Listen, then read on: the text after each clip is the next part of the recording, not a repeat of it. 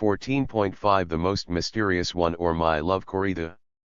From the Beauty to the Beast. This story is amazing. It's very tempting, but I will try not to spoil it here, my dear reader, as I did in my Julia chapter. Be patient, please, this story will be more interesting than that one. I knew far less about her when I started writing this chapter than I do now. But she still hasn't stopped being the most mysterious woman to me. It was unbelievably nice to be loved by such a gorgeous woman. On our first dates with her I did not even take off my wedding ring, and by the time our relationship was over I was so absorbed by her that I completely forgot about my wife, with whom all the talk was only about our divorce, which she was not going to give that easy, and that I loved another woman, and who on my constant insults and swearing at her only asked me not to put my photos in my social networks with her. My wife still loved me, she cried, she did not sleep at nights, and I did not even feel sorry for her. I wrote this chapter at the very beginning of my relationship with Urka, when I was in my hormonal frenzy, I'll call it that, and I intentionally did not change anything. I want you, my reader, to feel my state and how it was changing in me all along. Here I will be more candid and more detailed with you than anywhere else, my reader, but even here I will not allow myself to write everything here. When I started this chapter, I didn't know that it would be the biggest chapter in this book, and that I would have my first idea of writing an entire book about her. This is my most emotional and enduring chapter. I promised not to spoil it, and I'm breaking that promise right now. I started out writing it as the happiest person in the world and ended it as the unhappiest. While writing this chapter, at times I had the feeling that I was losing my mind, that I was getting really sick. This story probably left the strongest mark on my life and may have changed me and my behavior forever. So, rejoice and dread with me, my dear reader. There is the most beautiful chapter already in my book here, so this nomination I had already reserved for me. This mysterious girl in my class was considered one of the most beautiful girls in town. Well, she was not just a beautiful girl, she was a real wowie one. She had to be seen. It was believed that it was only her elder sister to be more beautiful whose beauty went to legends in that town. I remember myself how eager I was to see her sister. It never happened. Not back then. But another girl, Marina, about whom I wrote above here, was more noticeable in that class. But Urka was much more mysterious. With this her bright Baltic appearance, she reminded me of some of the German or Swedish rock stars, very fashionable at the time. The first time I noticed her when she looked back at someone in the class, and right then I fell in love with her bright eyes and pronounced Scandinavian face. And her Polish-Lithuanian poetically sounded surname, Narcissus. Much later I asked her that Lithuanian girl surnames should sound differently. Yes indeed, it should sound like Narcissus, but she lived in Russia so it never changed. That year after Indonesia, I finally was going to visit my mom.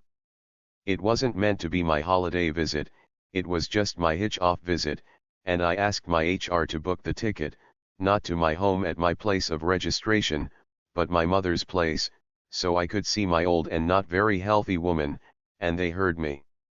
Although, frankly, I did not want to go there, not with the money I had on me and with the mood which never bounced back to normal after Indonesia. Especially with the beginning of summer that year, which was unusually cold and rainy throughout Russia. But something, probably, it was my life experience, told me that just at such times I normally have unusual events. That was the premonition I had. In 2017, for the 35th anniversary of our senior year, we managed somehow to get together, probably, as the most complete team after school. Almost 2/3 of us had gathered. By the way, 5 boys from this class were gone by then. Well, that's how it all started. So, going to see my mother, I wanted to carry on, like, flirtation with an ex-sex icon and the best volleyball player in our class, that Marina. We wrote off, the idea to get together seemed to really please us, and she asked me to get to it. It's the 35th anniversary after all. Well, that would be an even more meaningful occasion for me to see her. So I took up this. This meeting, in fact, was arranged by Oleg, a trucker working abroad and a joker who was always like that since school. And I was only helping him. Yes, I was sure that if I fooled around with someone in our class, that would be Marina. I had somehow communicated with her. With Urka, however, I did not communicate at all in our class. Really. Neither in the classroom nor after school. Except for a few phrases that we exchanged for 3 years at the school. My days began to be melancholy at my mom's. I went to the neighboring resort towns, drank mineral water, sometimes helped myself with some vodka in the evenings and took hot baths, met some relatives, went with my mother to our dacha to help her to harvest and dealt with some other insignificant things. I drank alone since a friend of my childhood no longer drank and constantly called me to join him in the gym instead. I prefer to drink alone, I do not have interlocutors with whom I would like to talk. But I was at the funeral of my childhood friend's cousin whom I also knew well and who had turned out to have an affair with my sister a long time back. I phoned my classmate Sveta, who did not want to share a desk with me at school, and we met up in the yard of her place. First, we had some ice cream, remembered our school years, now I felt her obvious liking for me. We went to the Irish pub where we had some beer mingling with the football fans and agreed to arrange a preliminary meeting with Marina and Oleg to discuss some organizational issues for yet another, more grandiose class reunion event. By phone calls and correspondence, it was clear that Marina wanted to meet with all of us. Urka on that day had to go to work the swing shift, but she said she would go to us on her way to work. During the meeting with Sveta, Urka's school friend, I remembered Urka several times to probe something about her. Sveta remembered how they went to Sakeman, to guise the flock of ewes with lambs of the same age, together, where she met her future husband. She was one of our first, like Sveta and Marina, married, without reacting in any way to my idea that it would be nice to see her then as well. Right before going to see them at our next arranged meeting, for bravery I helped myself with a shot or two of vodka. The four of us have gotten together. Oleg and Marina, both were driving, so they didn't drink, and the only two of us, Sveta and I, were having some vodka and snacks, the rest just had their dinner and some fun. We were sitting outside at that pub again. "Here comes Urka," Marina said happily, and Kim Bessinger sat up right next to us. Damn, it was really good to see her. I admit that the first few seconds I saw her to have gotten older. We were all 52 years old at the time, but my brain immediately turned on the Photoshop neurofilters and, you see, she was still the same, a little detached and elegant, and looked spectacular. The Western European kind of a woman. She wore a spotted overall, maybe a bit too flashy, but it gracefully emphasized her almost well-preserved shape. Well, she had too much cosmetics on her face to my taste. She was way too good for any makeup. We are all smart in the hindsight, and now I think that I, the fool, having seen her, in a leopard skin jumpsuit and with such a layer of makeup on her face, she was carefully preparing and jumpy, she'd only need some tattoo on her arms to complete her picture, had to get up and run away. But no, with Photoshop turned on in my brain, I was looking at my lovely Urka from the 10th grade. Our eyes met several times. I ordered her some ice cream, constantly stealing glances at her. Urka kept looking at me, without any smile, somehow mundane and businesslike, took a few pictures of me. She had to go to work, and before parting, we photographed together on her phone and I carefully put my arm around her waist. That's what Urka later told me. I did not remember anything about myself hugging her. I forgot about Marina the moment I saw Urka. These moments and these shy glances decided our destiny. She went to her work, and we continued partying. Then we decided to call on Anatoly, another classmate whom I had not seen for at least 28 years. The whole evening I had a fine mood. At Anatoly's, whose wife was very nice to us, we drank some tea with a cake and animatedly discussed our school photos, which he kindly provided to us.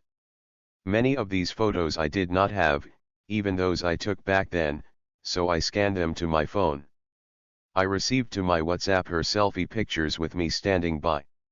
I wrote, "Thank you, we are at Talia's." Urka asked me to say hello to him for her. That's how it all started. And it started enchantingly.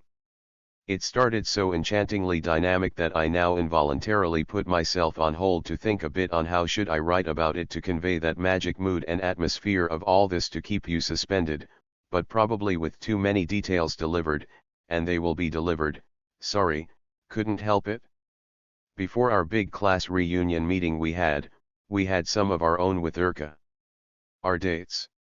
We had two. They were a bit unexpected for us.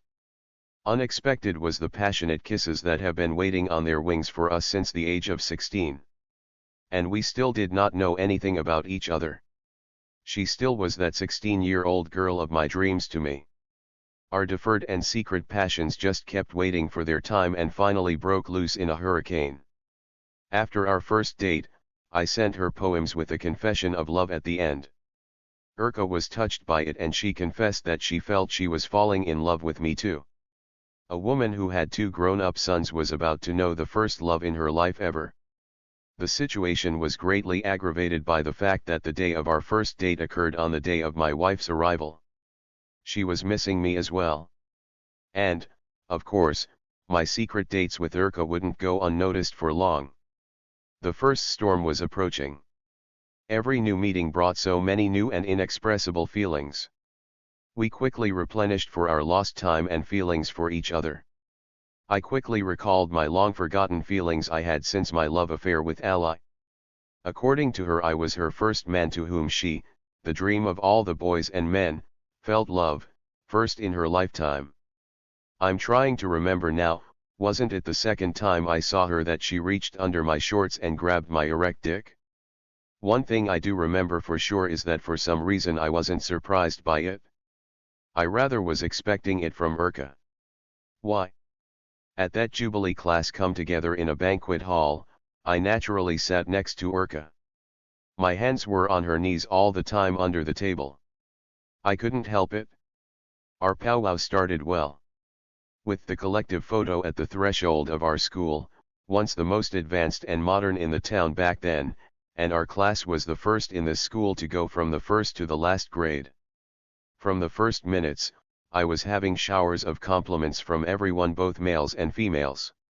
It was nice, I admit, to hear this from the former silver spooners and beauties. In the hall, we were the only dancers with Urka and it all became clear that we were seeing each other for a while. And I was also singing karaoke like a nightingale, some popular hits in English, that some even went out to dance along with me singing and ended my songs with applauses, and Urka was standing next to me, puffing up with pride, like a mother for her son in the school play. Even the restaurant owner personally went out to listen to me. I was the star in the groove there, and girls unceremoniously pulled me away from Urka to have a dance with me, especially that Marina, the best volleyball player in class.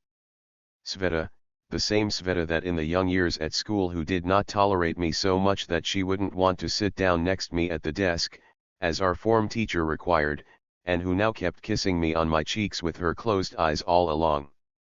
Sveta sat next to me at the desk back then after a noon recess.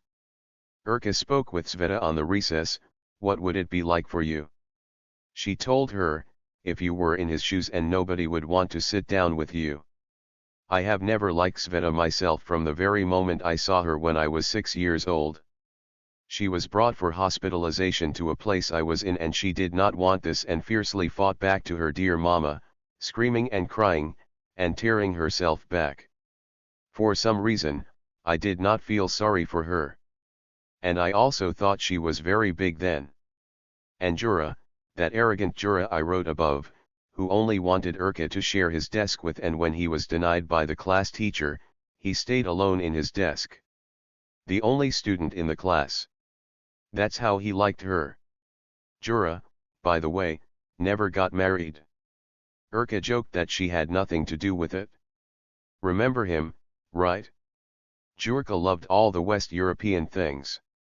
And he, not very angrily, but the first at the evening commented out loud on our suspicious inseparability. He had always noticed that. At a school party, I somehow dared to invite a slender as a withy, blonde girl to dance, and he, dancing with the other girl, winked at me as if to say, "Just look at you. You timid boy." Now Sveta was loudly grumbling at Urka, that she had occupied me and because of that, no one else could dance with me. That's not fair.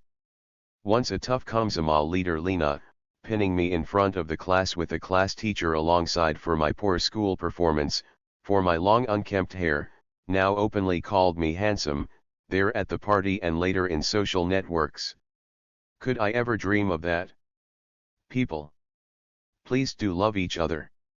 Whatever happens, no matter. Keep loving. And try to marry for love. Let this love pass, and it will pass anyway, no doubt about that. This is still better than to never have it before. No passing for judgment for good or bad. I'll be honest with you, I always fell in love with beautiful appearances first. Beauty is an indicator of health one way or another. Urka was no exception. Except that Urka was the rare case that she could be loved for her personality alone. I'll dwell on that aspect later, but first, she attracted my attention with her beauty. I thought she was too beautiful for me. I put her on such a pedestal I was frightened to approach to. At the same time, I always felt the warmth coming from her towards me. I remember her studying glances, which I then perceived as pitying me, and how I dodged her piercing eyes. All the microscopic dialogues with her at school were on her initiative. But I could not even answer her without embarrassment.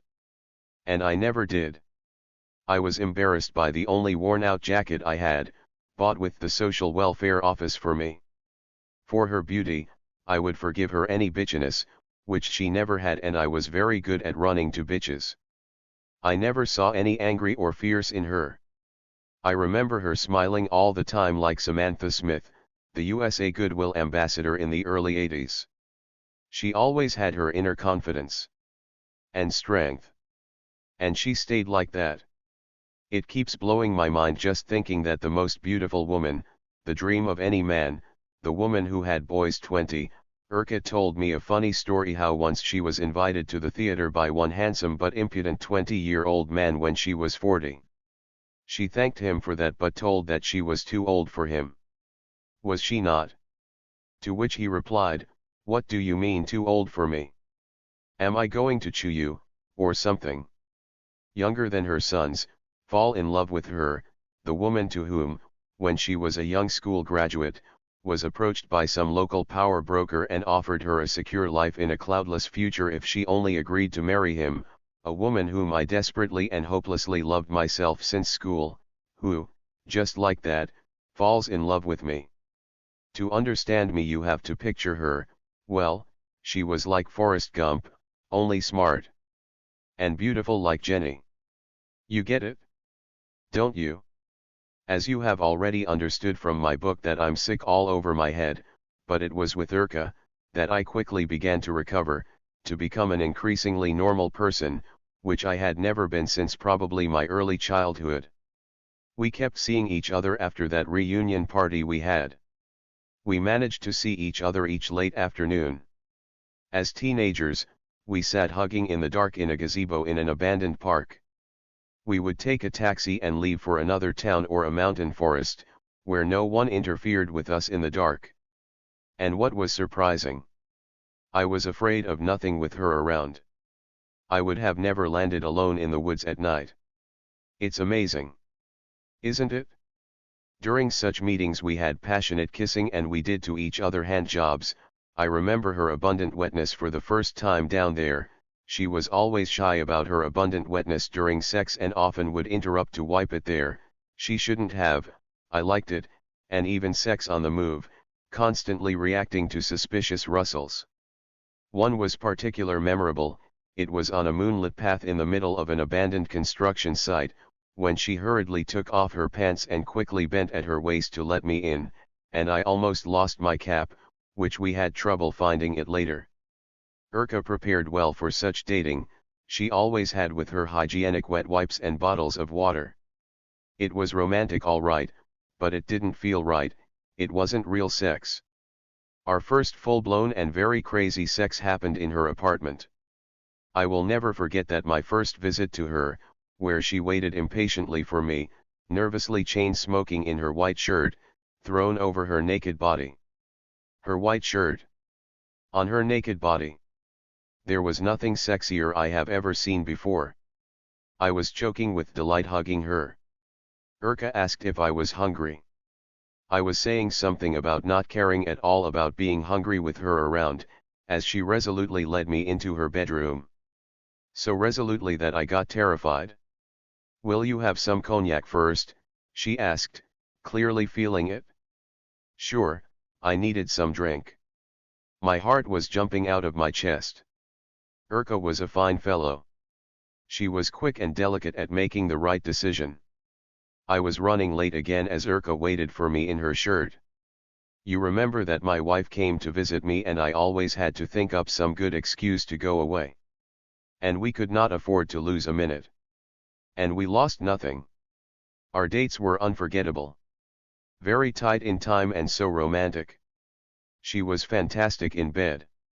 She was even better in her shower cubicle. There was seas, oceans of love in her. Could I ever dream about it?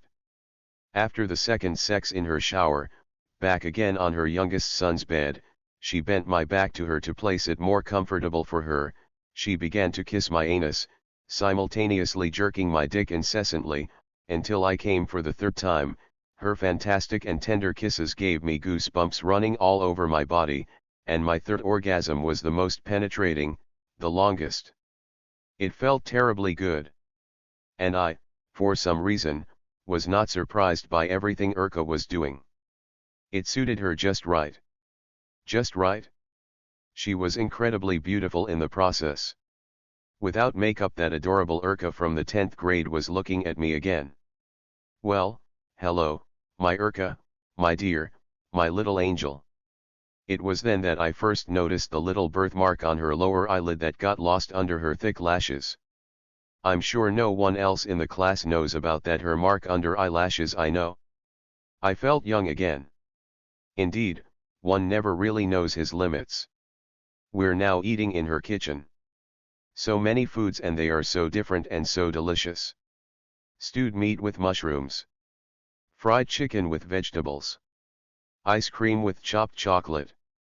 Cognac. I was hungry now. I would eat and immediately forget about food whenever I looked at her. She was standing by the window in her shirt smoking a cigarette. You eat? She is bringing me back out of trance I was in. She, embarrassed, turned back to the window, still feeling me openly staring at her slightly wide knees.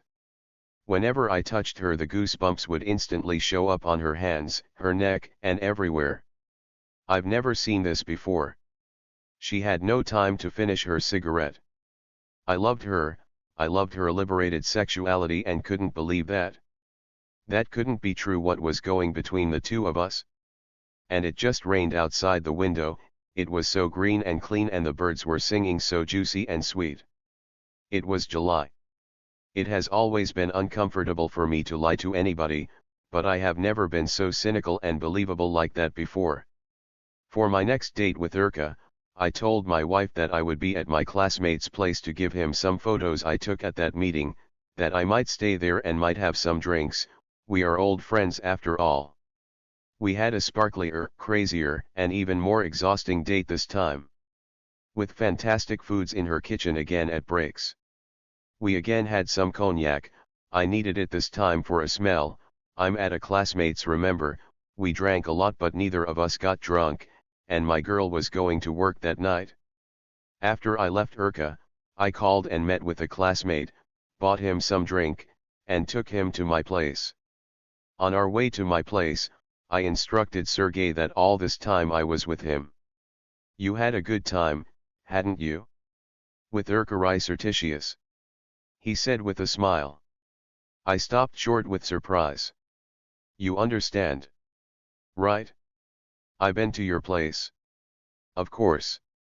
No questions. And I smiled. Everything was written on my face. No doubt about that. Oh, what a spun we had with us. I didn't have such a thing even with that beautiful ally almost 30 years before when I first fell in love with such a dizzying state. And it was with her that I realized that, even though the girls loved me, they never did it as much and so truly as Urka did. All the love she had unspent in her life, she poured it fully on me. What can I say? With this amazing woman, if you will, I had nothing to dream of. And I have finally settled, calmed down. I figured out what was wrong with me. I always believed that things like this would never happen to me. Now I knew for sure, if we started dating with Urka at school, and if we got married, I would never cheat on her. We talked a lot about this with Urka. Before her, I was short of sex all the time. Probably partly because of this, I lived with my wife, with a woman I never loved, but who loved sex in almost all its forms, and, with Urka, I felt that I finally found someone who started to meet my demand with sex. And I eventually have become a normal person in this respect. I got everything with her and I had nothing to dream further about. Even literally. With her, we tried everything we could. I mean, we have tried everything with her that we hadn't yet done by the time we both were 52. I don't usually allow excessive naturalism here, I am sorry. I was so in love with her that I still find it very difficult to keep myself in line writing all this. In retrospect, she and I are in the shower after yet another sex. I densely soap up my penis. She never tried this before. She opens her mouth and almost cries out in pain, but immediately rolls her beautiful eyes up in bliss. Everything new with her was even better than I had imagined in my fantasies. After that, she walked around brooding, came up to me, hugged me, and with a smile said, "You wormed your way into my good graces." I looked at her and thought, God, how beautiful she was. She told me later that she felt every moment I was coming in there. How richly innervat that part of her intestines must be to feel that, and to what degree she must be in love with me to enjoy it. Or, another one. One day we're having sex with her, the second one is in the shower again, and we hear a persistent knock on the door. It turned out to be her youngest son coming home from work. He's sick. I panic, I am afraid of him, he's the last of her relatives to accept me, and a few days before that he, drunk, kicked me out of their house, and now he's very ashamed of it. And here he's again. He understands everything about what was going on, of course, but, feeling guilty about it, he's very polite to me this time. He goes to his room and never comes out again. We resume, in her room now, our interrupted sex. She gives me a blowjob. Urka. I say to her, I am about to come in your mouth, maybe I shouldn't. So what? She says as if it's nothing to her. I have never come in anyone's mouth before. Except accidentally. She was open to everything with me. That's how she loved me. When we parted, we'd immediately start our correspondence. We missed each other the moment we parted. We discussed our sex and what each of us felt in the process, how many times we came, etc. We were waiting for our new sessions and thinking about what else we should try, blindfolded sex, handcuffed sex, combining it with sex toys she had. There was no limit to our fantasies. We had our inside jokes now, for example about 69% charging on my or her phone. We took pictures of everything, prices, discounts, anything with the number 69 and sent them to each other with our humorous comments. Those numbers, indeed, were very common to us by then. I didn't even think about how much she could do and how well she did it all for a woman who had no one but her husband, whom she didn't love, before me. I didn't think about it then. After all, she was 52 years old, and it was strange not to be able to do it all at her age. And somehow I didn't think at all about the fact that she had divorced him 12 years before she met me. In our class, there always were at least 3 who envied me that I was seeing Urka. There would have been 4 of them, the 4th died in 2008, whose funeral I was also at. I had just buried my father before that. This was Jura, Pavel, once a student, whose life did not work out too good for him and who began to hit on Urka at our class reunion, until he figured he was late. This Oleg, the sea captain, even in his white captain's jacket in a photo, he never went to his mother's house in that jacket though, maybe he should have at least once. He didn't look like a brave captain at all, who was in love, and still secretly is I believe, with her at school. Oleg lacks the generosity a real captain should have and women did not like him. That explained his constant and miserable drinking with dumplings or fried potatoes for a chaser at his mother's on holidays and his evil nature. I told him when we drank, that with Urka, I no longer had anything at all to dream about. Imagine how it was for him, the sea captain, deeply insecure in his mind, to hear it. Perhaps it should be disturbing when there were so many jealous men in one place, but for the time being, it didn't disturb me at all. First, I trusted Urka. I felt she loved me. Second, I could handle them all. We had a lot of mystical things with Urka. Even the fact that her father, whom I resemble a little bit, died when he was 52 years old. Urka and I met when I was 52 years old too.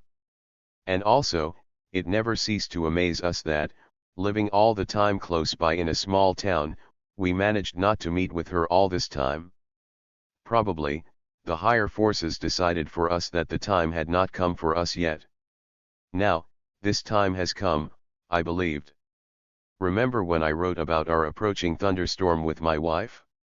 She had already noticed my frequent hang-ups on my smartphone, but I had plausible excuses saying that I was communicating with my classmates, which was understandable. They all missed me and I was the star at our meeting. She should have seen me singing karaoke in English. The owner of the place himself came out to see me singing. And then at night, I was nervously waiting for my wife to go to bed, but she wouldn't go, she kept messing about. It used to piss me off about her before, but then, you know, right? My Urka was waiting for me, sitting at her friend's house nearby, who also couldn't wait for her to leave, but she didn't. Finally, my wife seemed to quiet down, and I quietly slipped out of the house. We met on a bench under a dense tree and kissed. I told her that she should wear a light dress for a date like this for once. It was very inconvenient for me to get down there in her tight pants she wore. She didn't like dresses. My daughter doesn't like them either, by the way. They had a lot in common with my daughter. I quietly unlocked the front door, got my shoes off, and began to quietly make my way to my room, just as my wife called out to me. I froze. Was she awake? Didn't she sleep? Where have you been? A horrible scandal ensued, and my mother came out to the noise. I texted Urka that there was a hurricane inside our house. I don't even remember how it ended and what lies did I tell her this time. And then, finally, our first serious parting came. On the day of my departure, we arranged to meet in our town park. She was right after her night shift. I offered her to make love right then in the park among the bushes. It was morning, there weren't that many people here yet. She didn't dare. She said she was after her night shift in the hot shop and there were no showers. I didn't insist on it. We sat on the bench instead, kissing and taking pictures on our phones, and she kept hugging me. She wrote me later that she almost cried then, and she never cries, she normally feels like a man. I told her back then that I remembered it, and I didn't notice it, to be honest. I felt that she loved me, that it was hard for her to say goodbye to me. And I decided at that point that for my next weekend in 3 months I would come to visit her. I told her that to make her feel better, to give her some hope. And I had yet to fall in love with her. I don't remember how long we sat in the park, an hour or 2, but I had to go. I still had some shopping to do. We said our goodbyes, she held on very bravely.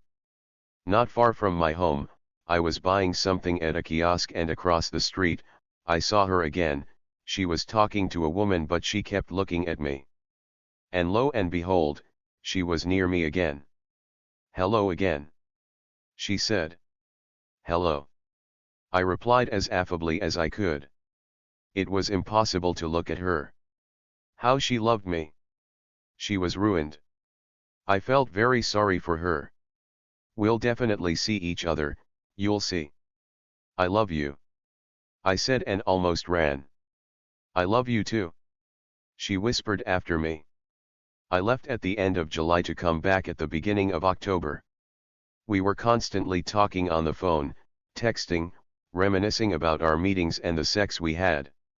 She wrote me that she didn't know me at all, but she loved and loved me.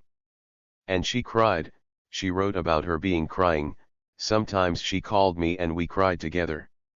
One day she sent a picture of herself after a shower with her breasts exposed.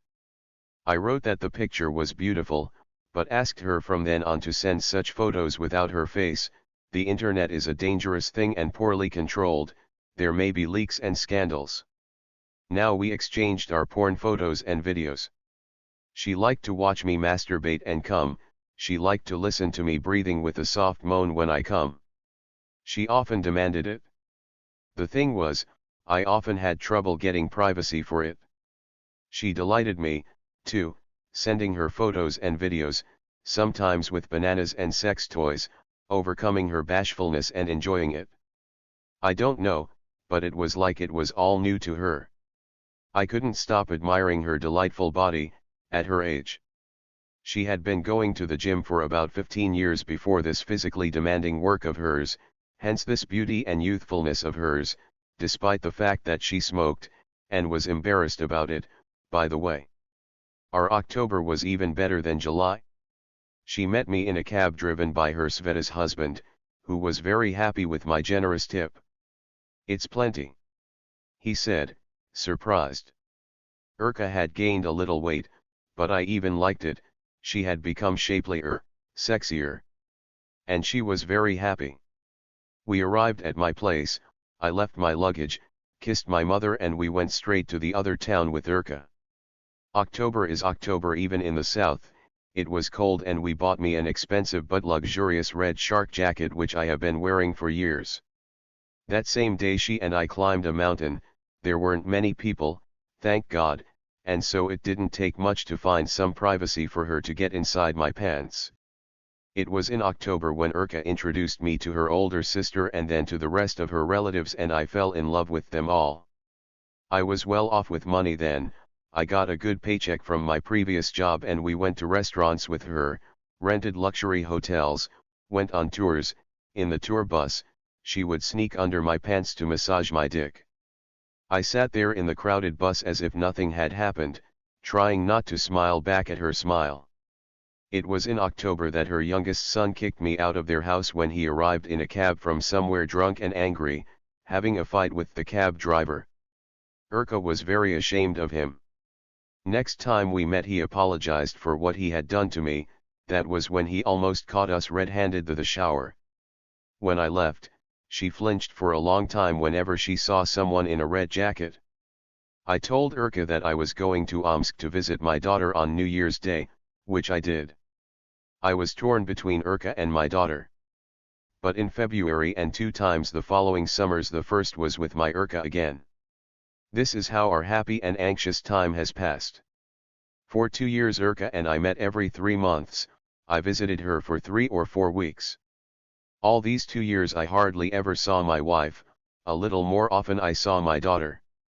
Occasionally I was sent on a business trip to Omsk, so I saw my daughter regularly, and once or twice I saw my wife there too. Also, all the 3 of us got together in our apartment in Nizhnevartovsk to celebrate the new year 2020. I went to Niz twice in 2019, I had my pension legal paperwork to take care of and for surgery on my back. It didn't work with my pension though. As always with this Putin's cheating state.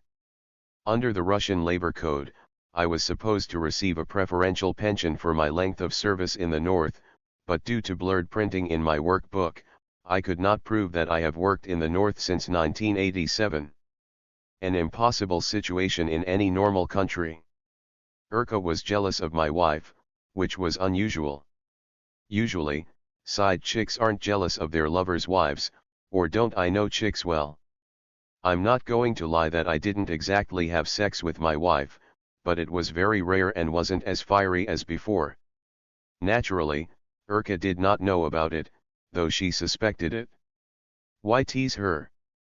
Because of this, that year I saw Urka only once in summer after our luxurious mountain climbing and New Year's Eve joint celebration with her and her relatives, as well as with my sister and her son, my nephew. When I first came to Nizhnevartovsk, my wife guessed I had someone on the side. You have already read about my wife in the previous chapter and you must have made sure more than once, my dear reader, that nothing normal ever happens to me, that it is better not to get in touch with me. I felt acute this time that I did not love her. She and I were fighting all the time and I started drinking.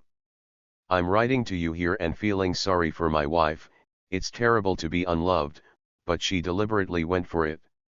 She seemed to love me after all. It's even more horrible to live with someone you don't love. Before Urka, I could still live like that with her, like some reptiles who just don't have aggression to their different sexes, so they share the same hole.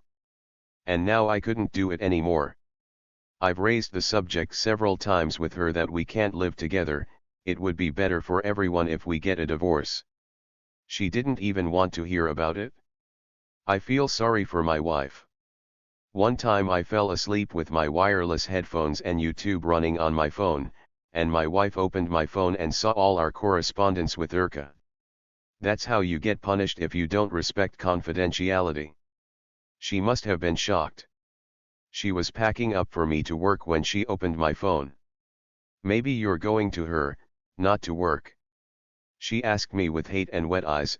I thought she'd cry now, she didn't. She must already have, I guess. I felt sorry for her, but what could I do? Urka hid from her relatives that I was not a divorced man and firmly warned me not to blurt it out. I believe, however, that her elder sister was aware of that. She shared our correspondence with her when she didn't seem to care about my marital status at all. Nobody asked us anything, but I felt that everyone expected us to marry. Honestly, I didn't know how it was going to end. If I get a divorce, I'll probably lose everything, and Urka was afraid of it, and I didn't want to separate our property, or deprive my wife and daughter of the little they had. But starting up from scratch again at my age, I don't know if I could manage it. How long do I have left to live? My father lived 68 years, but he had phenomenal health. I'm far from him. Will I live that long? The next days off in the spring I plan to spend with Urka. It's been so long since I've seen her. After 3 months of work I was sent back to Omsk. My colleague went on vacation and I was asked to replace him for a month, and then I was about to go south to her when there was a lockdown all over the country for this coronavirus and I stayed quarantined for my days off in Omsk. After my days off I was told to stay put. I would work remotely. They never provided any work, however, and no money was paid.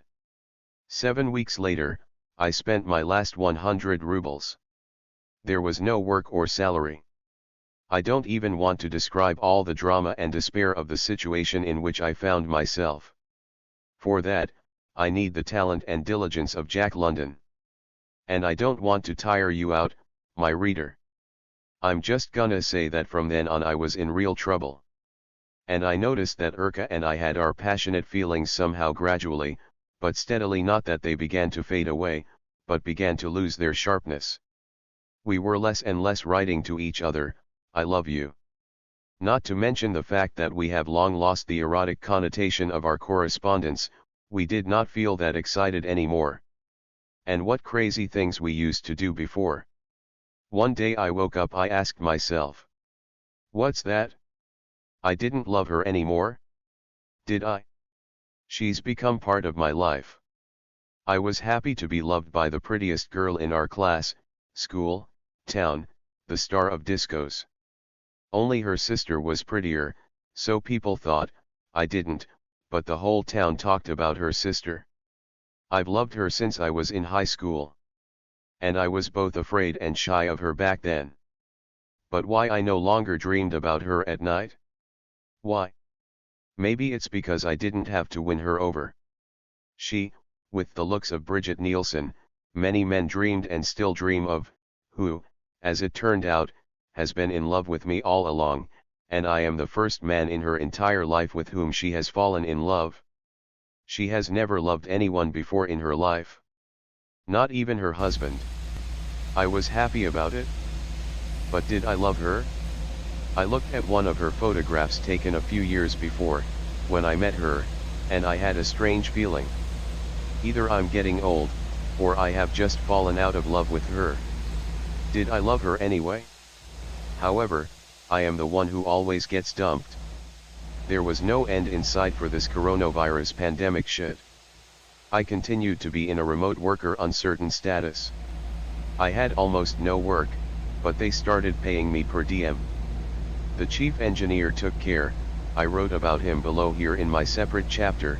He seemed to have been attracted to me, I guess, but I realized that it will not continue forever. Chief engineer softly hinted me to go on vacation in November. No work was yet available. I also softly refused. I realized that the vacation would be indefinite. I do not want to go home to Nis, but there was no way to go to my mother's place unnoticed since I was in the Omsk with my daughter now. My wife and daughter will immediately know who I really went to. There will be an inevitable scandal. The new year 2021 has come. It was the most terrible year for me in every way. It was obvious that things were only going to get worse for all of us, yet I certainly didn't know about the horrors that awaited us all next and other years to come, with the still significant support of the people for this maniac Putin. Even I didn't know what was to be expected of others. The ruler matched this country of imbeciles and idiots. That's why we all suffer. And it serves us all right? That alone already made me crazy. Even my daily trips to the gym were not helping me much. My problems were added to my worries about Navalny's poisoning by Putin, his later return to Russia, and his following imprisonment. I had a conflict with my roommate, whom I didn't like very much. I don't like Putinists, Trumpists, or rednecks at all. It wasn't even him who got hurt, it was the harmless roommate who tried to break us up. The next day he showed me a huge black bruise on his side the size of a big orange. The same next day there was an angry phone call from the chief engineer, where he strictly ordered me to take the next month off. I didn't even have time to finish the physical that I was undergoing. And then my mother calls me. She tells me that she was hit by a car. Her bones seem to be intact, but she's badly bruised. She's not paralyzed, but she can't move. I tell my daughter that I'm on my way to my mom's house. After a while, my wife calls back and says that I made it all up to meet my chick. My daughter comes over and says that either I take a ticket to Nis or she flies with me to my mom. We had a very elevated conversation. I called Urka. Told her everything. After a while, she writes that it wouldn't have worked out for us anyway, that I'd better get back to my family.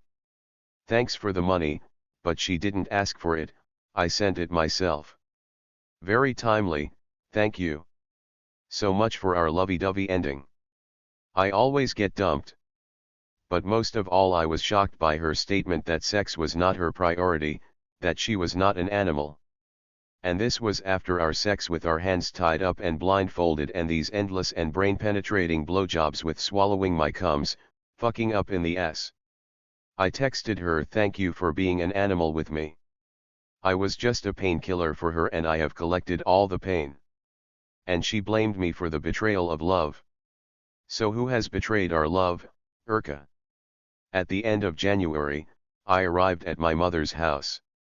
While I was getting to her, I kept having this out with Urka, and I almost lost my phone from the emotions I kept having at the airport.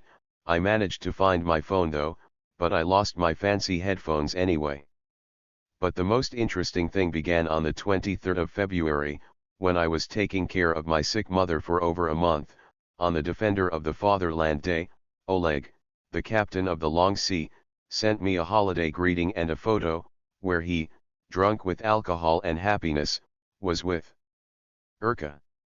I forwarded this photo to Urka with the caption "Congratulations." She replied, "Nothing to congratulate with." Really? And then our frantic correspondence started again. And here, for the first time, I began to notice the first inconsistencies in her. Like what? She would write something that I took as fact and didn't question, which then would turn out to be untrue. The more I went on, the more this happened. I found out so much about her. She said that they had met on the same evening that I saw her on the morning of February 1st, when I went home from the hospital to make a house call for my mother and talked to her when she went out for the taxi to go to work, and I realized that she no longer loved me, though she claimed that she was just good at hiding her feelings. Whoa. I love Lysimerius even less. Okay, it's hard not to lose my train of thought here, but I'll do my best. That morning, on my way back from the hospital, I called her and told her I was going home. We could see each other and say hello since she had to go to work soon if I remember right. She said she's in a different job now and she had to go to work later now. All right, I said, I'd wait, if she didn't mind. For 40 minutes I stood in the cold, like a fool, waiting for her. It was at this point I remembered that she used either to jump out in a minute, or would have let me into her apartment whenever I'd come along and call her. Finally, she came out. She looked even prettier than normal. She was beautiful, smiling as always. There was no kissing. Coronavirus. Yeah. Sure. We talked for a while. She pointed out that I had gotten really thin, now I didn't even have a hint of a belly, and I said I was even upset about how good she looked, to which she replied that she wasn't jealous of anything, that's why she looked good. Had I been jealous, I would have assumed she was seeing someone else. Now, knowing more about her, I wouldn't rule anything out. In passing she mentioned that Oleg, and Oleg number 2, a trucker, Sveta, that friend of hers, wanted to meet. I said that it would be without me, I have no time for that with my sick mother. We talked a little bit about Oleg the captain and his ugly girlfriend, whom he may still be secretly dating. And then a cab came to pick her up. And then on February 23rd, it turned out that they had met on the evening of the same day. Again, Urka assured me that nothing happened between them. It's probably true, you cannot force her to be with someone she does not love. She was seeing me as long as she loved me, and now she says that it was me who did not love her. I just felt good with her, but jealousy clouds the mind. I saw it with Julia how jealous I could be. I wasn't really mad at Oleg this time, though we once had a really big fight over her via messaging. This story upset me a lot. Right at this time I was taking my mom for a CT scan of the sacrum of her pelvis. Then I calmed down a bit. There probably really wasn't anything between them. You should have seen that Oleg. I sent him a sarcastic letter, saying that wasn't a picture, and sent my photo with her, where we kiss, and a couple of others, quite silly and extravagant ones where I'm on the beach hugging with beautiful girls kissing me. That were the pictures. And I asked him not to be offended, I was only joking. It was a peaceful enough letter. He answered me, as if he was timing it on purpose. On February 24th I was just arranging the unsuccessful hospitalization of my mother. Paramedics loaded my mother on a stretcher, and we drove off, when I received a frantic letter from him. Here's what he wrote me: "It's good that Ironkik, that how he called Urka, left you, because you're a codger and a dishonest man. Only such a man, having an affair with a woman, rasped on the second day about it and began to post joint photos everywhere possible, reveling in it like a fetishist and describing what he feels when he fucks her to a complete stranger. I have never had anything and would never have with Ironkik. Those were my last normal words to you. I wrote you would never have anything with a girl like that, you impotent drunk," and blocked him. I was shocked. Urka, not only did she leave me at such a difficult time for me, but she also bragged about it. She hit my manhood twice. At the same moment, I realized that I no longer loved her. Sobering up came instantly to me, like a whisper. Who did I fall for? Uneducated, smoking woman, once beautiful, but aging, with an iron false tooth and her swollen feet from hard physical work on her feet at cash registers in stores, warehouses, and assembly lines in cold shops, disfiguring and aging her additionally. I wrote her, that very morning you joked with me about Oleg and his ugly Lena, and in the evening boasted in front of him and others in the meeting about returning me to my family. And who are you after that? In short, goodbye. You've used me and left me. How does that make you look good? You're going to be lonely. She sent all sorts of gifts through social media wishing good to my family. What's that? She keeps motivating me to come back to my family. I told her not to send me any gifts and stop curtsing to me. There is no excuse for her hypocrisy. Later, being emotional, I wrote a fierce letter to Oleg and condemned myself to be hated by Urka forever and fell down low in my own eyes. Hey. I saw her 2 more times after that meeting you had. She put on such a show. I did not know that she had dumped me. If I had known about that meeting and what she had said, I would never have talked to her anymore. I don't talk to her now. I'm an asshole, huh? Who's not? Is she not? She, knowing I was married, my wife was still in town, when she seduced me and fucked me on her son's bed. I wasn't the first one to get in the pants. You treat her like an associate, a comrade, a la Hitler and Eva Braun, so know that she and I wanted to try everything possible between a man and a woman in sex, tied hands and blindfolded and fucked every fucking hole, and that we exchanged explicit photos and videos. And if you insult me again, I can send, to you only this time, some of those photos. That's it, dear. Choose your words. We can still meet. And you can forward this to her, I don't care. So he did. Urka wrote me this, I'm fucking amazed at you. And I was in love with you. Now she has learned what the real hatred was. Man, I didn't know she was so capable of swearing. How unbecoming of her. She wrote that she would tell her sons everything. I wrote, come on, involve them too, they don't know about you yet. She wrote back that she had jumped the gun about her sons and wrote, let it be on your conscience. I will have to live with that all my life now, I answered her, but after that and until I left this town I carried a knife with me in my backpack. You never know now. A mother is a mother. If someone hurt my mother, he would know all about it. What if she told them anyway? And I did hurt her, I wanted to hurt, to humiliate her in revenge for what she did to me. Few days later, on Goodbye Sunday, Urka sent me a letter in which she asked my forgiveness for everything and that she'd forgive me too, a traditional bullshit on that day. I wrote her back that I did not forgive her and that I did not ask her forgiveness, that I used to love her fiercely and now I hated her as much, though it was probably a sin to write it on that kind of a day. We started a little correspondence, and I sent her a screenshot of my correspondence with the sea captain, ending with that awful letter of his that gave me a headache, and where I wrote that when I was writing high about her, the captain did not forward her this and she said that he hadn't forwarded anything to her, he had just written her a very angry letter telling us to leave him alone, and that she didn't want to talk about it at all. Man, that made a huge difference. I note, however, that I had yet to find out what a liar she has turned out to be, not to mention the other horrors.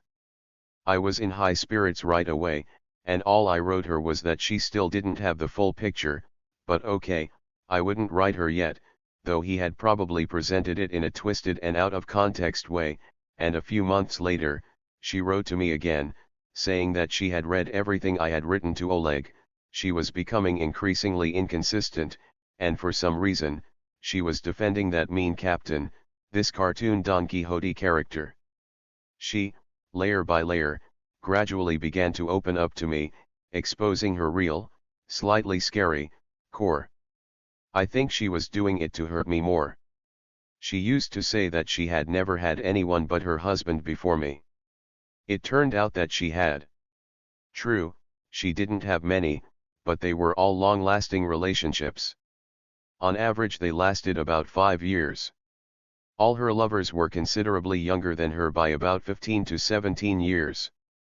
They were slender, strong, and very sexy, with a clear hint of me and my age. She had her first relationship with her husband still around. That husband, she used to tell me how he used to torment her with unreasonable jealousy. She couldn't live with him. Now it turns out her husband's jealousy was justified. That for the last 5 years, during which she was dating a dog handler, who later became a special forces officer, she did not sleep with her husband, meaning she was so faithful, she did not jump from husband to lover, as she thought I did from her to my wife. Poor husband, I felt sorry for him now, as well as for all the husbands who had such tormenting wives. She wrote me about romantic walks in the mountains with her first lover and his dog, about going to nightclubs with him. When I showed her what nightclubs I went to, she wrote that it wasn't the main thing in her life. How quickly she changed her mind. I've heard that before, like that she's not an animal and that sex never meant much in her life. Sure it didn't. Who said she wanted to try everything in sex with me? I didn't force her. What's the most important thing in life? Fucking in a mountain forest while walking the dog. That's how she and I started our dates, by the way. Only without the dog. That's how she knew these places so well, even at night. She is still in touch with some of her exes. I didn't elaborate on how she was in touch. I was getting scared to further correspond with her and keep learning things about my little angel. I asked her why she was writing me all this and why she was then offended by what I had written to Oleg, since it turned out to be only part of the truth I knew now about her. She wrote to make it easier for me to forget her. I wrote to her that I had no illusions about women before her, but with her, I wanted to believe in the fairy tale she was feeding me. I wanted to believe that I was the only one she adored and loved. Would it make me feel better if I knew she was a whore too? She wrote again that she didn't love them, didn't seduce any of them like she did me, but I didn't trust her anymore. She didn't seduce them, the young and good-looking ones. One was with cute dimples on his cheeks and the other with big eyes. She did not love them. She stopped having sex with me as soon as she got a little cold to me, and she dated them for 5 years each. She'd tell the next one that she didn't love anybody, and maybe she'd write to someone that she just had a good time with me, like she wrote to me about those young lovers of hers. She also let it slip in one of her letters that she gave herself once the word not to meet married men anymore before she met me. I did not want to know anything about it, not to get further upset. So she had married lovers too. Just like that, layer upon layer, she exposed herself to me. All her texts clearly had messages to me. You wanted to show Oleg how trashy I am, you have no idea. Take that. And I took it all. I wrote her that I would forget her, but she would not. She will still love me. She will fall in love with me again. She wrote several times, though not categorically, no, she would not. Or sarcastically, yes, maybe tomorrow, to which I replied, not tomorrow, but gradually she would. Well, she was methodically finishing me off, obviously feeding off of me and enjoying it. She was on horseback with a crown on her head. She was a total winner. And I was crushed. She never had loved me, and she had plenty of young and beautiful lovers. Bravo Urka. I wanted to ruin her mood, but I didn't know how. She wished me to forget her soon, to return home and to have great sex with my wife. Sex was still nagging at her, though she regularly told me she didn't care for it. Although, she once wrote me, it is very pleasant to have sex. However, when I got home to my wife, Urka asked me after a while how was our sex life, and she guessed we probably weren't getting out of bed. I was surprised. I mechanically replied she's sleeping, She always sleeps after that. Shit. Urka must be thinking about me all the time. Strange for a person who left me. I had no fucking idea. Our correspondence resumed again. She wrote that she had been asked out on a date and she would probably say yes. I asked if she wanted to make me jealous. She succeeded, I won't hide it. She wrote that life did go on, she'd have to live more than just memories, so she remembered, thank goodness. She later wrote that the man was interesting, and she might fall in love with him. He had invited her to a restaurant, and in the evening they would just hang out, no sex this time. On the one hand, she was on the upswing. On the other hand, she showed her weakness and that she still cared about me for the first time. She also saw that I had gone back to my house, to my wife, and she had no one and she wanted to have a man. I even had my doubts, was she even invited on a date? She's quite a liar and an actress too, as it turned out. Nevertheless, that night I nervously monitored her activity on social media and on WhatsApp. As long as she was there, she's obviously not getting laid. Usually, her activity ended around 11 p.m., when she goes to bed. This time she stopped at 9 p.m. and was back in there again at about 2 a.m. It's not quite clear how should I interpret this. On a first date, a woman is always carefully prepared, being anxious, and that would be unlikely for her to be on social media until 9 p.m. On the other hand, it looks very much like she came back at 2 a.m. from somewhere. Well, she could have faked it, and also, remembering how she bragged to her sister and probably someone else about me and sent pictures of me naked, well, with a towel on my hips, I thought, should a date happen, she sure would brag about it to me, with pictures as well. But I did not ask her about it, not to get upset and show that I cared about it. What's the big deal? During such correspondence, I began to remember my former chicks, very beautiful, young, and not so young. I had parted badly with almost all of them. There's obviously something wrong with me, too, with some very badly, but they all love me very much now, except for one, that Julia, the crazy one. She wrote back to me that she didn't care, it was all in the past, before her. Although when we dated, she wouldn't even let me talk about them, she was so freaked out by it. It was really like nothing could get through to her. It was always like that with her, which was why she looked better than me. I also remembered a university classmate girl who was not in this book, a smart red-headed girl with whom I had a brief affair, who also initiated it. Almost all women initiated relationships with me, a married woman. When Urka wrote me with indignation, saying, "Do you want to tell me that I was the initiator of our relationship?"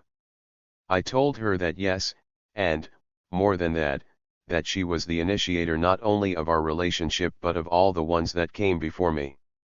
To which she replied that she had a man's character, that she behaved like a man, starting and ending relationships whenever she wanted and with whomever she wanted.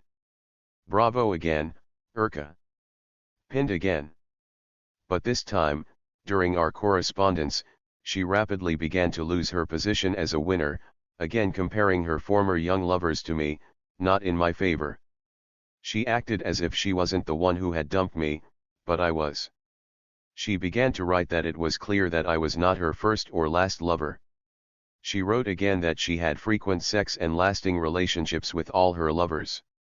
You just don't walk away from someone like her quickly. Nice. And you've had plenty of men. I texted her with a smiley face. Sex was not the main thing for her. Remember? She's not an animal, as she wrote me. No, she replied, she just regretted that she did not meet anyone, waiting for me. And loved me too. I thought. So she let it slip again. At least she did not cheat on me, I know that for sure now. I felt I was just one step away from her direct insults. I was able to stop her. I reminded her that the winners do not behave like that, let's both keep our dignity, since we are so over. Of course, I am far from her former young lovers, I am sure their dicks were rock solid with more powerful spitting ejaculation. I am under 60 for crying out loud. I wrote that Larissa, a short chapter about her will be next below, whom I turned down for Urka, behaved similarly, but she can be understood, she was an unhappy rejected woman. To which Urka responded, she was not feeling unhappy and rejected, on the contrary, she was cheerful and happy, but she stopped and wrote that she didn't mean to insult me. Thank you for that much. And that's when I decided to strike the forbidden blow. The crown had to be removed from her somehow. I had no idea how well it would work, I was beginning to believe she was invulnerable. Now it was especially noticeable how much she missed her last lover before me, the one who was 17 years younger. I immediately pictured my aunt, who was 17 years older than me. I remember how old she looked to me, at her age of 34 when I was 17. No fucking way. Urka sent pictures of him, he's handsome, alright? He had large eyes, just the way as she described. She wrote that she had ended her relationship with him 6 months before we met, but they continued to correspond, and he suggested several times to resume their relationship, but I already had you, which she now regrets after hearing everything from me. I texted her that I was pleased that she hadn't cheated on me. By the way, he turned out to be married, too. She never dated a married guy on principle. Remember? And that recent interesting man who asked her out, turned out to be married too. She, by the way, accepted his invitation, but it didn't seem to have worked right. She just keeps falling into the same trap, the principal one. She remembered again her first boyfriend. As it turned out later, he was not her first lover, the one who was 15 years younger, whom she had dated when she was still married, and how often they had sex and how good it was. They had it in hotels, at his place he rented, in the countryside. Later her friend, I will tell you more about her later, told me that they never stayed in any hotels, they had no money for that. He was a very young sinologist, neither they had any sex in his place. He rented a room in the house where his landlady lived, so she fucked with him anywhere in the streets, and, since it was the tourist area, it was very difficult to have privacy for them, not even in the woods. Once, in winter, they found that cold Diana's grotto to do it, and it was getting dark. She never sent me his photo, it was on her laptop, not on her phone, and she lost all contact with him. Something happened to her SIM card, and they, as the special forces, were not allowed to be on social networks. That's it.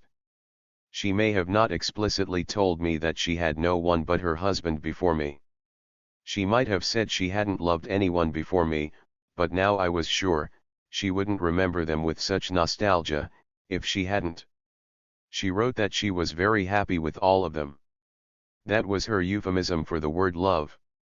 I was hurt. For the umpteenth time. Why was she doing that?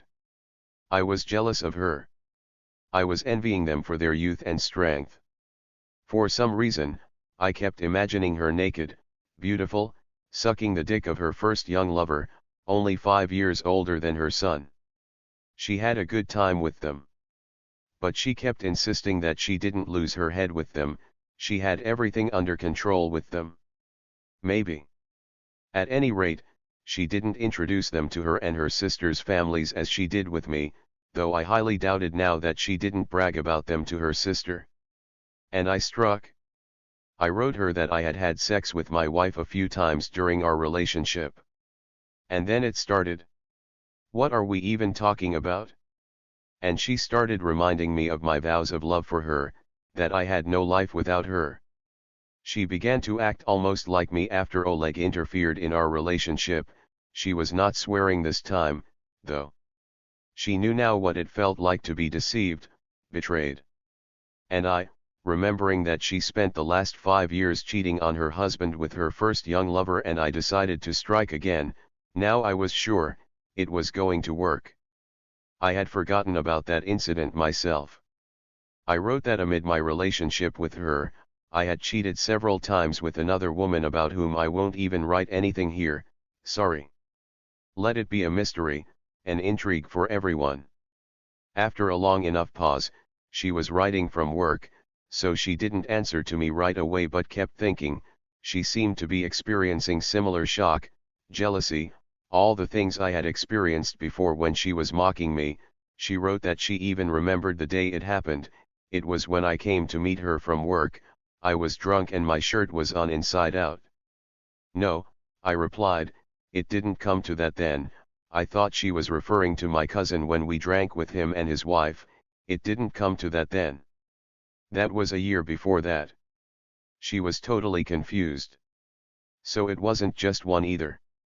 Just one. I don't care. I don't care if it was 1 or 10, you betrayed me all the time. And what words did you say to me? And I sucked your dick after that. I almost throw up now. She reminded the Vanilla Sky movie, where Cameron Diaz's character said to her lover before driving her car at full speed off a bridge, I love you. Don't you see? I swallowed your cum. Wait a minute. I texted her, when I came to you warm just from my wife at the beginning of our relationship, when I even worried about not getting my dick up with you, didn't that bother you at all? To what she replied, your wife was clean, but where the fuck did you run to? I have no idea.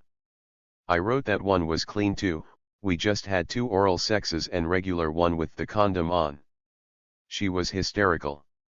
How disgusting it all is. She kept writing. I reminded her of her cheating on her husband, and she replied that she slept with one, not jumped from lover to husband. Yeah, she's the decent one. Her husband was the one who didn't have sex with anybody for 5 years before he said yes to her divorce. That's how much he had to love her to put up with all that. She, by the way, was his first, and, as they say, his last woman. And she, I would say looking ahead, lied to me here too. Later you will see, that she had several lovers, whom she gladly alternated, and she hid that to the last from me and denied it until was pinned down by my irrefutable proofs. I wrote her that if I found out that my wife had been cuckolding me for 5 years, I would have killed her. Then why, she wrote me, my wife didn't kill me. Because she loved me, that why? As your husband loved you. As I loved you. Judging by her social media activity, she hadn't slept well, and had to work in the morning. She also wrote me several messages full of insults. I read them only in the morning. I did not reply. In the morning, she was in social networks, probably checking if I read them or for any replies. And I felt like I was finally free of her. And she felt bad. I turned out to be unique here too. No one had ever cheated on Urka before me. I beat her, I defeated her, I crushed her. My ego was happy now. And, once again, I was sure now that she did not cheat on me anyway and she loved me, though forgetting about it. Moreover, I was sure that she would have no one after me, which in time would only make her love and remember me more. Almost everyone I've broken up with loves me, and I've broken up worse than I did with Urka. I was tougher than Jose Navarro, I was tougher than Carmen herself. That's it, Urka, take that. Of course, nobody reads Kuprin nowadays, not even in Russia, not to mention the rest of the world. He has a story called The Pomegranate Bracelet where the main character loves one lady unrequitedly and so wholeheartedly and, in the end, shoots himself for it. Here I am, this kind of a hero, who was, not just was being loved back, but who was pounced on with crazy love. Do you think it was possible for such a hero to handle such an overdose? Neither I could handle that kind of love. Here comes her friend, one of my classmates' girl from another school who lived next door to her, such a coincidence that I did not know about, it's a small world after all, wrote me that she constantly had men, which was not surprising, she was a beautiful and charismatic woman, that she knew a lot about her, but would not write anything about it to me, much less judge her, she had no right to do so. Everyone lives as they can. As they want, as they see fit. and Urka started dating again with that big-eyed young married guy that she had before, and probably along with me, and who had turned out to be one of the hot Karachay guys, who always had some tensions with Russians, but who are very fond of beautiful girls, especially Russians. She was afraid to start a new relationship after me, she was afraid to get into trouble with a man like me again. When she parted with me, she wrote me that sex was not important for her and that she was not an animal, but now she obviously met him only and exclusively for sex, she could not count on anything else with him, and in her mind, she must have understood that such a relationship with him now surely would not last long, and they were, of course, doomed. Why would he need an aging mommy, when he, apparently, is doing fine and has 3 beautiful and healthy sons? Urka and I stayed in touch long after we broke up, and I learned a lot about her that I didn't know before. I never knew how many men she had before me. She said she had 6, including her husband and me.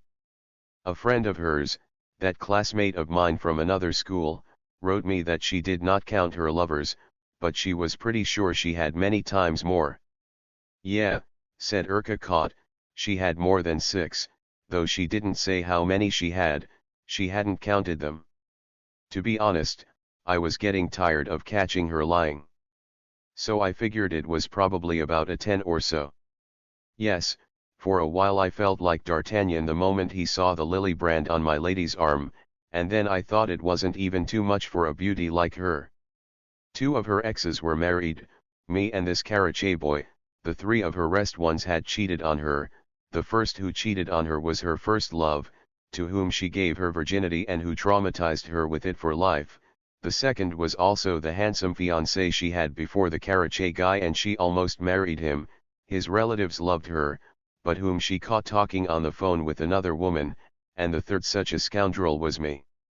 A fortune teller told her that she would be alone. I'm sure of that too, by the way. However, I will always remember Ikra fondly. She is an incredible woman, and I had unforgettable and amazing sex with her that suited her well whatever she did in bed, and even decorated her, and she met all my expectations and even more. I will always remember and love you, Urka.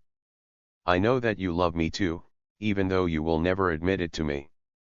The fact that you never forgave me for cheating only confirms that I was the only one you really loved and still love. And you never knew my biggest secret. No one knew it. And I found out your secret when I went to your social networks. And here's what happened, Urka. While you were seeing a married Karachay boy 17 years younger than you had at least one more lover in parallel with him. That very guy who wanted to marry you and whom you caught talking on the phone with another woman. The Armenian. One lover wasn't enough for you, even that young and handsome. What about that sex wasn't first in your life? That you're not an animal? I keep getting to know you every day, though I'm tired of it. What's wrong with your head, honey? I remembered when I asked you why you write about your exes now, and you said so I wouldn't regret breaking up with you. Yes, there was a time when I stopped regretting breaking up with you. I even started regretting dating a woman of your kind.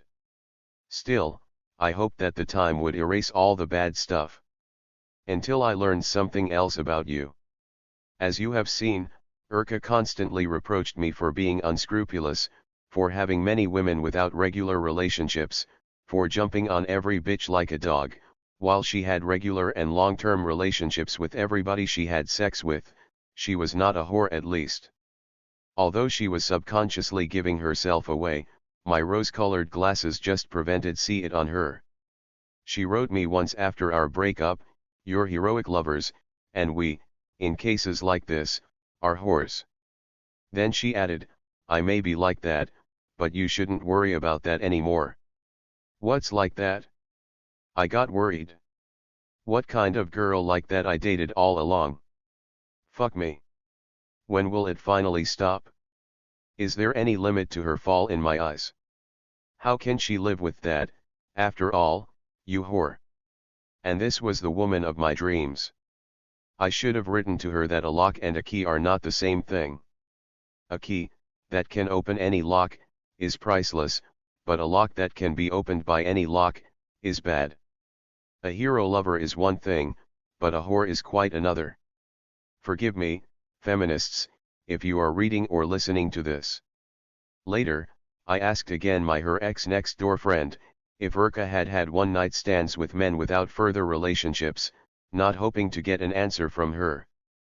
But this time she unexpectedly wrote that yes, she had, but she was sure that even she didn't know about all of them. My heart, for the umpteenth time, was once again pounding with hatred for Urka. What a fucking bitch she was. She fucking lied to me. And I loved her.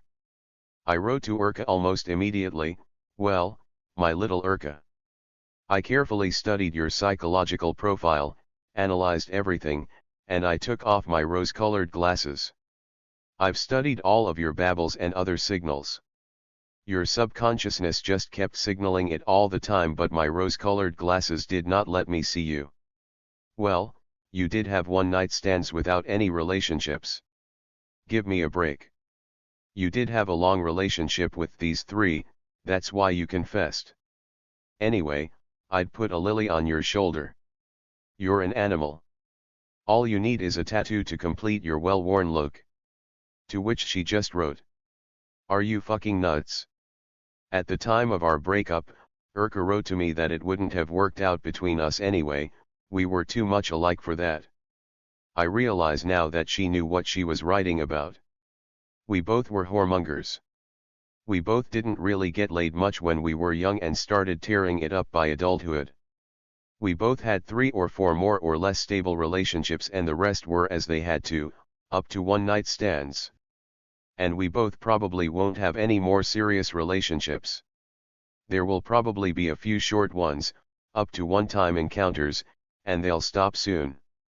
This is why she initially was distrustful and jealous of me, because she projected her behavior onto me. She wrote that she was cheating on her husband in retaliation, so he was no longer jealous in vain, he was bothering her with unfounded jealousy even before she cheated. I cheated on Urka too, I might say, in retaliation. It's a good thing we broke up. It would have been worse if I had found out about her, and I would have found out about her, if I'd married her. I probably would have just killed her to get clean. Hopefully, in time, I'll get over this shock of my relationship with her. I don't want to remember how much I hated her, I want to remember how much I loved her and she loved me too.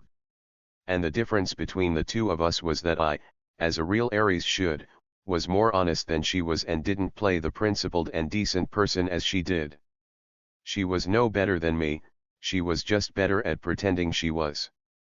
I keep feeling like I'm never going to finish this chapter about her, but I have to. I guess, I haven't been as candid about anyone in this book as I was about her. Even about her I haven't written all the things we've done in bed. And I also think that I, despite finding so many skeletons in her closet, that she was still the most mysterious woman to me. That she still has secrets from me that I'll probably never know. And thank God for that. That next door friend of hers and my classmate wrote me that she had 2 lovers all the time. One for her own pleasure and one for her health. She did write me though, that she probably did not cheat on me, but she would never guarantee that either. So I stayed in touch with that next door friend of hers and kept getting to know Urka better and better. I had already learned that she had had 2 lovers at a time, but it turned out that her lovers were not just sonnies but also sugar daddies when she was still young and dazzlingly beautiful.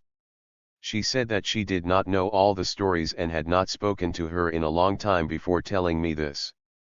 In the store where Urka worked and I with my cousin drank beer once close by, when I didn't say hello when I saw her passing by our table outside, being upset because of her shift mate inside who didn't respond to my greeting in the store, who was also Urka and our classmate as well, a prominent man over 60 years old often went there to shop. He was the retired police chief of the town, and people called him Sergey. He paid Urka with big bills and always left the change with her.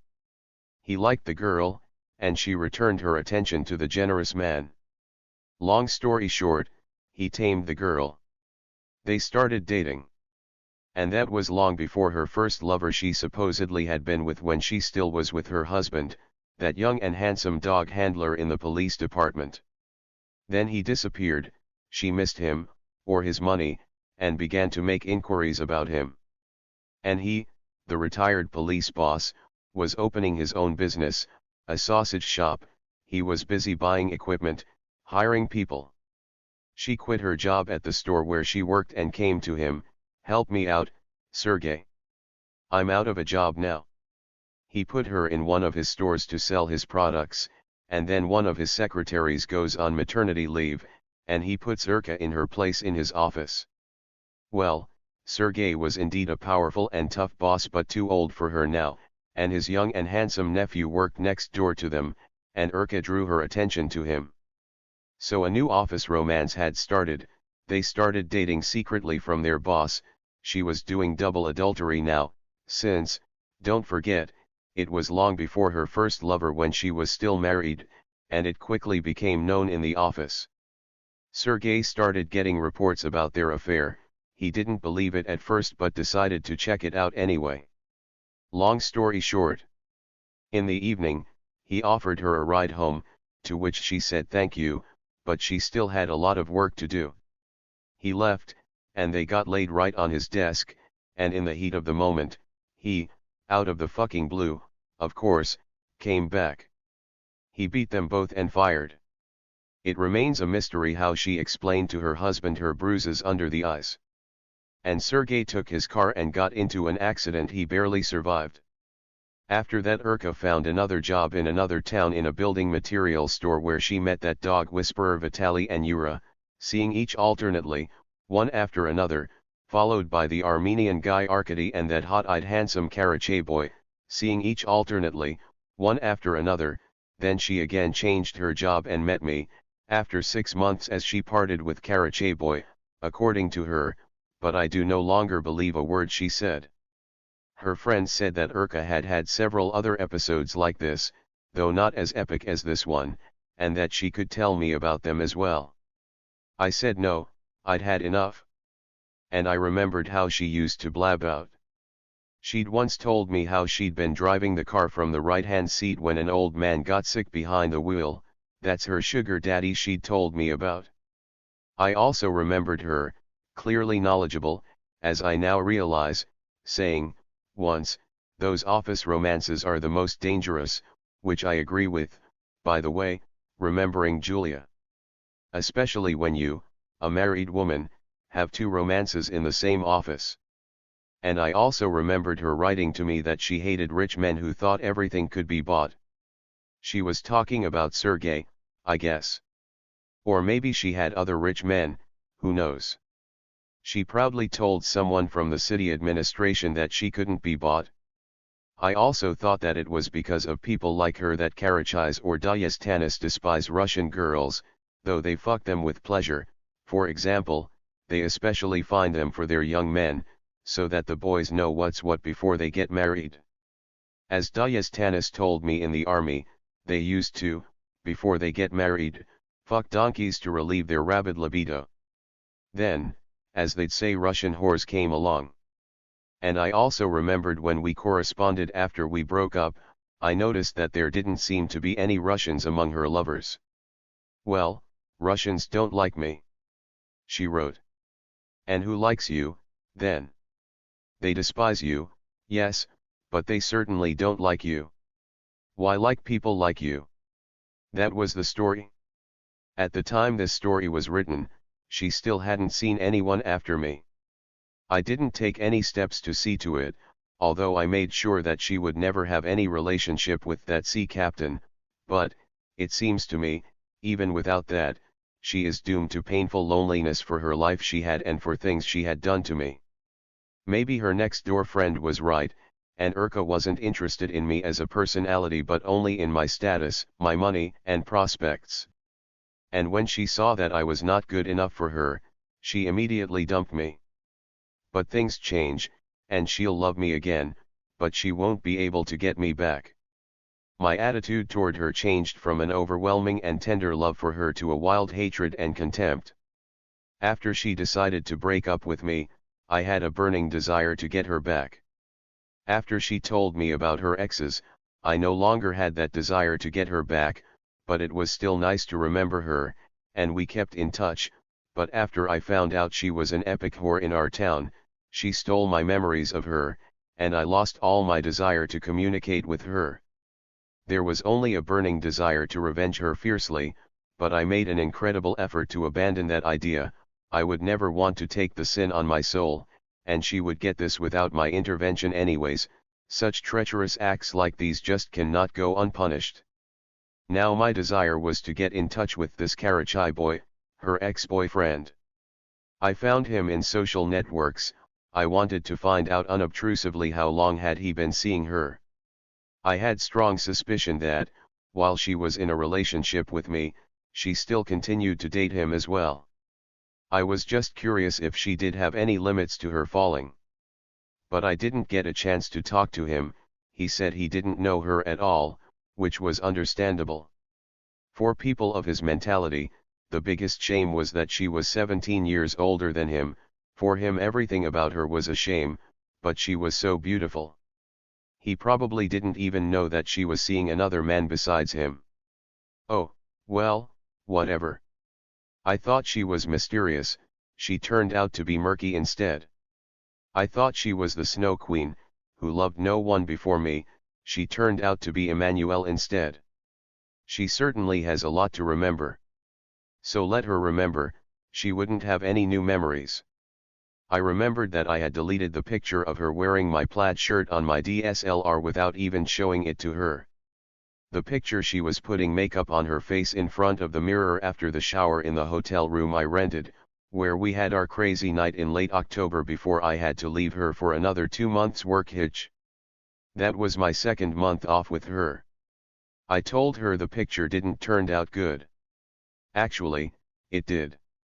I, for the first time through the pink veil, saw her swollen and ugly legs in that picture, and I saw how worn out her body, in fact, was. I thought then, it must have come from her on and off dietaries causing her periodic weight gains and losses, or also from her hard work on the assembly line. That must have been a hell of stress on her body. I knew nothing yet about her lifestyle, her numerous lovers that must have also contributed to this. And when I found out, no, not everything about her, she hadn't even told her friends about everything, and her friend had only told me part of what she knew about her. I hated her in a beastly way, but I still loved her. I was ready to kill her because she had thoughtlessly and generously given away her young and beautiful self to anyone for a thrill, and by the time I came into her life, she had already used up her body, and I had leftovers. My love for her had scorched those leftovers, as well, and I knew, and I wrote to her, that she would have no one after me. A colleague of mine once wrote about me, that I'd leave nothing but scorched dirt after me. But I also knew that I never with anyone else would have such unforgettable, crazy sex without the breaks I had with her. A couple of months after my final and very scandalous breakup with Urka, I had meetings with beautiful, sometimes very beautiful and young girls with whom I had grueling sexual marathons. With some we even drank wine without stopping. It was so hard to break away from each other, about whom I bragged to Urka's sister, knowing that she would surely pass it to Urka, so that Urka would know how far behind she was from them in sex. But with no one, before or after her, I had such creative sex as with her. Yes, she may not have orgasmed as violently as the others, but sex with her was particularly chic and charming. Not to mention the way she sucked dick, there was no one like before or after her. Urka then wrote me that her ex-sugar daddy Sergey died not too long before, may he rest in peace, and he was a great guy, unlike me. Maybe the Sergey was a great guy, I never knew him. Then why was she cheating on him with his nephew in that case, if he was so cool to her, and where was her gratitude to him for getting her out of the store and giving her a decent job? To which she replied that he wasn't that generous, he never had enough money to keep production going. That's why, she cheated on him. We stayed in touch with Urka for a while. We were both still having a hard time finally breaking up with each other. I remembered Urka telling me a story about her and her friends taking a cab and going to the cemetery at midnight on a dare. I thought then that all this was pretty much weird. I asked her next door, if there was such a thing taking place. It was. Only, Urka went with her yet another lover to the cemetery deep at night to fuck, for the thrill, probably. She told them that herself. This was some kind of Satanism, some twisted form of infernal romance. Creepy.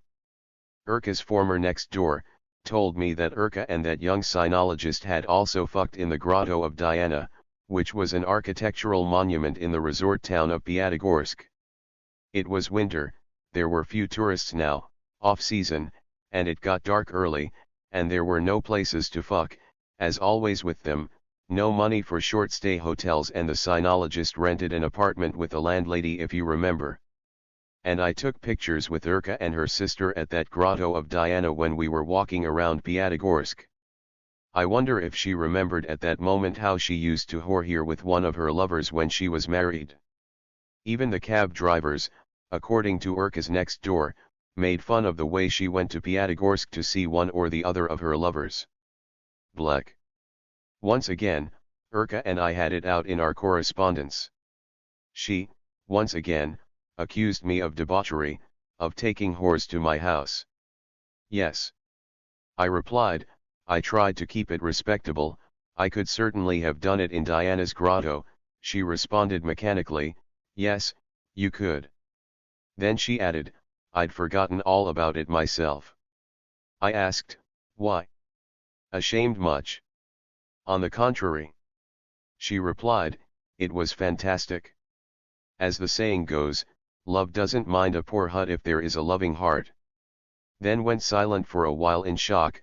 Her next door told me about it too. Then she wrote, kudos. And, for the first time, I felt her animal, wild anger at her ex-next door friend.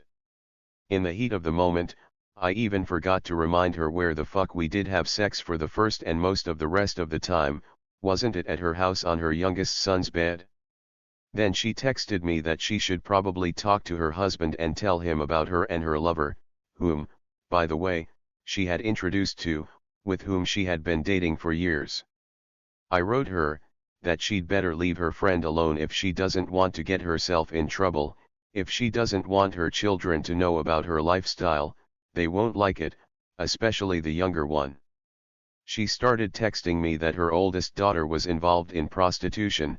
She told that herself, which turned out to be true, by the way, but I didn't care. As far as I know, she didn't start a catfight with her ex next door.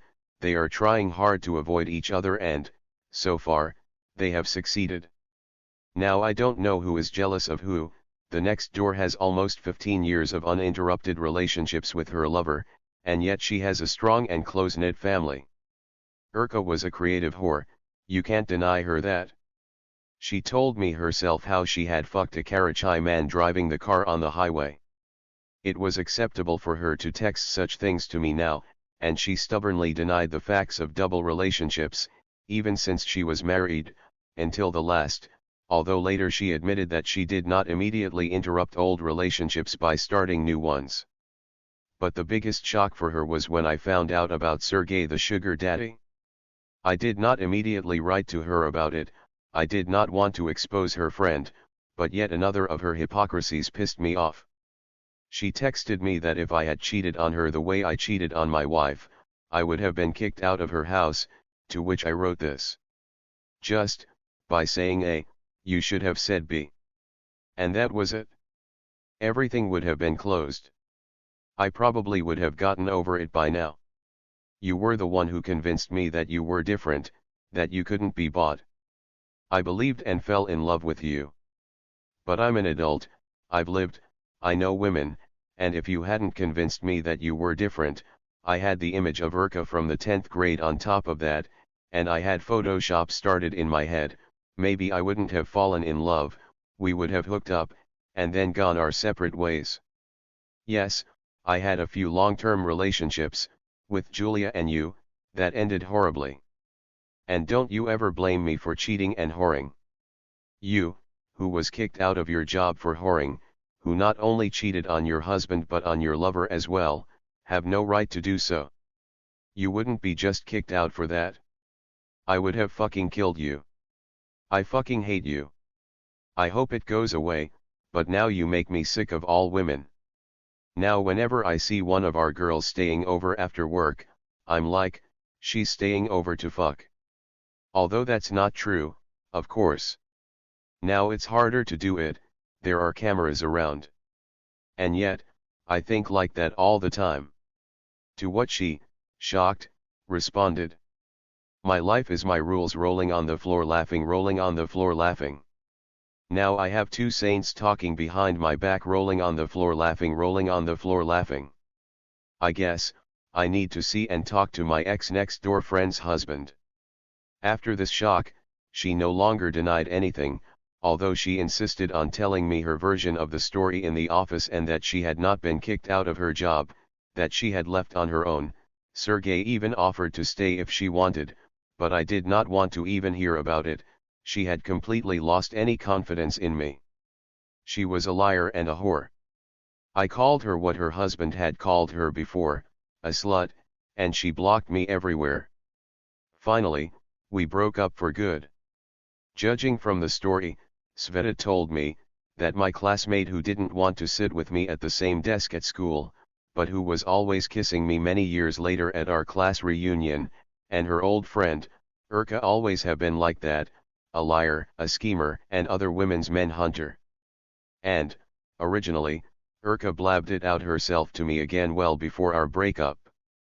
Sveta was probably the first woman in our class to get married, and Urka was her witness at their wedding. Then, as Urka told me, after the wedding Sveta's husband suddenly came to her. Urka was kind of surprised and called Sveta. Why didn't she just kick him out? Sveta told the same story differently. She went to Urka's and found her husband there. She and Urka had a fight. Urka assured Sveta that nothing had happened between them. Yeah, sure. Sveta divorced him a year later when they already had a daughter. I kept remembering Urka, our ship and communication, and correspondence, then our correspondence after the breakup. I have screenshots of our correspondence, but I can't read them, and I got convinced that she was a pathological liar. Maybe it was her psychological defense, to lie and be a hypocrite. She really didn't want to be lonely and, at the same time, she didn't feel comfortable accepting herself as a whore. No one likes a whore, no matter what gender is. For example, a colleague of hers from her previous job on the assembly line, at the time of our parting, she found a job as a warehouse manager, told her about how he, working the night shift, went out to the gazebo for a smoke. A woman packer came up to him and, after talking for a while, unzipped his fly, pulled out his cock and started sucking it for him until he came. Then she spit out his semen and, after a little while, they went back to work. What on earth is going on? Urka wrote, "Stop the planet, I'm going down." She didn't expect that from her. You wouldn't even know she was capable of that. She looked modest. I asked her what she did that Urka didn't do. Urka wrote that she was married, to which I replied, "Didn't you do such things when you were married, too?" Urka was offended at me. And I thought that she sincerely condemned a woman for the same thing that she herself did much better and more creative. And what kind of former colleague of hers, almost 30 years younger than her, he was bragging to her about things like this. This hypocrisy is borderline pathological. She is a psychopath. By the way, I remembered something. I don't even know if I should write about it here or not. Okay, I will. When I started dating Urka, I bragged about her to my sister. Urka also bragged about me to her sister, as you remember.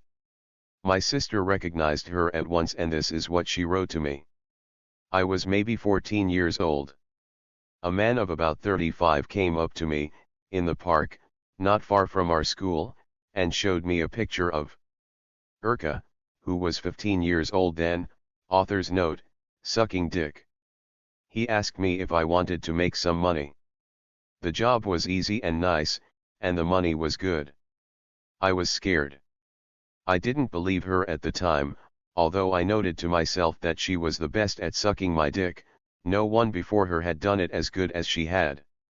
The fact was that my sis, not long before, had undergone a complicated operation on her head in Belgium, where she lives. Some benign tumor, thanks God, had been removed, but that's not even the point. Those who read me know that almost everyone in our family is creative, sometimes on the verge of madness, and sometimes beyond. There is an enviable periodicity of madness among us. So I thought, oh, another one. And now I think that nothing can be ruled out with Urka. I immediately remembered how she, at 15 again, at Honey Falls, she posed for my camera with a cigarette, even though it was very dangerous for her in 1981, or her initiatives to send her sexual pics after the shower to me. I wrote her back then that the pics were great, but from then on she bettered hide her face. The internet was a dangerous thing. She was always bold, she wasn't afraid of anything. I remembered many such nuances. For example, she would tell me, in and out of place, that she was not jealous of anyone, while accusing her friends of being jealous of her. Actually her subconscious was screaming, I am jealous of everyone and I want everyone to be jealous of me. This is okay to me, but not okay to her, and, therefore, she was hiding her true thoughts and intentions in this way. Or that sex isn't important to me, I'm not an animal, exactly the opposite. Or, as she wrote to me, after the breakup I'm a happy person. I am surrounded by people who love me and whom I love. Which I could easily recognize as, even though I have sons, a sister, and nieces whom I love and who love me too, I am, in fact, a deeply lonely woman. Another indication of her boundless hypocrisy was when we were in relationship, and especially when we corresponded after the breakup. She insolently kept saying that she respected those who valued family and adhered to family values, clearly insinuating that I was not one of them. She, clearly, showed me the opposite of what she claimed by her way of life. What made her psychopathic was that she sincerely believed what she was saying. She valued and wanted a family, a man she loved all the time, and who would love her back too, as well as all her relatives, and certainly would not cheat on her. I, by the way, was the closest thing to such, I think, that even Urka would not deny it. She herself wrote to me, it was good time, after all, we had. When I asked her why she decided to break up then, since she was so happy with me, and she honestly wrote that she was scared of my daughter. When she saw how eager my daughter was to go with me, she was ready to leave her sick cat Janny, when I was going to visit my sick mother. Yes, she said, I snapped. She broke up with Arkady, too, on suspicion of cheating. She caught him talking on the phone with some woman at the same time when she, meeting with him, was also meeting with that young Karachay man. And it all went perfectly well in her head. I wonder if I'll ever know the reason why you, who grew up in love and prosperity in a well-to-do and rich family, have become like that. I will end this chapter with this summary or epilogue, whichever works for you. She turned out to be a textbook whore. She even wore makeup and dresses and fucked like a whore, and she loved sex in all its forms, with whomever she wanted to have it, wherever she wanted it, from the grotto of Diana in Piatigorsk to the city cemetery at midnight. A romantic kind of a whore, with whom you, of course, get high at first, but you get a lot of grief in the end. So, she also happened to be a MILF. I have carefully analyzed what she had told and written to me only. She had at least 3 young lovers, sonnies, who were 15, 17, and 20 years younger than her. Well, you already know about her Sergei the sugar daddy. In general, I alone counted 13 men before me with whom she had more or less long-term relationships. Of course, this was just the tip of the iceberg. She had many more.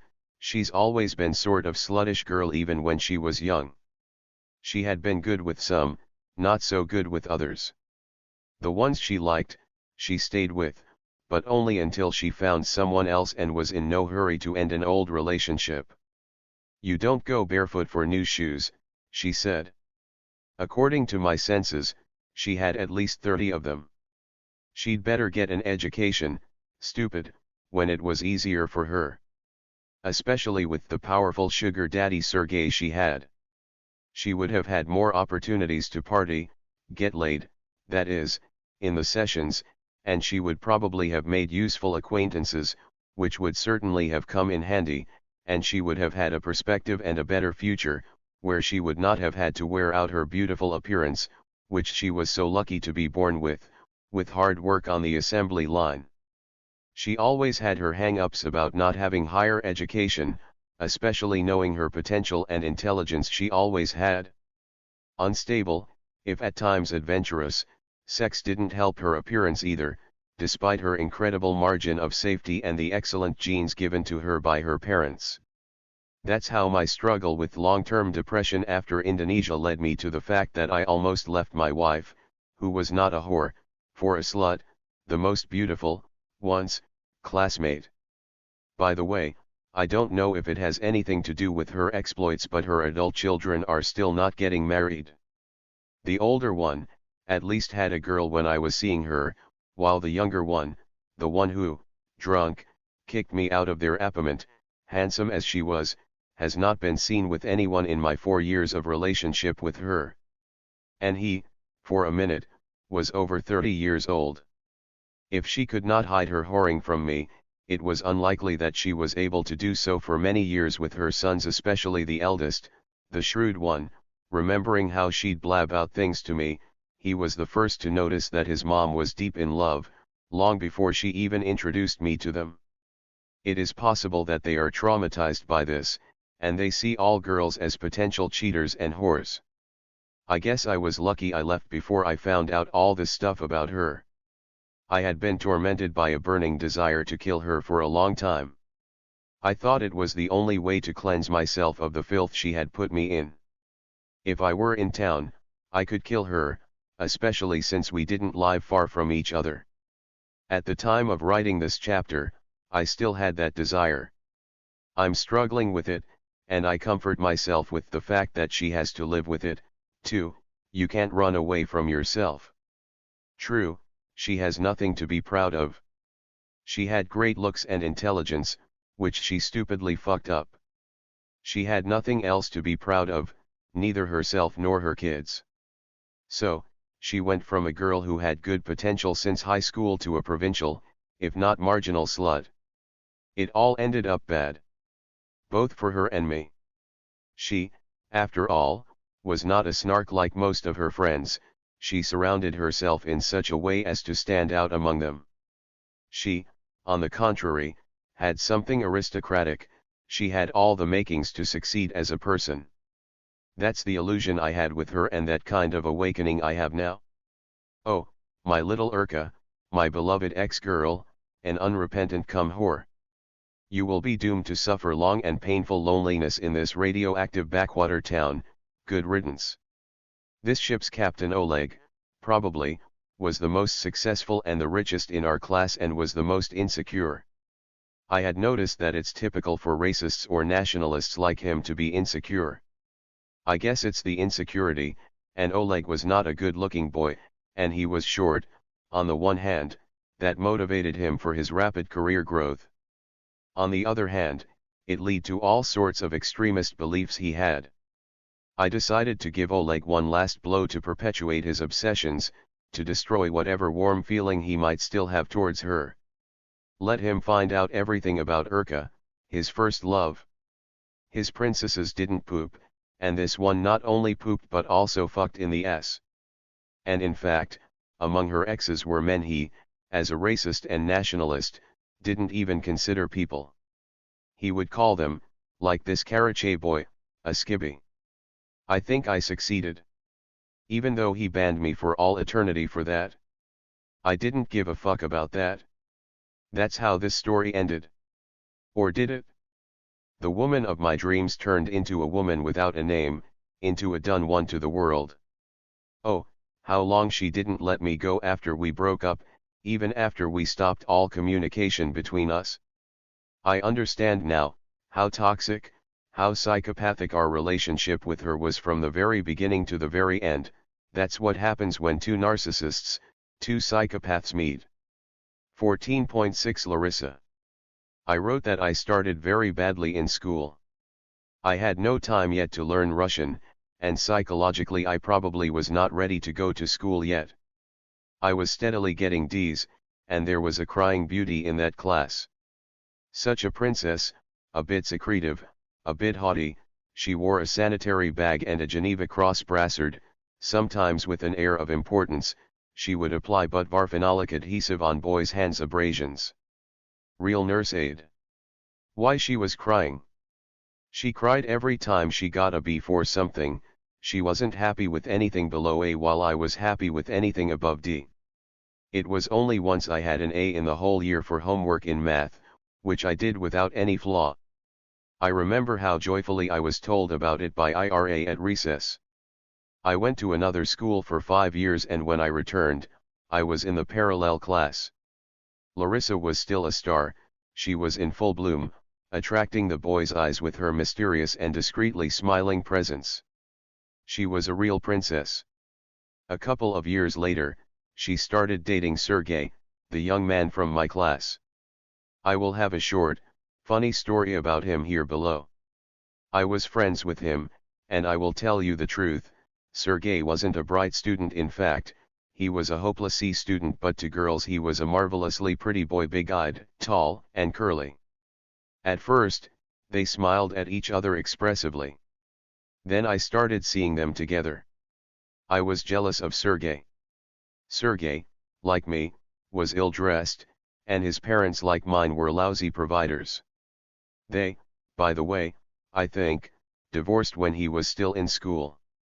So, it was almost as hard for him as it was for me. But the girls really liked him. He was a good football player, and he got Larissa. Sergey cheered up.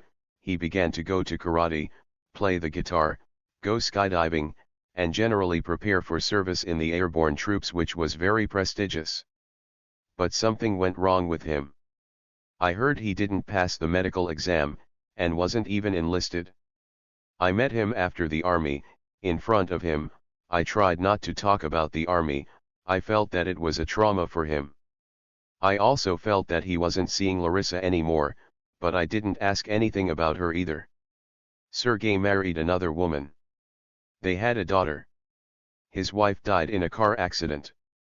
Then, Sergey died. I don't know exactly what caused it, but they say that he had a severe form of tuberculosis. Everyone remembers him for borrowing money from everyone. He borrowed from me, too, when he still was healthy. It's okay, I mean, it never bothered me. I never heard about Larissa. It's been many years since I last saw her. I started dating Urka. There was our class reunion meeting. Unexpectedly, Larissa wrote me on social networks. "Come visit us," she wrote, "we have a very warm autumn," and, I must say, I was going to come to see Urka anyway. So we started texting with Larissa. She's still pretty, full-breasted and thin. She is now a widow with a grown-up son. She survived the war in Donbass and had to leave that place. Her husband was the football team coach and her son was a promising football player. I mean, she was an interesting character. When she finished school, went to a prestigious aviation university and got married. She was happy. She finished the university, and when she was placing her son in kindergarten, she found that there was a vacancy for a chef, so she took the job to be near her son, and worked there for 25 years until the war began. Now she came back and worked as a maid in a hotel. "Come," she wrote, "it's a beautiful and warm autumn here." I was deeply in love with Urka. Before I met her, I had a very cynical outlook on life. If it weren't for Urka, I would never have missed the chance to have an affair with the dream girl I had been dreaming about. Urka told me that when she was younger, she had broken up with a young man she was dating because she saw him with another girl. She then married someone else, not out of love. Urka had never been in love with anyone before me. She would laugh and say, whenever I start dating someone, he gets another one. My correspondence with Larissa was getting fascinating. I really wanted to meet her, but I realized that if I started dating her I'd risk losing Urka forever, the woman I loved, and I really didn't know Larissa at all, and I suspect that she was very difficult. After painful meditations I, with long apologies and sincere regrets, for the first time in my life said no to a beautiful woman. Larissa, I wrote to her, my darling. I'm already cheating on my wife with Urka, with the woman I love. I wouldn't cheat on the woman I love. I didn't know anything about this woman I loved yet. Larissa was very offended, and wrote that she would still have worthy men and that she had handsome ones before. After that, we stopped communicating. Oh, my dear pretty girls. Where were you before, when I was young and single? I wasn't loved when I was young, badly dressed and probably not well groomed. And now look at you. Everyone likes me. I love you all, too, and would love to be with you all, but I'm in love, too, and this is something different. I'm sorry. I wrote to Larissa 4.5 years later. I wrote to her about Urka, my mother, and the car accident. Not sure why I wrote, maybe I was just curious as to how she would respond, and she blocked me on WhatsApp. Her resentment against me appeared to be still strong, and she had not forgiven me for turning down her advances. If she was in a happy relationship with someone else, she probably would not have blocked me. 14.7 Anna. I met Anna through Tinder. I couldn't get away from Urka, so I went back to my wife from my mother, who had finally recovered from the accident, and 6 months later I went back to my job to the Far East again. Anna lived in Blagovshinsk, 120 kilometers from my work. We corresponded with her for a week. I had time to fill her in about my unhappy love with Urka. She patiently took it and even gave some advice, and we at last decided to meet personally. Before the first meeting with her I was worried, what if she wouldn't like me? I wasn't even that worried about whether I would like her. The thing was, with the distances involved, I couldn't afford to have sex with her on a second or third date. I guess I had reason to be a little worried. She once told me about an acquaintance of hers who practiced threesome sex involving her husband. She herself was not a fan of such sessions, and attributed it to the fact that her husband had a small penis. I did not ask how she found this out, and at the end of the message she admonishedly added, "Size matters." I understood that she was indirectly asking me about the size of my dick, to which I let her know that she'd be happy with its size. She also asked me directly if I was short, to which I told her I was taller than average. We met not far from the bus station, where I arrived, and I felt a sense of relief in both of us. She was even better in person than she was on WhatsApp video. She was a woman of about 50, but pretty, with a harmoniously built body and dressed in a strict business suit in dark cherry color of a successful woman entrepreneur. I remember her wary and slightly cheerful look when we hugged, and from that moment on I knew that everything was going to be okay with us. It was a sunny September day. We went to the embankment of Amur River at once. On our way we made a photo with her near the gorgeous Culture Palace with the fashionable heart-shape, Blagovshinsk installation, and walked along the embankment admiring the neighborhoods and the high skyscrapers on the other bank of China, which was closed for us because of the COVID pandemic. It was nice to talk to her at ease. We almost did not have that constrained characteristic of the first minutes of communication for people just met. She also showed me the park adjacent to the Amur waterfront. I liked the town. It was relatively old, founded around the middle of the 19th century, with its unique history and architecture. When darkness descended and it was time to find a place to eat, we chose Shelby's chic and cozy restaurant. Anna knew the good spots in town. Judging by the clientele, the gourmet food, the quiet atmosphere, and the private enclosed tables with sofas, this restaurant was more suited to business meetings of the well-to-do. It worked out well for us. We mostly ordered seafood and salads, and a $300 bottle of French dry red wine. We had pleasant conversation. I felt she liked me for more than just the good meal. I mean, I had been fighting back the stress of breaking up with Urka by exercising, which had visible results. I had lost weight and people said I was looking younger. I tried not to think too much about the night ahead, which promised to be a hot one.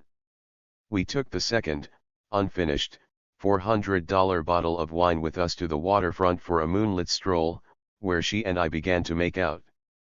Yes. Don't laugh, but it was truly romantic. Cuddling with her, I could feel her well-developed muscles in her shoulders and hips. It turned out that she swims, summer and winter, even in the harsh winters of the Far East. This was a great compensation for Urka not being able to swim, compared to Anna. So, without separating, we took a cab to her house. At her house, we even forgot about taking a shower. Anna reminded me of Urka in sex, only she was hardier and insatiable. We went for hours without a break. In the morning, she, in my shirt, well, I love beautiful women in my shirt, they look so sexy in it, cooked us a delicious omelette and a healthy vegetable salad. We then enjoyed tea with Belgium's bittersweet chocolate while watching television. After that, we went for a walk to a nearby Chinese park. On our way back, we bought a large, aromatic melon. We watched some TV show together and 2 hours before my bus left, she started undressing me for yet another one. I was overjoyed with her. I visited her place about once every 2 weeks for 2 or 3 days, taking 1 day off from work. If I came in the morning we'd start having sex right then and we would go for lunch afterwards. We'd then come back and have long, uninterrupted sex where we wouldn't even take breaks after orgasms, just changing positions. We even drank wine during sex. I'd pour it into glasses and we'd clink them. When she was especially aroused, she'd start swearing and I'd join in, which would make her even more aroused. Once our sex lasted for 7 hours, though at my age that was probably a bit dangerous. When we were completely exhausted, we'd fall asleep and wake up the next morning, resuming sex with wine and ordering takeout to eat at breaks. We continued like this for 2-3-month rotations and I had a 2-week weekend off at home. At my penultimate visit, I bought her a gold chain and a cross, which she was delighted with, and she'd put it on right then, and when she was sitting on me during sex, her chain and cross tickled my nose and was getting into my mouth. Anna really helped me through the dramatic breakup with Urka. I told her from home that I was being transferred to another project, as if my assignment was unexpected, and expressed the hope that we might see each other again and that I would never forget the magical and endless sex with her. 14.8 Lena. Lena was hooked up with me by a former cop, retired police Colonel Rammel. Rammel was a funny character. He wanted me to have threesome sex with his wife. He didn't mind with my wife either, but he wanted more with his. I wrote my last separate chapter with a short story about him and his wife and how I met him. Let me tell you right away, Lena was tall, beautiful, and unusual. I started corresponding with her while I was still dating Anna in the Far East. Lena immediately sent me pictures of herself and I could see that Rammel didn't deceive me. She looked a little over 30, of course, I didn't ask her about her age.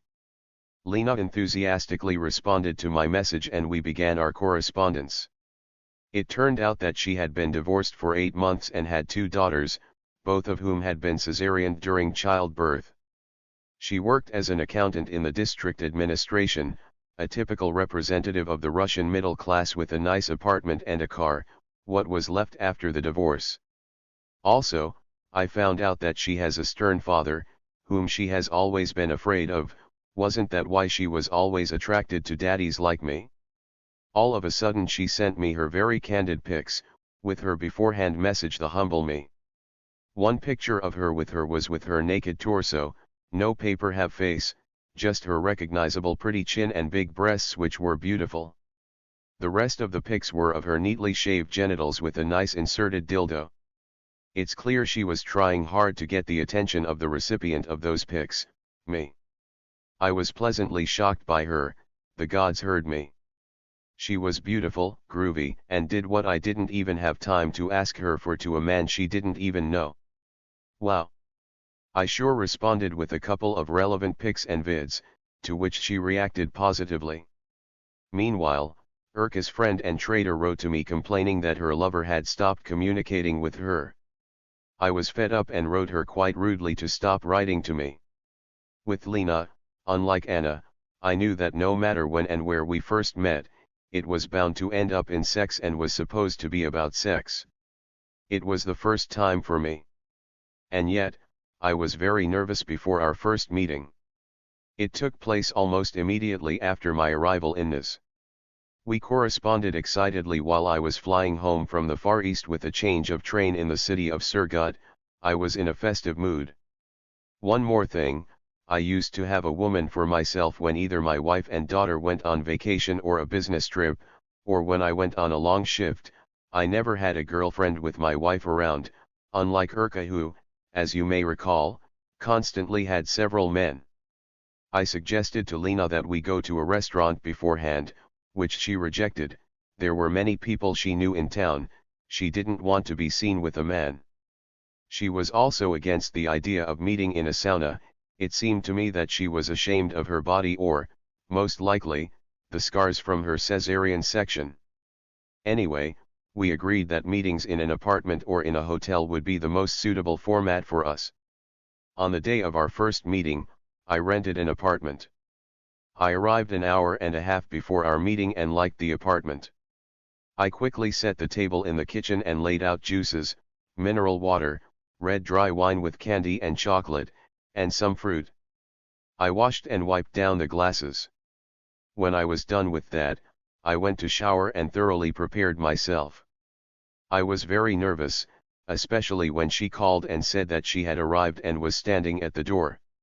I went down to open the door for her and a tall, wiry girl with the searing stare of a femme fatale came up to me. Just don't fall in love again, I thought to myself, and she immediately figured out that I was nervous. I must have been overly fussy. I don't know. I think I honestly told her I was nervous, but it went just fine. She went straight into the shower and quickly came out in a gorgeous long purple robe. I noticed a few moles on her neck and collarbone. Anyway, she was all clean and fresh, not a klutz like my wife with whom it took all the fun out waiting for her out of the bathroom. I didn't offer her any wine, she was driving, and besides, she came here from work on her lunch hour. She didn't have time to eat at all, we didn't have much time. The sex with her was wild. After the second orgasm she lay exhausted with a happy gleam in her eyes. She whispered thank you to me, gratefully squeezing my hands with hers. I offered her some juice or mineral water. She asked for mineral water.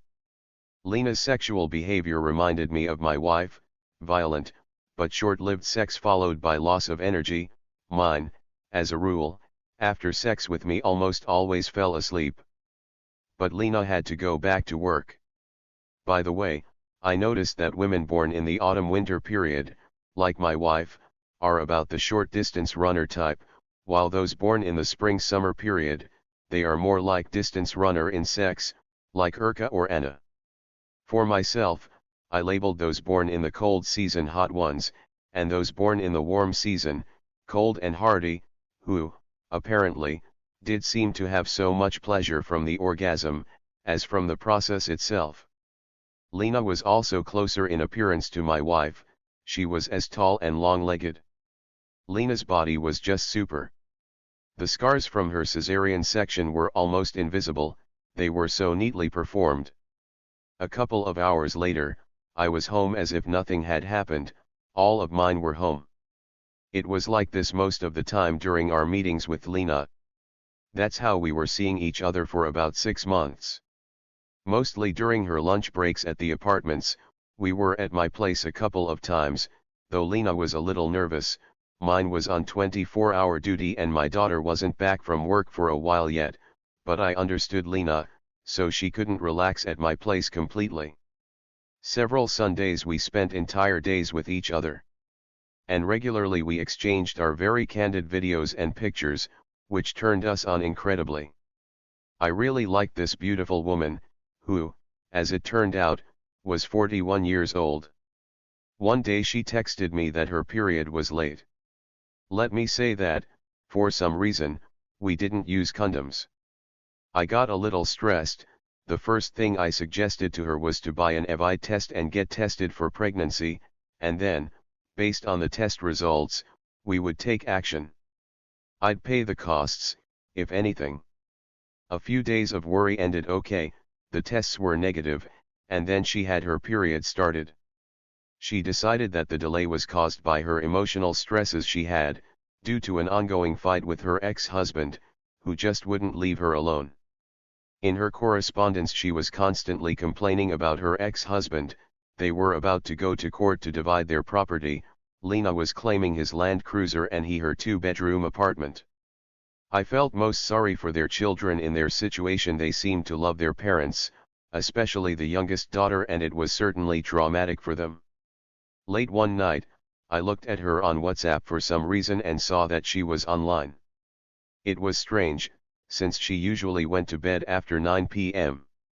Immediately, I noticed that she wasn't responding to my messages as briskly anymore and she was writing less frequently to me as well. It was very sad. It was summer and Lena was going on vacation with her daughters, first to St. Petersburg, then to Dagestan. I had an acquaintance in St. Petersburg and with her help I helped Lena and her children find a place to live. I wrote to Lena that I didn't like the sudden change in her attitude to me. Maybe she had reconciled with her ex or found someone else, maybe we should stop our further communicating. To which she replied that she was ill and not happy about everything. This was very sad, because by the time she came back from vacation my wife was going on vacation and my daughter was going to university for a tests, where she was a part-time student, and for over a month we could meet at my place at any time that was convenient for her. Apparently, despite her youth and beauty, I managed not to fall in love with her, because we parted well, without fighting, and we still occasionally exchange friendly messages. One day I asked her if she had a friend, and how was her life anyway. She told me that she didn't have anyone, but that she was constantly looking for one through online dating sites, without any success, though. They often came out to her under other people's names and even pictures, which certainly upset her. By the way, she wrote me that she stopped going out with me because she was starting to feel uncomfortable with the fact that I was a married man. It was hard for her to let a man come into her after another woman, even if it was my wife. There was something similar to my wife in that hygienic sensitivity of hers, too. Maybe it was a good thing that we didn't see each other more intimately, the same way we did with Urka. I was beginning to see that she had the same complicated character as my wife. 15. A short story about Ruslan. In 1987, my brother and I were introduced to thimbles, a form of street gambling that was gaining in popularity at the time. The rules of the game were simple. You would bet 50 or 100 rubles on a ball that would be placed under one of the 3 thimbles. If you guessed correctly, you would win back the amount that you bet. However, the thimbles would be shuffled around to make it more difficult to guess where the ball was. The ball was usually made of PU foam, making it easy to hide. Furthermore, the game was designed so that the players would win a bit at first, before the game played out to their disadvantage. You know Ruslan but not his younger brother yet. We have similar names, so I will just call him Junior. He was 7 years younger and a head taller. Several months had passed after that fabulous holidays of ours. Well, sort of, for me anyway. Senior managed to keep all his money untouched and in a few months he had accumulated respectable 700 rubles, it was about almost $1,000 according to official exchange rate. It was a large amount of money for a country with an average 120 rubles salary per capita. I mean, none of us had ever had that much money before. Senior took pictures of his money laid out on a couch. I took a bit different way to solve my financial problem. I was going to go to Siberia where the real money was instead, just like North Dakota in the mid-2010s, so I quit my job at the garage and had my payment all ready. Only a few days left for me to go. Yes, it was only a few days left for me to go when an idea came to Senior's head. He wanted a Japanese tape recorder. I mean, he wanted to purchase a good one, but he wanted to get the best price possible.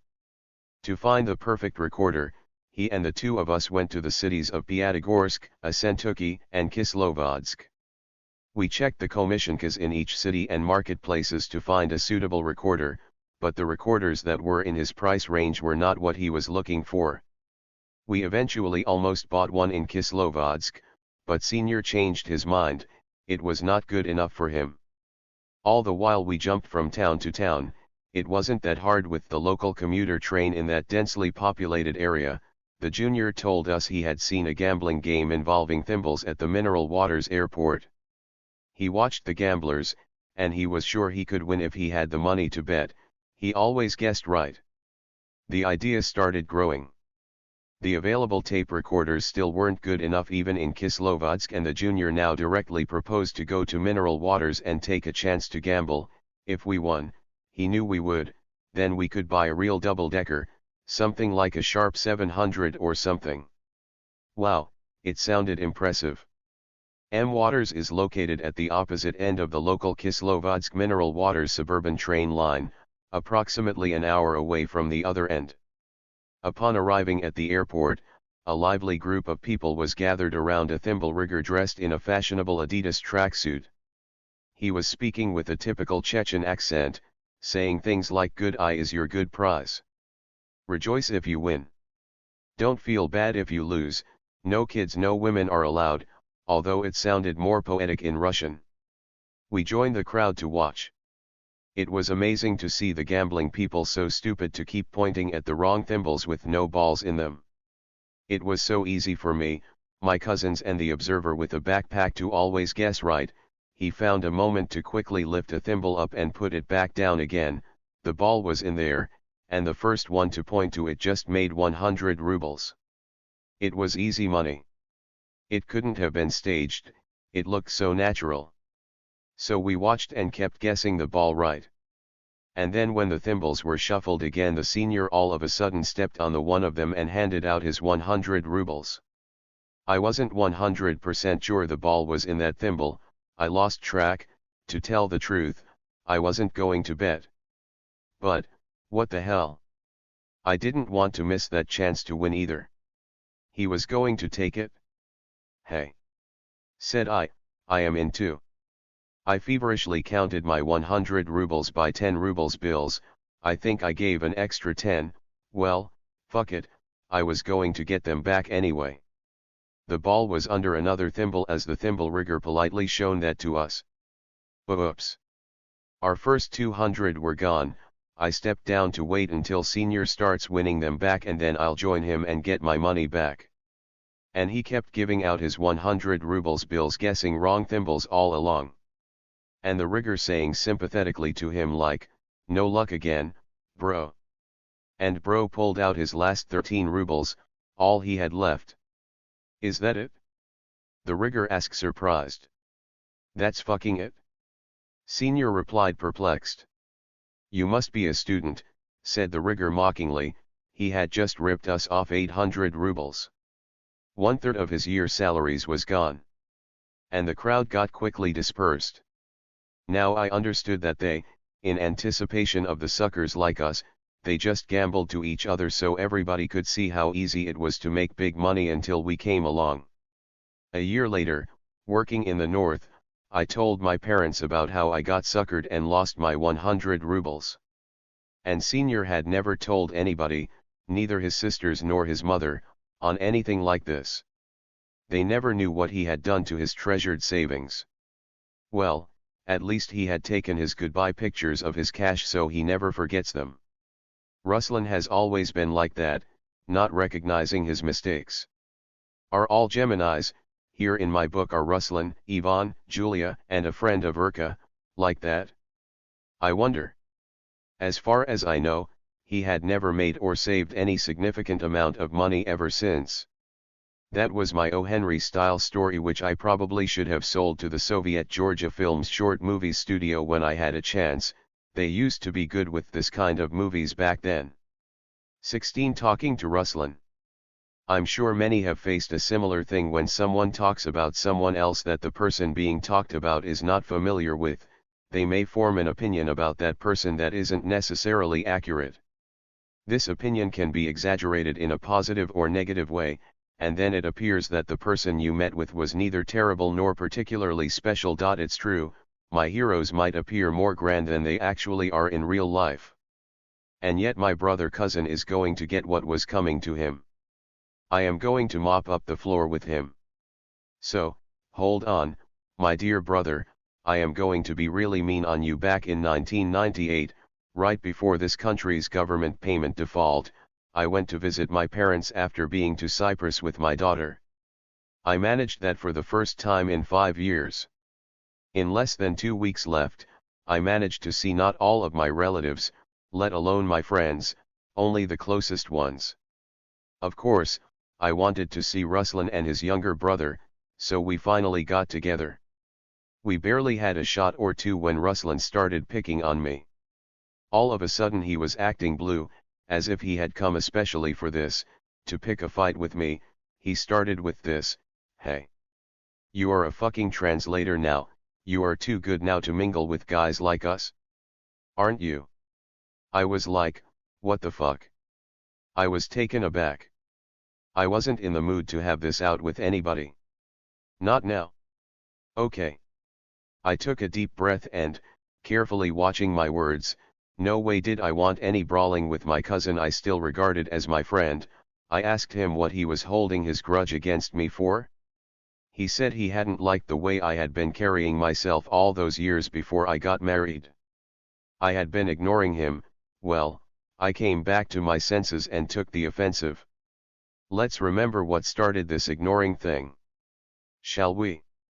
I started from the moment when I came to my first holiday from the north in 1989, when I almost completely recovered from an injury that at my work occurred a year before. I still had a disability status. I have never played my accordion ever since because of the injury. First, upon arrival, I spent time with my parents. I went to see Ruslan. It had been 2 years since I last saw him, and I had yet another relative who also came from afar and hadn't seen him for the last 15 years at least.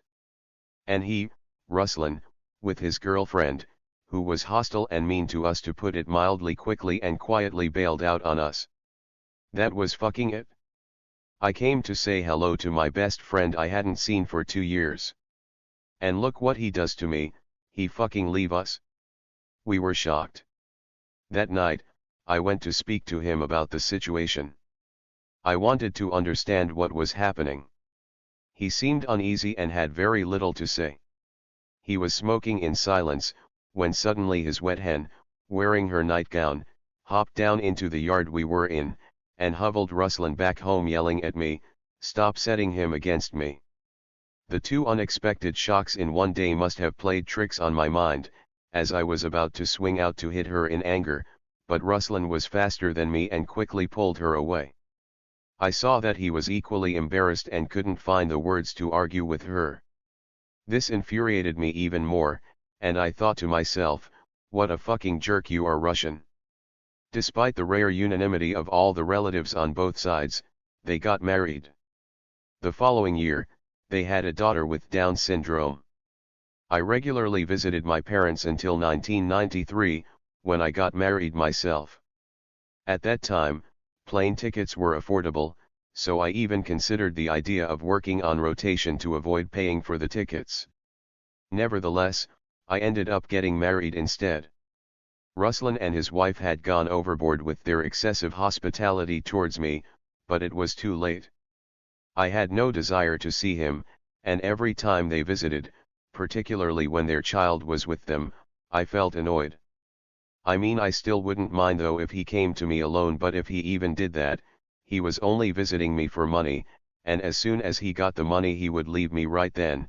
He even wouldn't stay with me a second longer for a decency's sake. I gave him a reasonable amount of money, but he never returned it. One day, when I was about to return to the north, he showed up, expecting me to still have some money on me, and he was right again. I had to have them before I have my first salary after vacation. He was good at getting money from me. Again, as soon he got them he walked.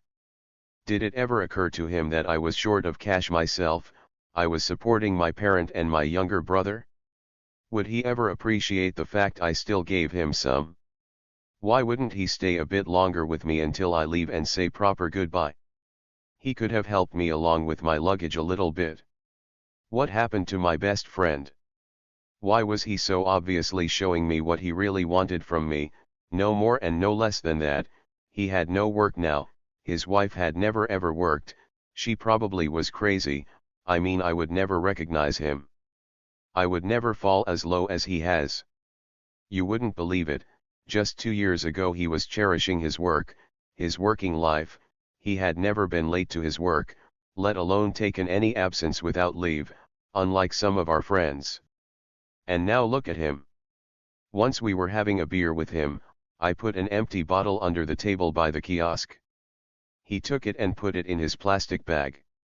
I looked at him with my jaw dropped. He mumbled something about some money still to be made on that.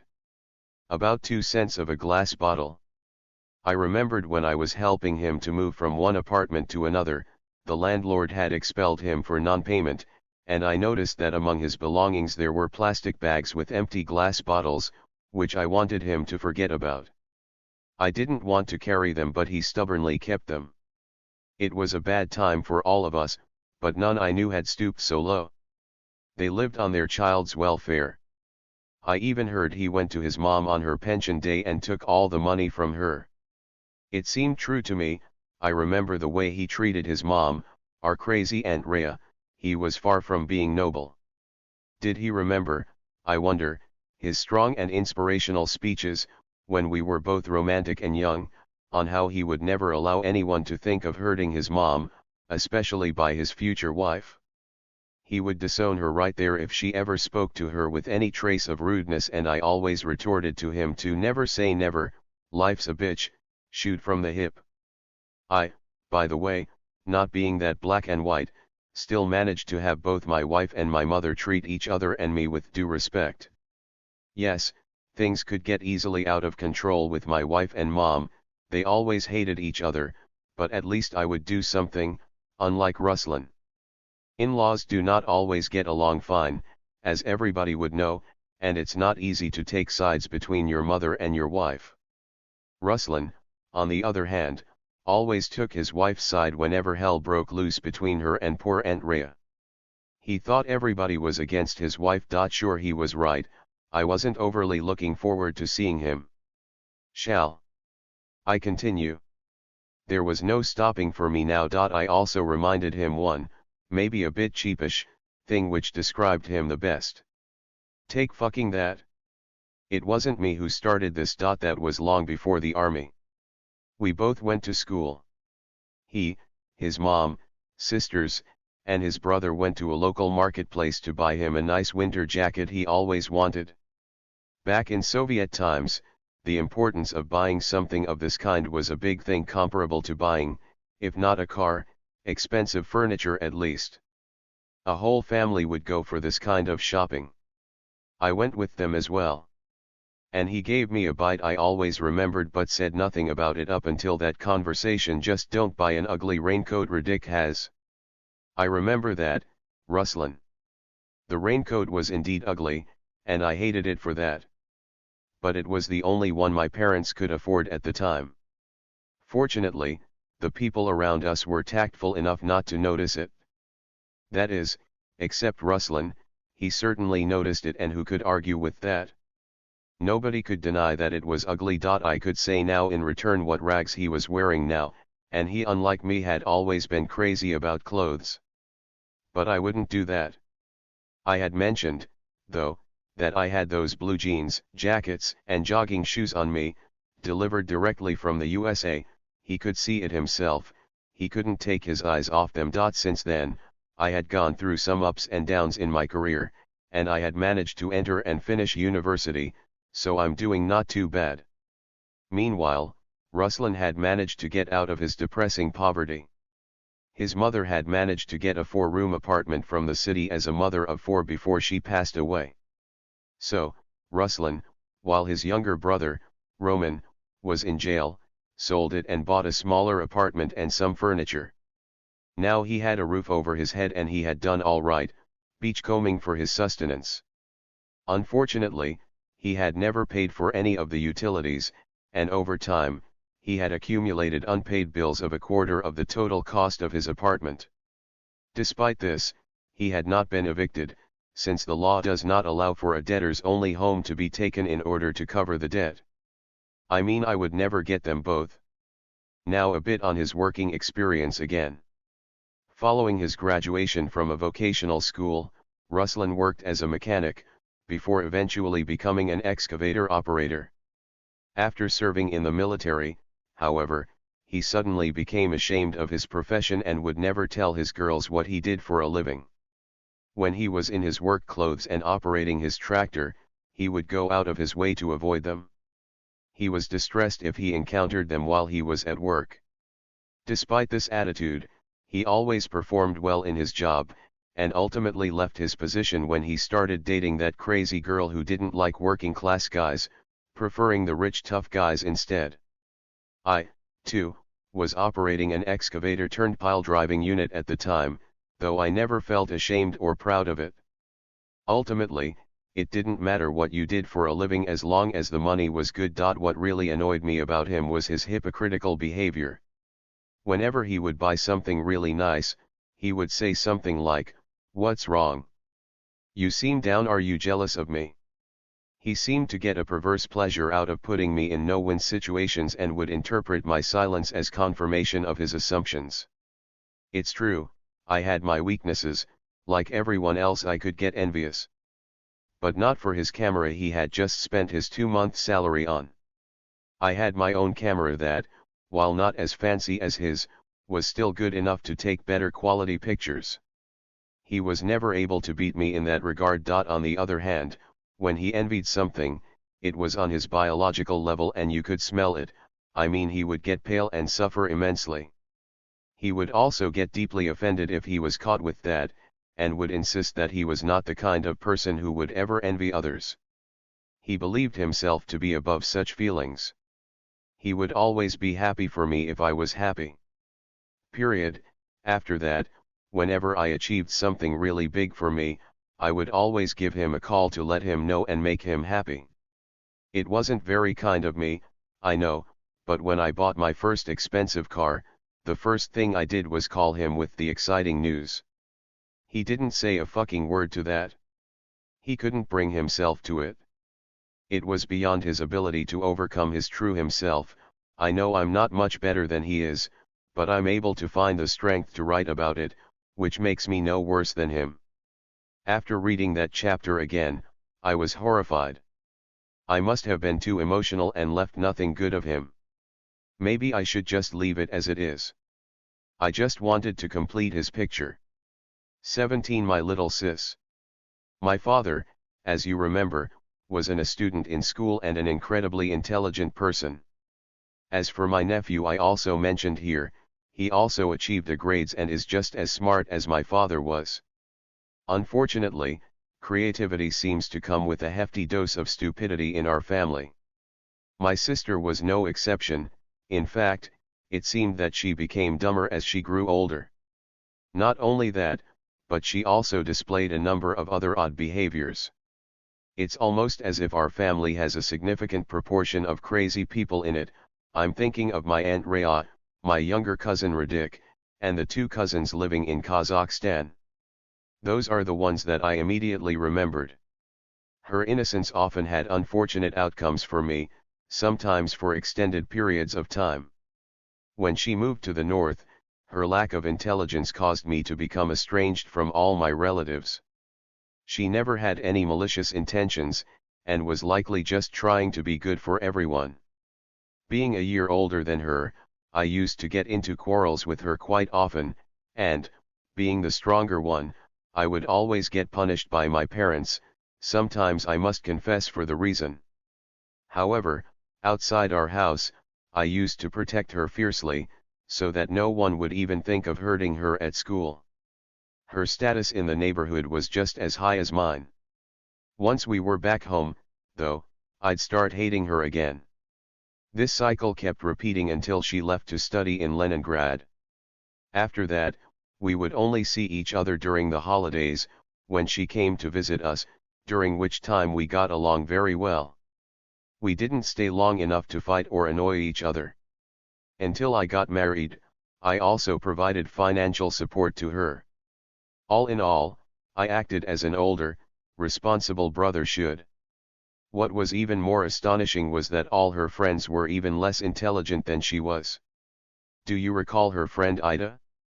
I would not even mention her former friend, Ruslan's late wife. The other friends were the same, none of them were particularly clever or attractive.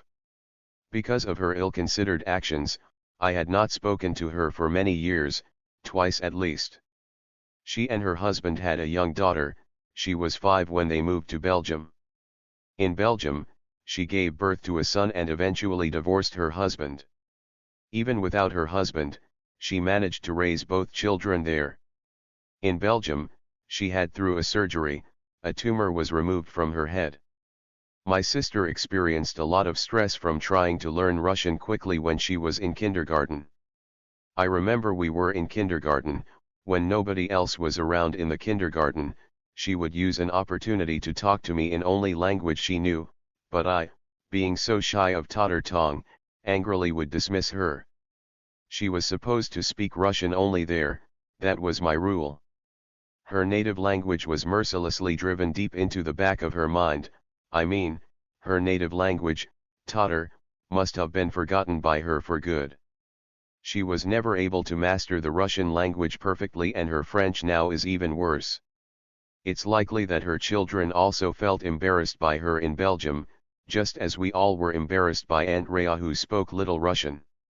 It became alarming to me over time to see that she was starting to remember things which had never actually happened. As she remembered more and more of these false memories, I grew increasingly angry with her. She concluded that I had forgotten everything that had supposedly taken place from the time our family moved from the village to the town.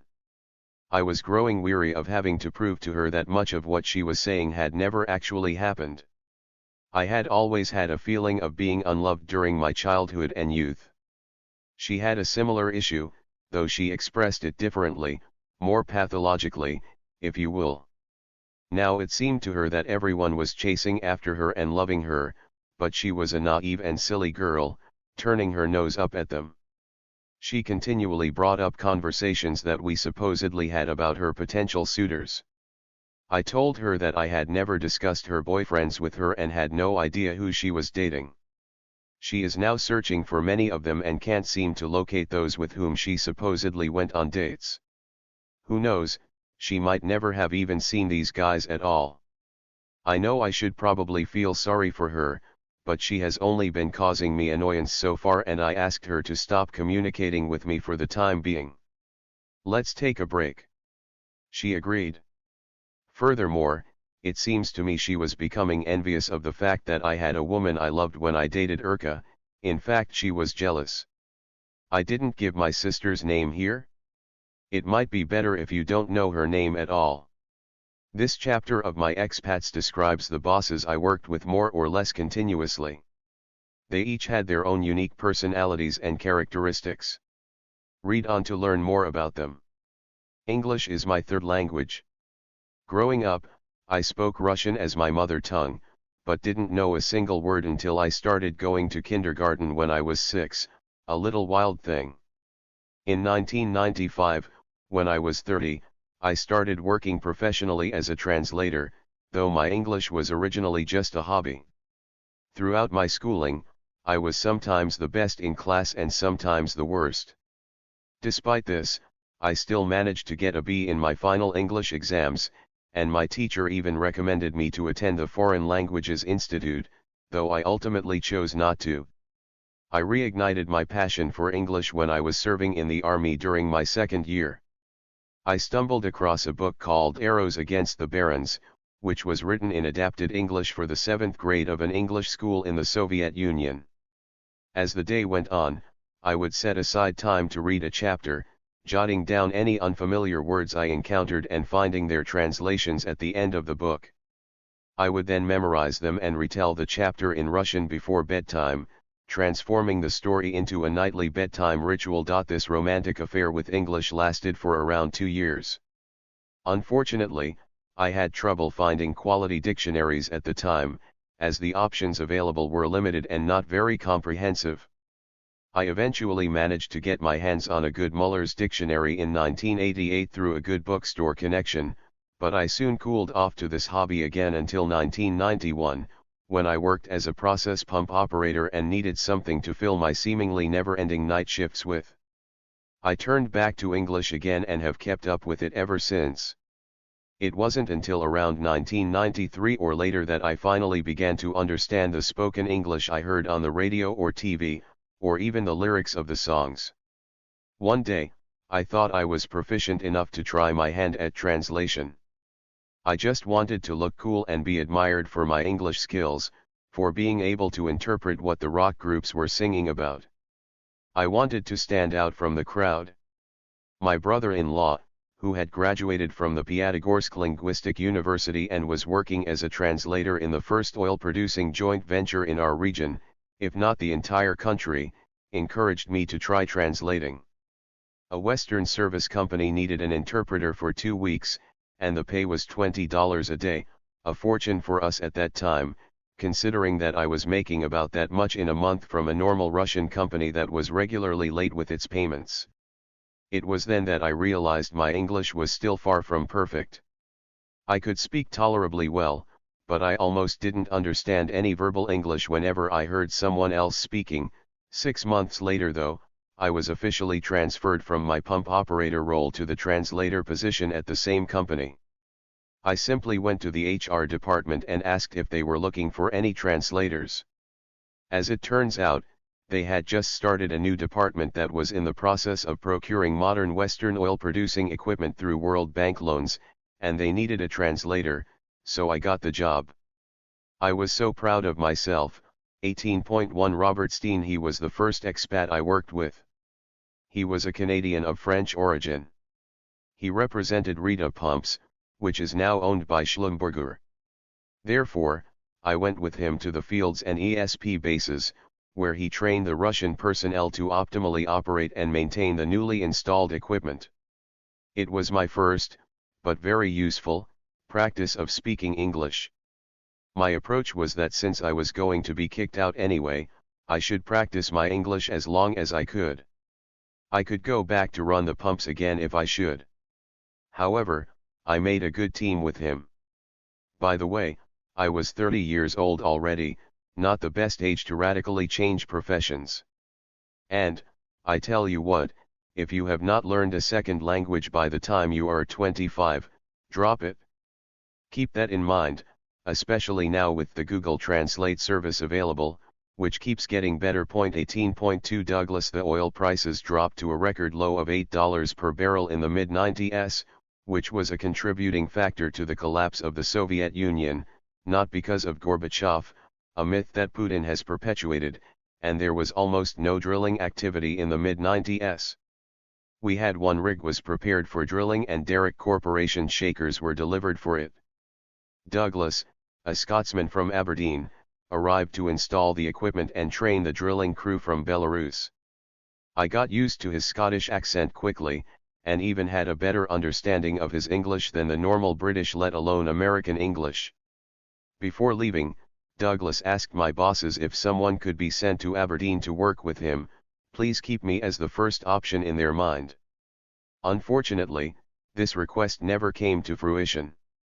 18.3 Buster. Overall, I was coping well with my interpreting work, so I continued to work.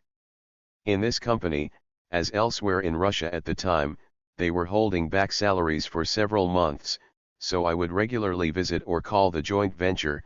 Their wages were fantastic, and most importantly, they were paying on time. However, I was about to give up all my attempts when, right before the New Year Eve, during the corporate due, I received the good news that I could go to work after the holidays.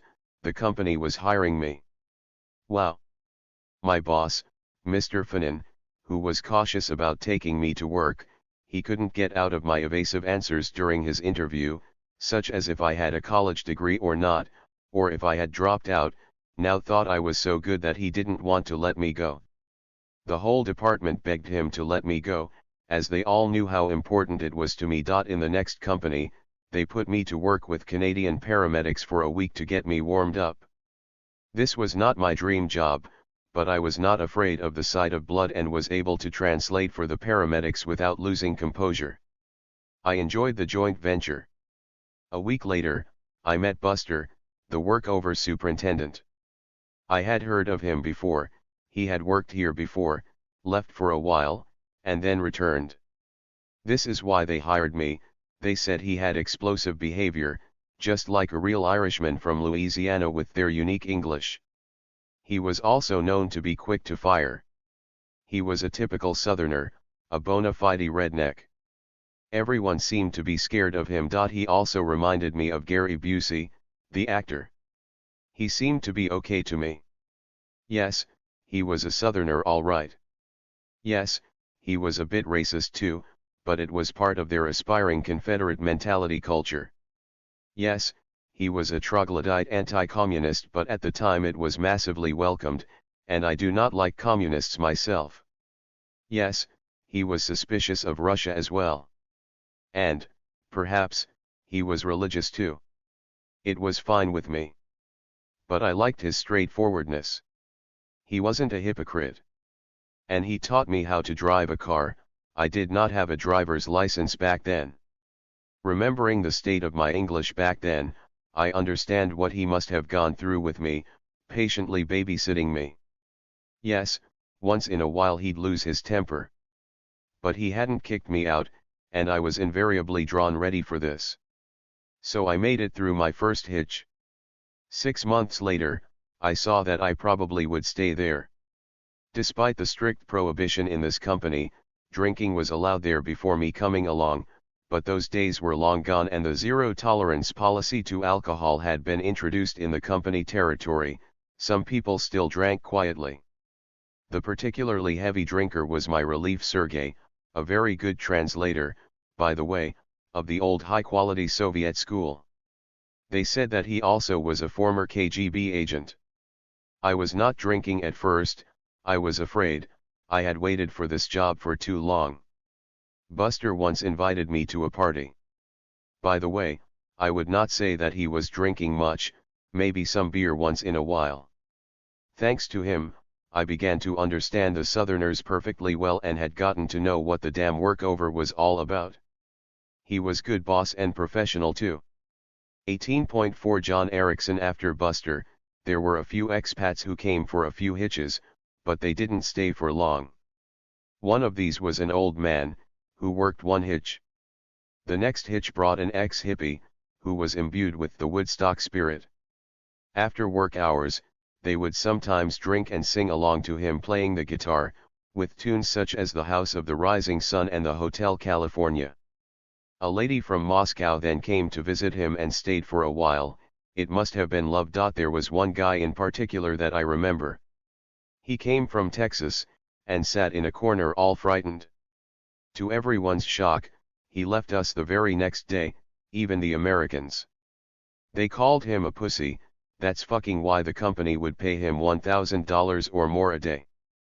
I mean, he was scared of our half-wild dogs and local people, and what on earth would he have expected to see in the Russian wilderness? Definitely not golf clubs. Then John came along from the White Knights, the very first joint venture in Russia, a very big guy from Texas who, before coming to Russia, he barely heard of vodka, but when he tasted it he loved it so much he drank it whenever he had an excuse. On Women's Day, he celebrated in a way that only he could, by getting a bit too drunk and burglarizing a toilet room. Despite this, the local management couldn't fire him, as it was difficult to find a suitable replacement. The guy before him just ran away.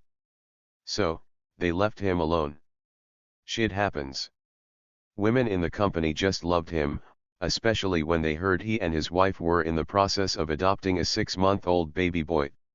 He was getting along with guys well too. In his first week in this company, a service company operator was fiddling with the equipment trying to crank it up. It wouldn't.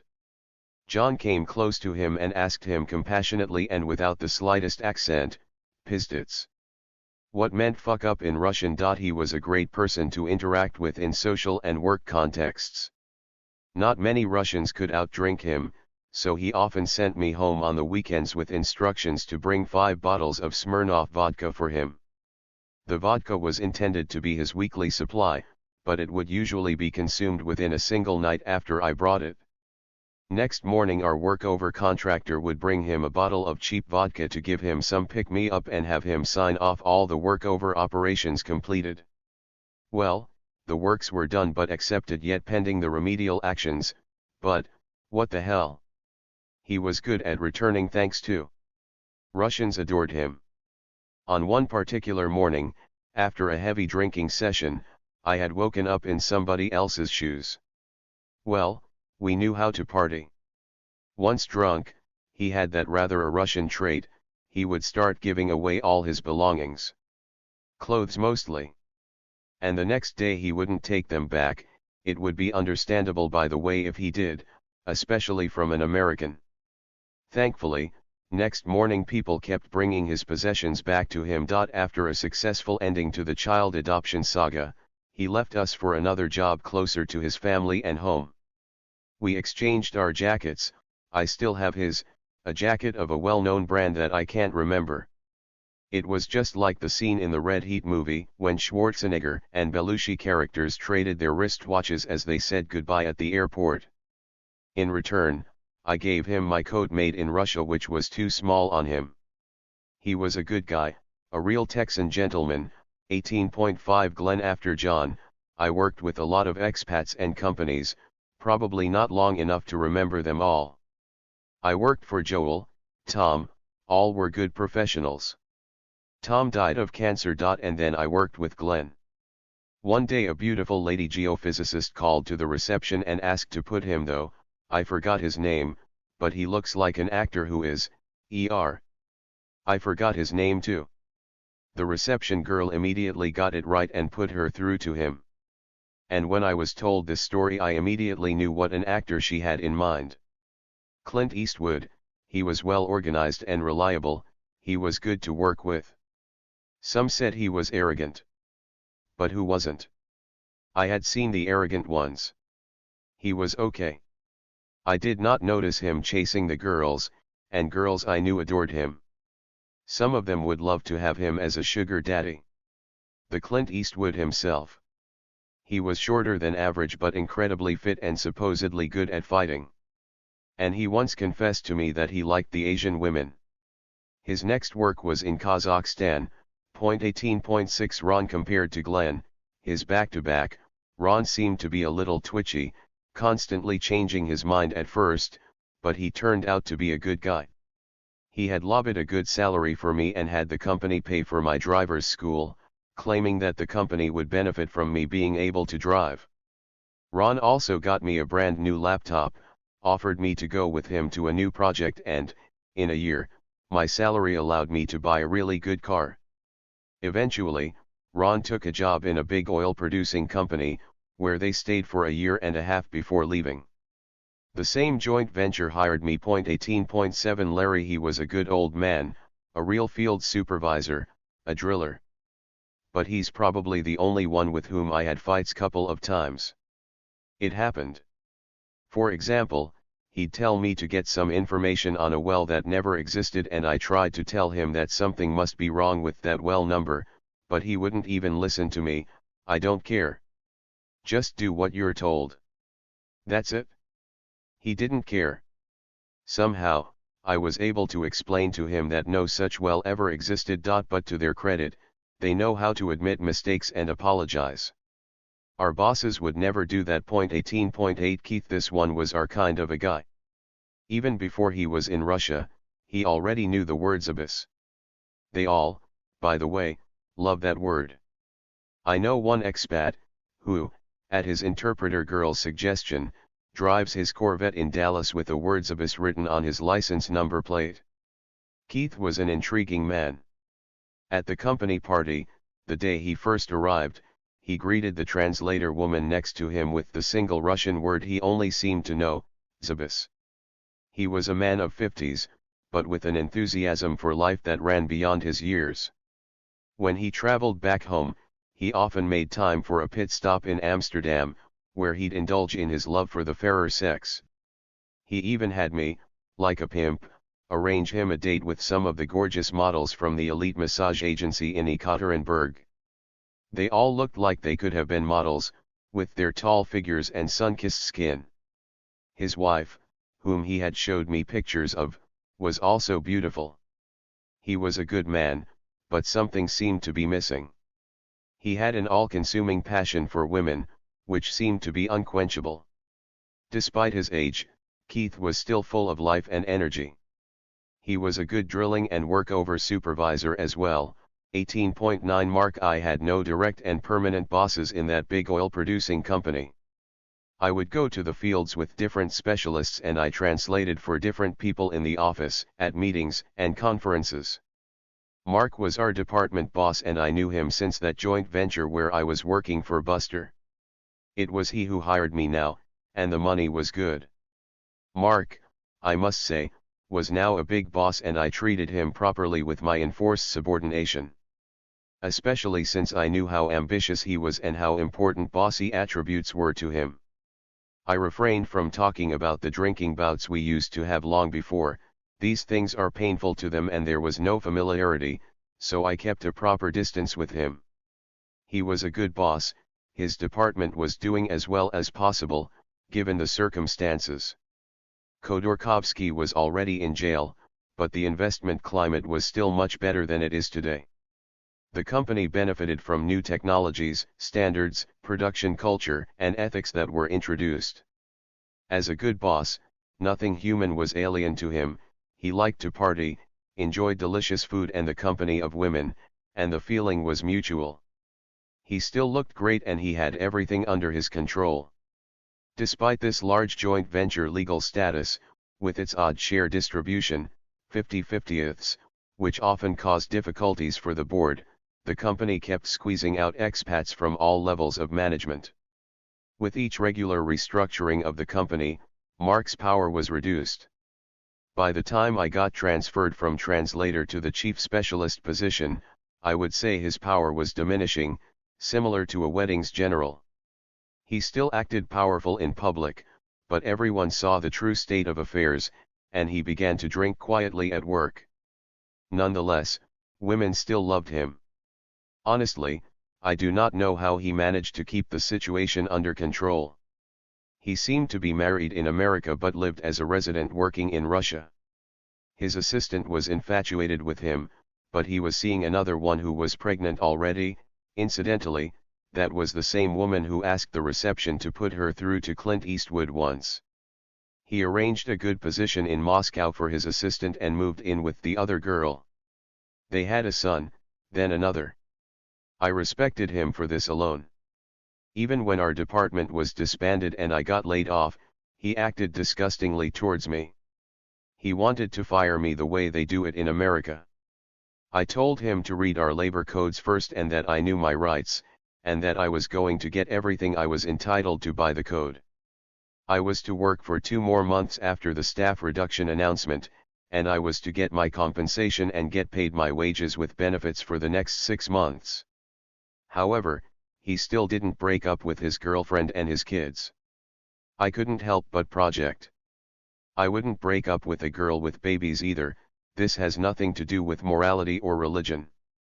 I just wouldn't do it. A couple of years later, I found out when he was asked to leave the company, he had left his girlfriend with 2 sons.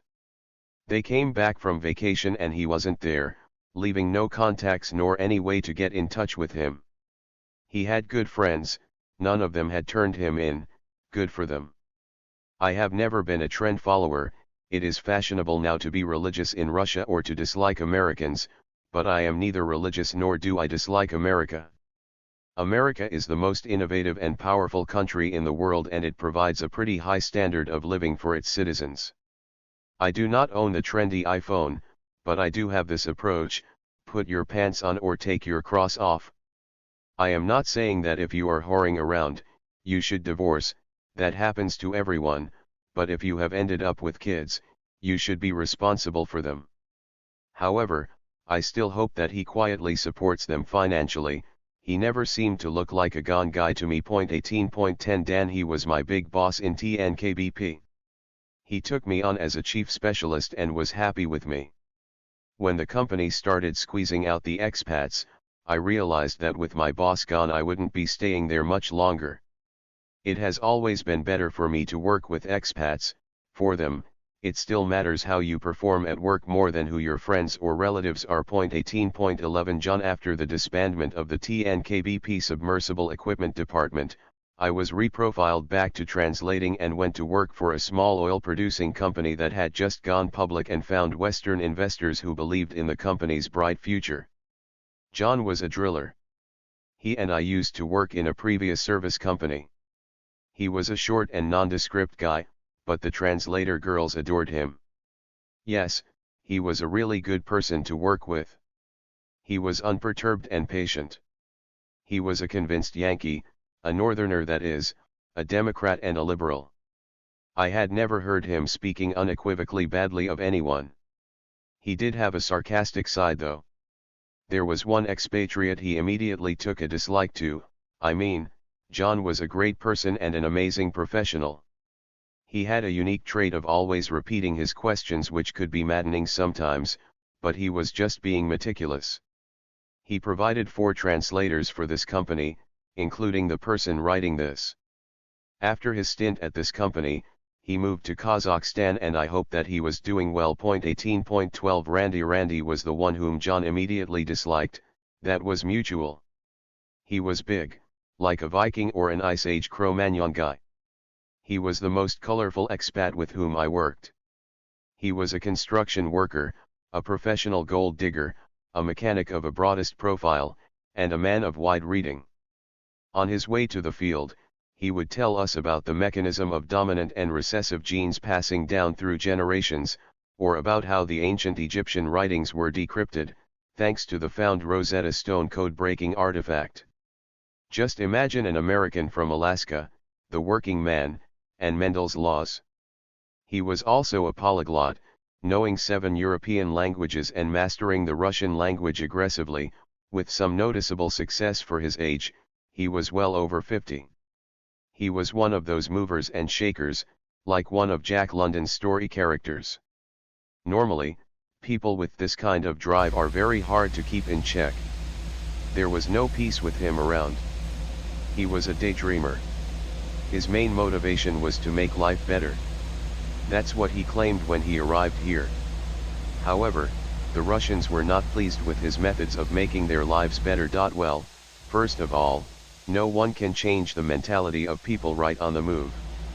All the construction industry was built on 70s GOST, all Union State, standards here in Russia, which of course were hopelessly out of date, but there were no other rules and standards to follow. And this country is known to be very bureaucratic, and this bureaucracy performance was terribly bad.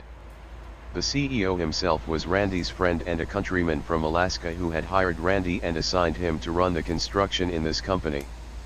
He was running it all right, but naively, which is generally characteristic to those who just came to work in Russia. He would start to build roads, platforms for transformers, and other objects the way he was building them in Alaska, attempting to do it quickly and for a full due to his common sense.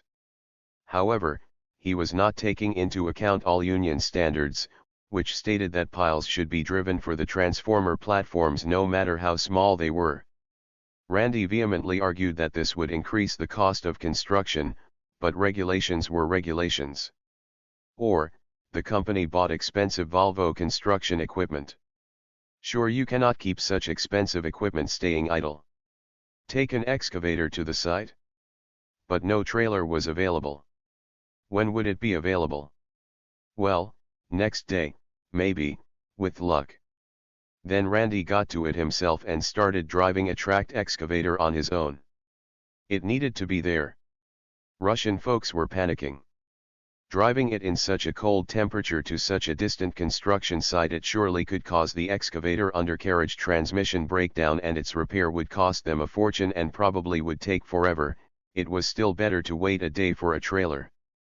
And that kind of mentality difference and approaches were on everything.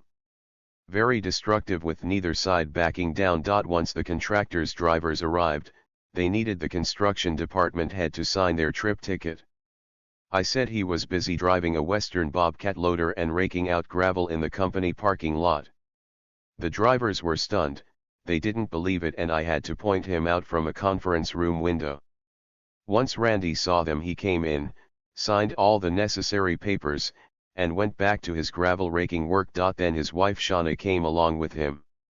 She was a slim and good-looking woman, appearing to be around 25 years old, when in fact she was 10 years older.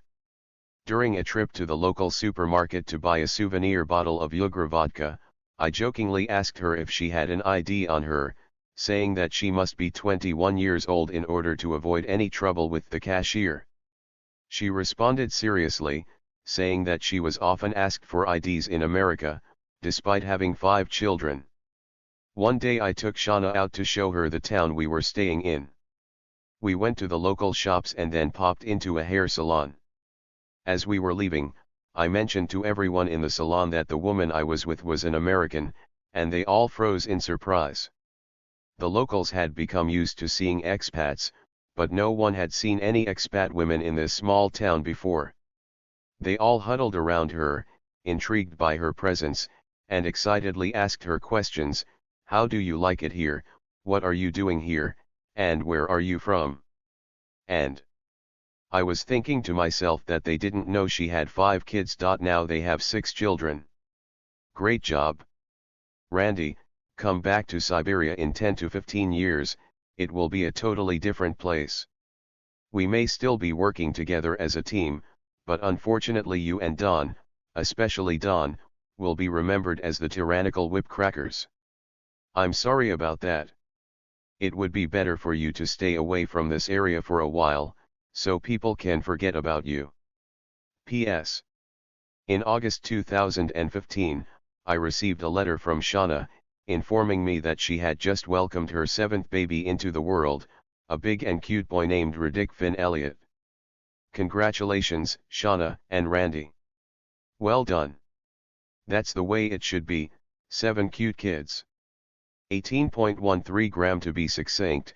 What we say metaphorically in Russia about people like him is I wouldn't go scouting with them, meaning I have no faith in them.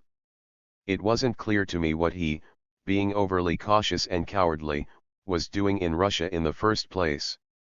I know the pay was good, but people like him are more likely to be taken as hostages and killed first. Others simply don't like him.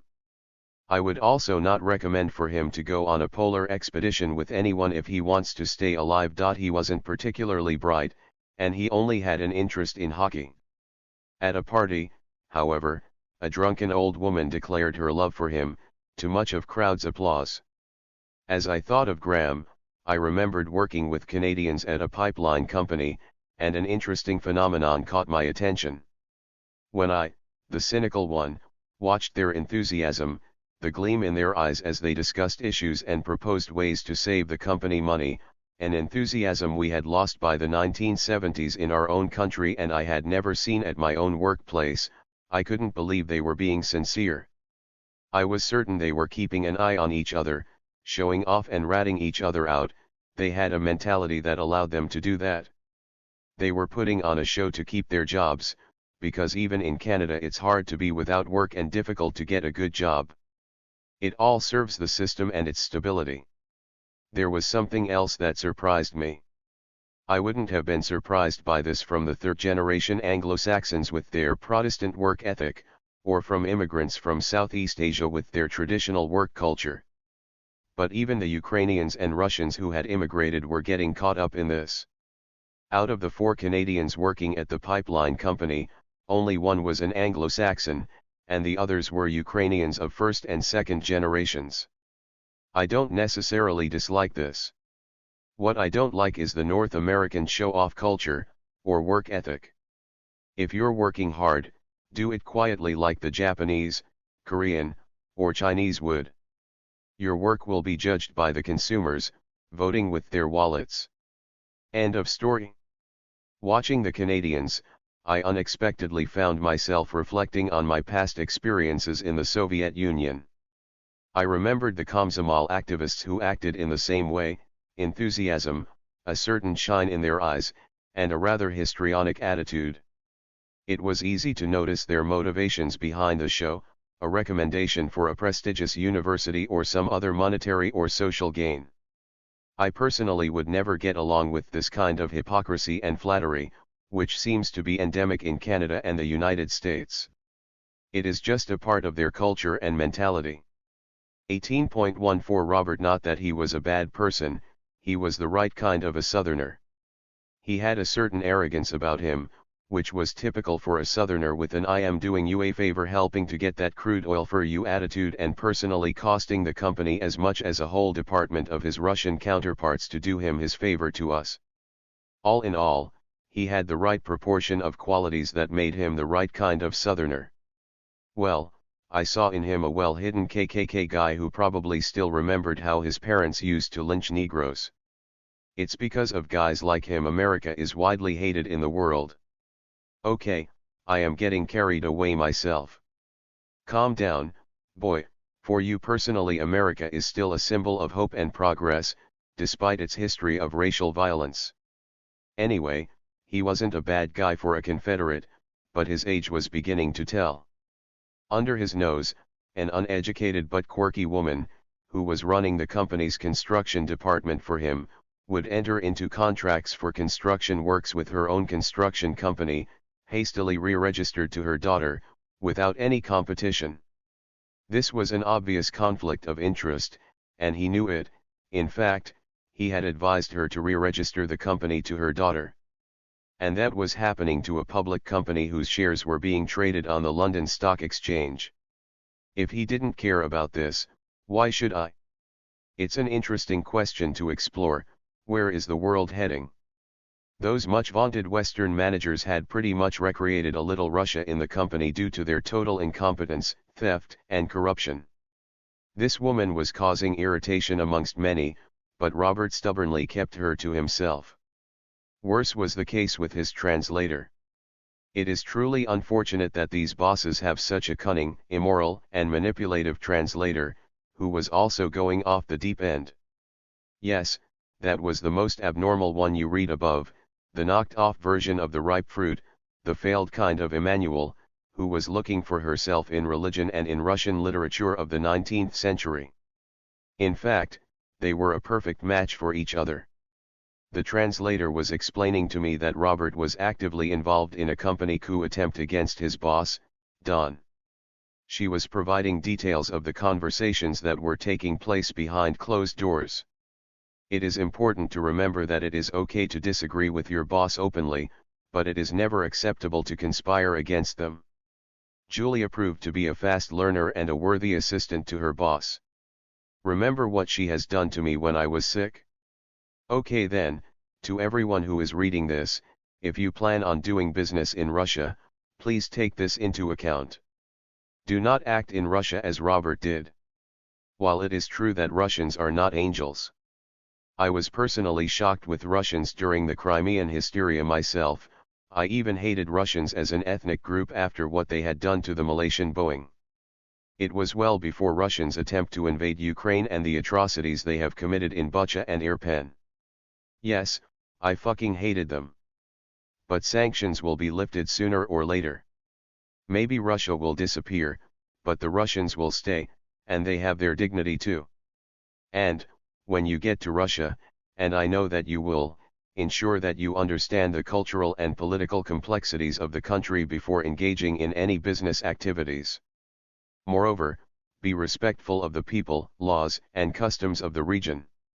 Adhere to any laws and regulations related to foreign business operations, and strive to be an ethical and responsible businessperson, and, please, forget the phrases like, "We are here to help you."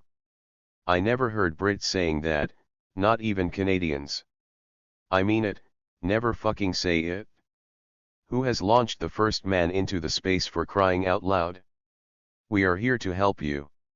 The damned and philanthropists. We are all really tired of those messianic, patronizing behavior of guys like Robert. Please think about it when you come here.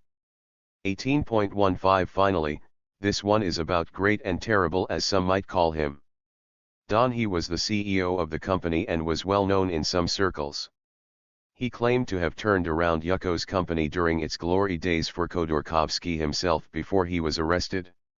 However, there were some caustic comments behind his back on this, even from people directly reporting to him. When he took over the small company, it went public, and he worked hard to turn it around. I tried to stay away from him. What the heck? I was afraid of him. Eventually, I had no other choice but to take over the translation at a meeting when the two interpreters had already been exhausted. There were approximately 70% of the staff and the entire management team at the meeting, and I knew they spoke perfect English. The rest likely knew English to some degree as well, while the CEO himself spoke tolerable Russian. So I translated, and the boss asked his deputy, a young and handsome technical director who had studied in Scotland, the one allegedly responsible for stealing $26 million from the company, if I was translating accurately, right in front of everyone. I felt the technical director stiffen, and feared that if he had said no or anything like that, I'd be immediately removed from the meeting. Fortunately, I felt him nod okay to the boss, saving my reputation and, possibly, my job. When I, exhausted, passed the torch to a pretty lady to translate, the technical director, who was now very focused and alert, immediately caught her out on an inaccurate translation. She had mistakenly translated the word truck as tractor, purely due to the verbal attunement, though it wasn't a huge issue. This led to the CEO immediately berating her. Jesus Christ! What am I going to do with my translators? I avoided him at lunch because I knew that he would ask me some questions like what I would think about those possible building contractors with whom he had just been negotiating and I was there translating for him. Shall they go for the resource cost for their services, or they are going to stick to the turnkey job? He never liked the translators, those damn non-profits, and he always wanted to find them some better use. In many previous companies I was constantly reminded me of my place, that I should never interfere with my opinion. You are a translator, just do what you need to do, stay put, and don't bring up anything. And this one always was eyeing you, wanting to know what you had to say. Normally, I had nothing, that's the way I had been trained, to watch my mouth. I said, by the way, about the builders that they would stick to their old tested schemes, the turnkey works, that was not good for us. I knew, of course, but apparently, we had no choice. That had proved to be true. At the meetings, he could with annoyance interrupt my seemingly flawless translation and lecture me in front of everybody on how I should be translating. You interpret, not translate. You were at that meeting, you should remember all that.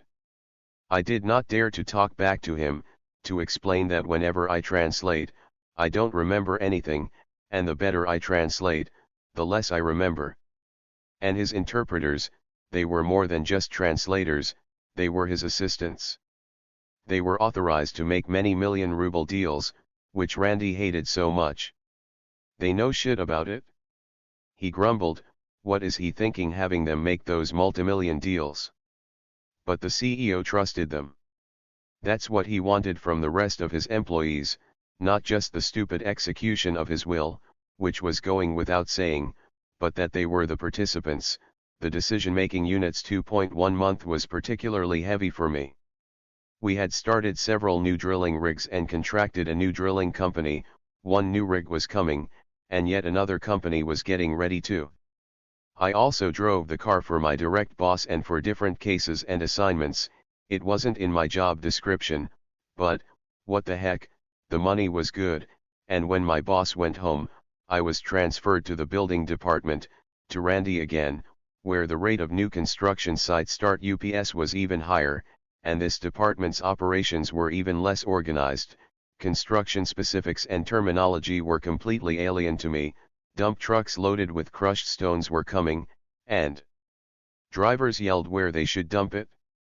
There was no time to call and find out and no communications anyway, so it was necessary to make a decision, one that would be taken with the individual's own risk. Each unit should take their own decision. When Randy went home to his gold mines, I was told that the CEO would be there for the whole week to speed up the commissioning of some critical facilities before the next shareholder meeting. This would entail endless visits, briefings, and meetings with contractors, which I would have to translate for. Thank God he brought along one of his assistants whom I just loved.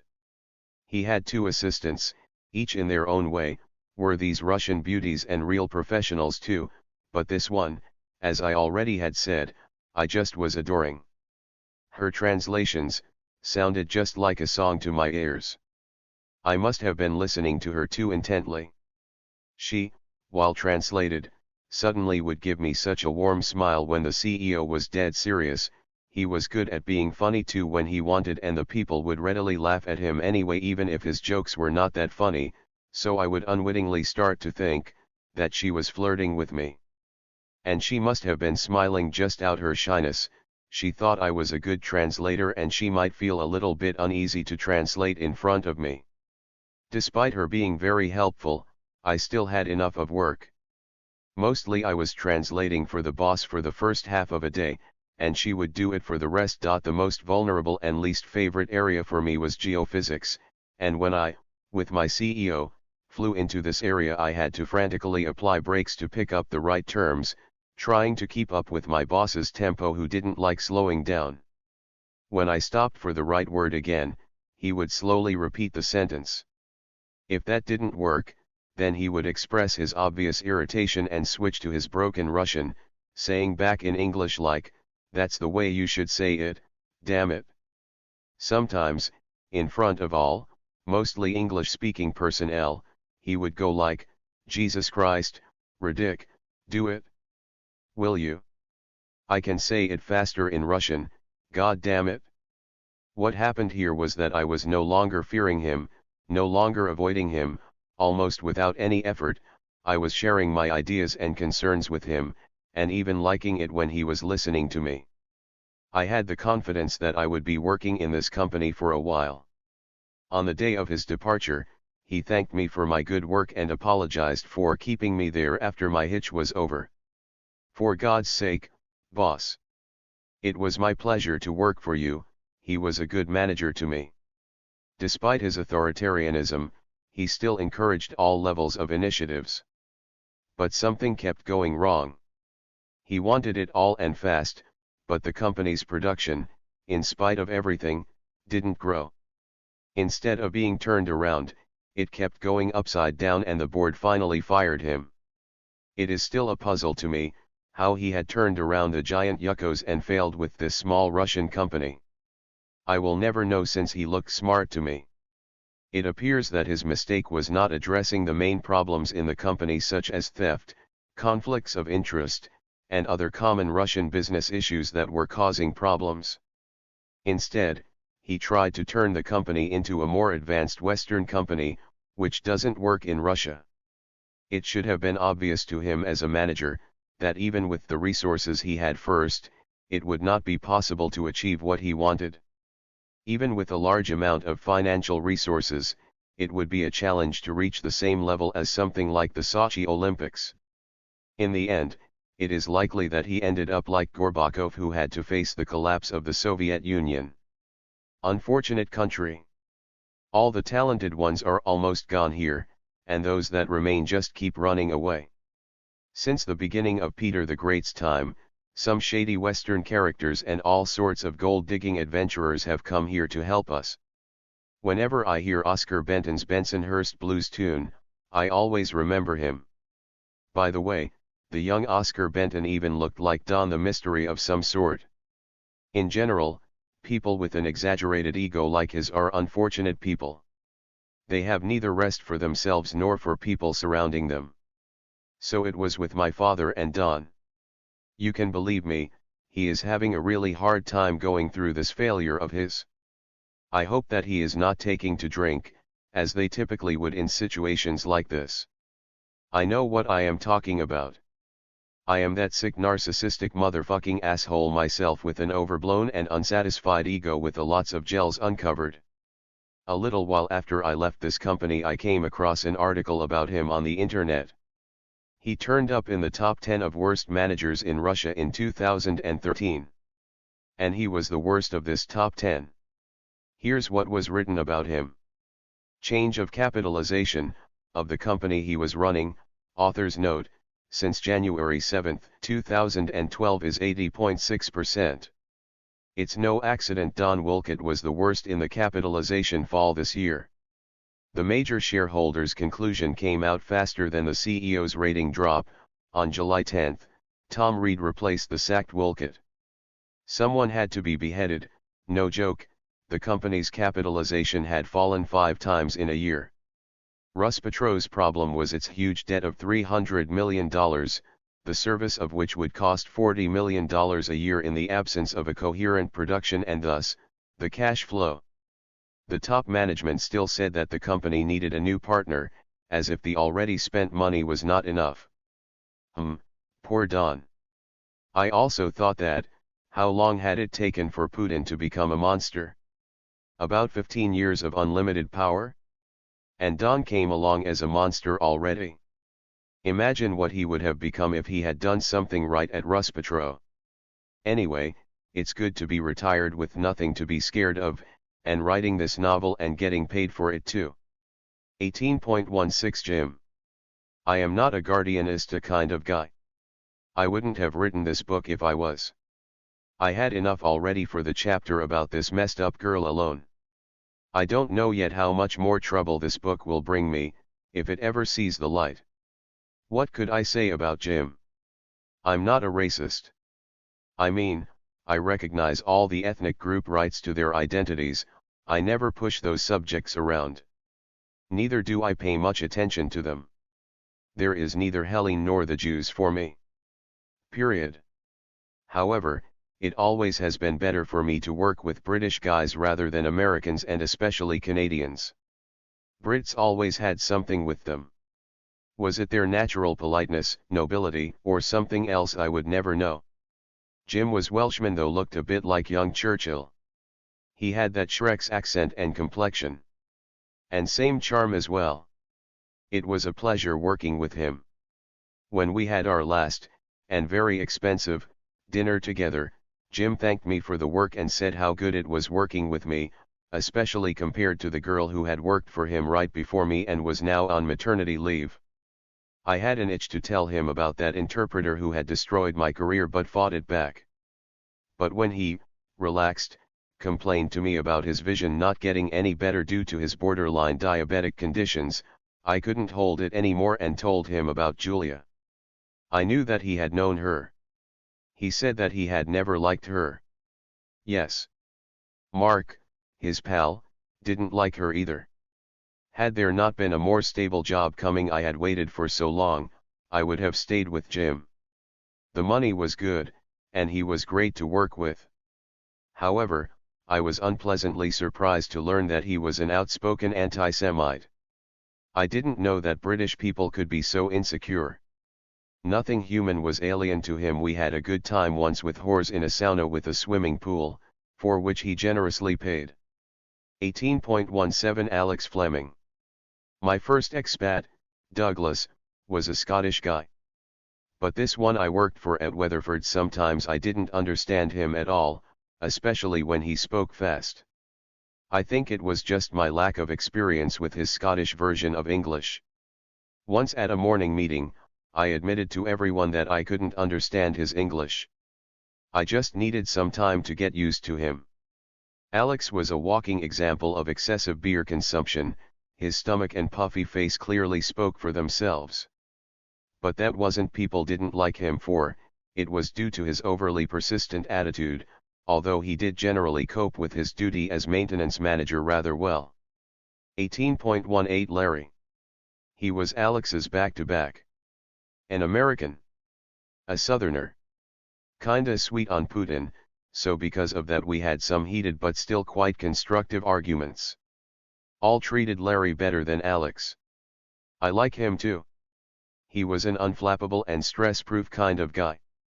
We worked well and good. When I said I quit because I was offered a much better job in the Philippines with a salary 3 times larger than I was making here at Weatherford, I saw he got a bit disappointed, but he let me go without a problem and said I had to finish my last hitch at least. We parted friends. That's it, just felt an urge to write about all my expat bosses. In conclusion, I would like to say a few words about us, the translators. We are endangered professionals. I'm sure that after 10 years, we as translators will not be needed anymore. We'll be gone. This Google Translator keeps getting better all the time. I mean, 10 years later, its efficiency will grow not just by many times, but by many orders of magnitude. It will be capable of instantly and adequately translating any poem and be in virtually any kind of tiny device implanted in the ears, if not in the brain. Don't waste your time trying to learn a second or third language. Do something more useful with your life. If I, who spent 10 years learning English to make it my profession, say this, I must have a good reason. I have so many years in this profession, so I can do nothing else for a living. I have mixed feelings about my interpreting profession. I hate it sometimes. I tried to change my profession, but nobody would hire an inexperienced engineer, or an inexperienced anything. Now I have the same frenzied persistence to get out of this translating business as I once came, without any experience, by the way, to it. And one more thing to those who still want to dedicate their lives to this dubious profession, this job could be interesting too. There are a lot of things in it, but there is one thing it lacks for sure: stability. A quarter of my translating career, I was unemployed. My wife told me once, when she was still young, that she was taking our little daughter from the kindergarten and she, the daughter, simply told her teacher and the parents around that her mom and dad were both out of job. They quickly left. Who knows, if I survive all this, in my old age, I may start writing books in English. English seems to be my undying love. My colleagues and interpreters. There were a lot more translators that I have worked with than those who are going to be part of this chapter, only those who undoubtedly left a mark in my memory. Shall we? 19.1 Christina. It's not her real name. Okay. And soon you will know why. Until recently, she was still in the translation business. She is retired now. The last I heard from her was that she had broken her arm, which had not grown back properly and was hurting. In general, she leads a measured, lonely life reading books from her library, which she has long collected and is very proud of. I have no contact with her. She apparently doesn't know how to use the VPN, and there is no one to help her with that. I didn't like her when I first saw her. There was something on the verge of incredible beauty and ugliness in her, a bit like Jacqueline Onassis Kennedy, a bit like Tina Kandelaki. Google it if you don't know her, the odious but very beautiful pro-Putin journalist. There was something frankly whorish and vulgar in her appearance. In fact, she was a bona fide whore, all right, with all the accompanying attributes. She had been in a venereal clinic curing her syphilis she had contracted during her rampant youth sexual raids, and she was telling me about the manners in the clinic, like occasional gangbangs in there. The same vulgarity was evident in both her speeches and the way she was carrying on. She could speak prison jive, which she apparently got from her older criminal brother. And she looked definitely older than she really was. Traces of her violent youth were apparent. It was evident that she was still beautiful just 5 years before I met her. She might have been looking fantastic. I only saw the traces of her fabulous beauty. Judging by her pictures, she was a mouth-watering lady with seductive shapes. She had been through the hormonal injections back then, as she was commenting on the photos she was showing. When I met her, she was, well, not skinny, but too thin in flesh, and, because of this, her head looked a bit disproportionately big to her body to me. By the way, because in many ways she looked a lot like that fatal Julia. Both were short, dark, both had elder brother criminals, and both could speak prison jives for that matter, and I had strong repulsions for Christina speaking it. It sounded really ugly on her. Both were born in the early summer, both were smart but with rats in the attics, both with ages hit in religion and both look doomed to a lonely old age, and they both probably will die of cancer. Personally, I don't wish that to either of them. I want them to live long. Just heard things about either of them. They do not know each other. They may meet someday. It's a small world. Especially for the translators anyway. And both were worldly girls. Each in their very different ways though. Both, I am sure, in their heart wanted an ideal love, but Christina also liked what she was doing. As for Julia, it was a pure love, what she always wanted, the pure and perfect as it goes. Both were unwed. I wouldn't qualify Julia's purported partner a true husband, so none of them had their regular sexual life. Especially Julia regarded sex as a pleasant but dirty procedure, a sin, so she tried to fight her libido with mixed success. Julia would have 5 to 6 times of sexual activity a year, with long breaks between them. She confessed to carrying a vibrator with her when she goes to work for long hitches. For some reason, she had no sex with her civil husband. You've read about it in the chapter about her. And Christina just loved sex. First, when she was still beautiful, she slept with the joint venture CEO, an expatriate. Then, with the age, her statute would go down to the drilling superintendent, her boss. Neither would she loathe translators for a change. Okay, in the hope that this book will be printed someday, I still can't write down about everything I know about her here. They had significant difference though. Christina drank and smoked a lot. That wasn't the case with Julia. This one always drank very moderately, though acted like not every drunk would. It probably had to do with her borderline personality disorder case she apparently had, and she did not smoke at all, and therefore looked better for her age. Christina was a colorful lady in all respects, and perhaps it would be difficult for me to fit her into a compact chapter, but I'll try since I have not much of free time. Christina and I worked in a joint oil producing venture where I started to work with Buster. She was assigned to the drilling department run by the 2 rotating Western superintendents. She and I got along well, and I even tried to seduce her once when she visited me after a great business deal I had. I asked her to take my place because I had to go to my job.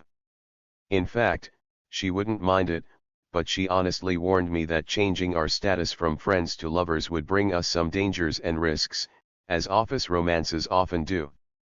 Was I ready to take this risk? Wise girl. She sounded convincing. I wasn't prepared to face all this.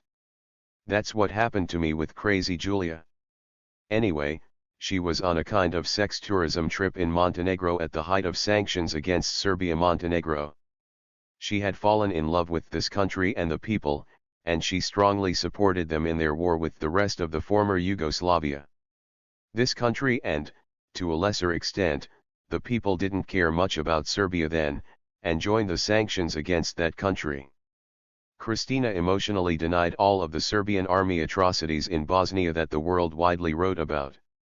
And she adored the Serbian Shamil Basayev 21, a well-known Chechen terrorist who seized a hospital with hostages in southern Russia and demanded to end any military actions of Russian federal forces against independent Ichkeria.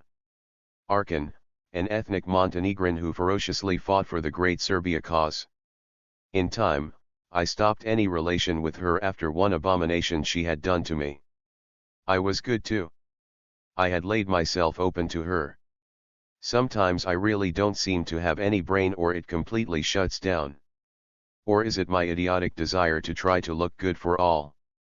Here's what happened. There were fewer expats, and the inevitable question of cutting translators arose. They were going to cut Christina with her back-to-back Lena asterisk. No one could tolerate, and Sergei and I were supposed to stay. It made sense, actually. I was a local and thus would cost less to the company. And, they didn't have to pay me for my tickets. It would have made more sense if they had me working 5 days a week, but oh well. It now reads, I was on my day off when Sergei called and asked me to join them for a drink. Christina would be there, as well as Liza, the beautiful phone operator who loved to drink. It was the usual company, so I thought, why not? And off I went stupidly. The timing could not have been worse. Sergei was a good friend of the oil production facility's chief and had gotten away with many wrongdoings, such as drinking on the job. But, due to his constant drinking, he had let his chief down multiple times. And I knew that. What was I thinking? Well, I didn't know that the chief had been waiting for an excuse to get rid of him along with the geologist who was supposed to join us as well. And he got his excuse. I got into hot water, too. Christina was the only one who actually got away unscathed. Normally I am not a conspiracy theorist, but it looked like a setup to me. It all started well, as usual.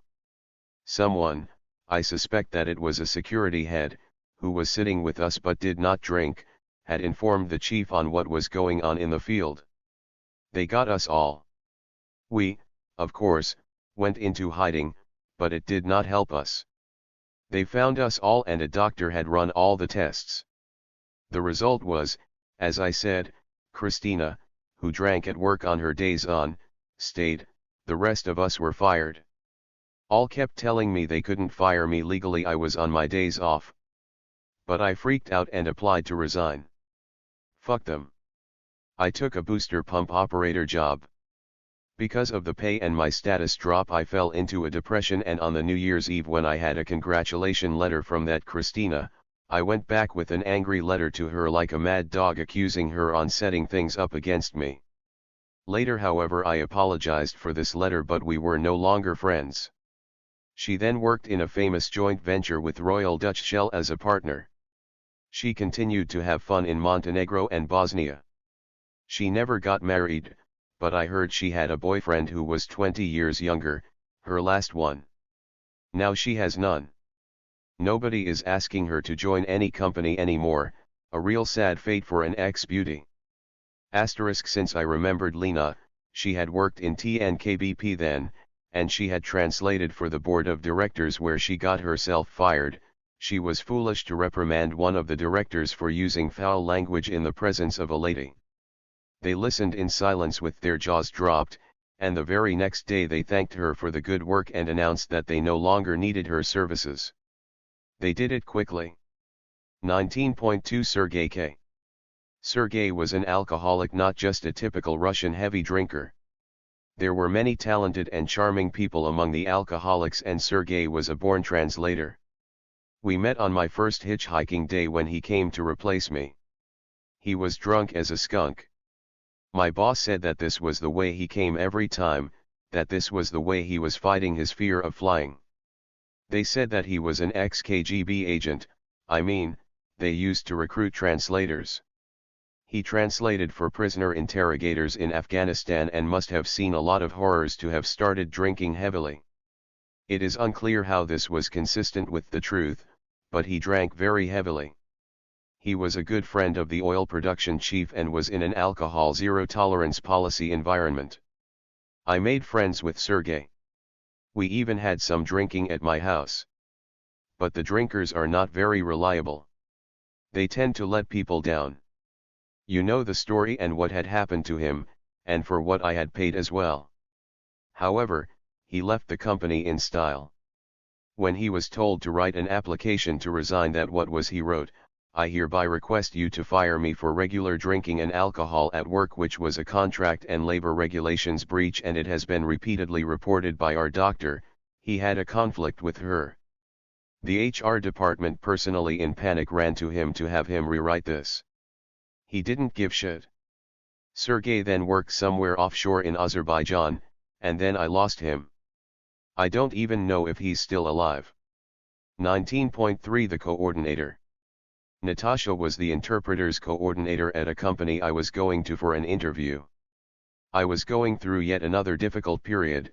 I had gotten myself into a situation that caused me to mess up my good job, as detailed in my chapter about Christina and Sergei. However, I had attended a university, and, when I was preparing for my second examination period, I was suddenly called for an interview. I was welcomed by Natasha, who took me downstairs to a cafe to have some coffee and cakes. I had no appetite, as I was nervous about the upcoming interview. I had just been told that there were 4 other candidates for this position, some of whom had university degrees, which upset me. I had never attended university and this time I was not going to hide it. Before this, I had been going around with a false story of an unfinished linguistics degree. Nevertheless, Natasha assured me that my chances were still good, as they liked my resume. In about 2 weeks after the interview, they would call me to notify me of their decision. That's how it worked in that company. Well, I am not going to describe that interview assembly line details where the bosses, their deputies, and engineers were probing me through. Yes, I was prepared for that, but an interview is a very unpredictable thing. So far it was good, I was on a high horse. In the end, I was given at the drilling department's translator's mercy. That was the worst. Interpreters hate competition and I felt that she had a good motivation to kill me and she was good at doing that. Well, but I was the wrong guy to pick on for. She gave me a few texts in English and Russian. I was to retell them on the fly in the opposite language for each. It went well too. Without a hitch. I realized she was impressed too. She let me go. Now, with some relief and pleasure, I was having some tea in the kitchen downstairs, when Natasha approached me with a look of surprise on her face and told me that they just had decided to hire me right there and then. Wow! That's how I met Natasha. While I was at the university going through my semester exams, it became clear that my future was uncertain. The management from Moscow was unhappy that I lacked formal language education to be suitable for such a crucial role. It was a challenge for my interviewers to persuade them that I was talented enough to not be let go. I was far ahead of the others. Natasha has proven to be an admirable person and dependable friend. She is one of the few people who have never let me down when I was facing difficult times, including the melodrama with Julia. She has never judged her either. It had a personal effect on me. But it likely still made her a good person, as she never took sides. And she showed everyone what friendship truly meant to her. The company let go of a poor translator. A mistake. The company had failed to realize that this translator was a friend of hers. As seen in American movies, companies in the West don't offer labor repayments, advance notifications, or other union-related benefits when they fire employees. Boom. As soon as you're deemed unnecessary, you collect your possessions in front of security and leave. Natasha was determined to keep her friend in the company. No one thought she would succeed. Not even me. I thought they had made the correct decision in firing her, as she was a terrible translator. But the next morning, her friend showed up to work as if nothing had happened, and the HR representative with security personnel pushed her out. Fired is fired. End of story. What's fucking wrong with this Russian woman? Yeah, right. Natasha, you don't know. Her visits to bosses didn't work out well. They just couldn't get it to be what it was she wanted them to do. She had her friend's husband involved, an expat working in a nearby joint venture. To make a long story short, she had done something impossible. The very next day, the same HR guy personally, almost holding her by the hand, brought the fired lady back to her workplace, and announced that she was the company employee again. It was a major humiliation for him. Hasn't it been for Natasha, no way the fired translator's husband would have ever done something to get her wife back to her work. It just doesn't work this way in the West. Sure, we respected Natasha even more since then. Some coordinator. She spoke enthusiastically about my music or stories. She always treated me well. Maybe she liked me, I don't know. Natasha met my family. My wife and daughter always adored her. That was mutual. Natasha comes from noble Russian ancestry, which is reflected in her appreciation of culture and her philanthropic nature.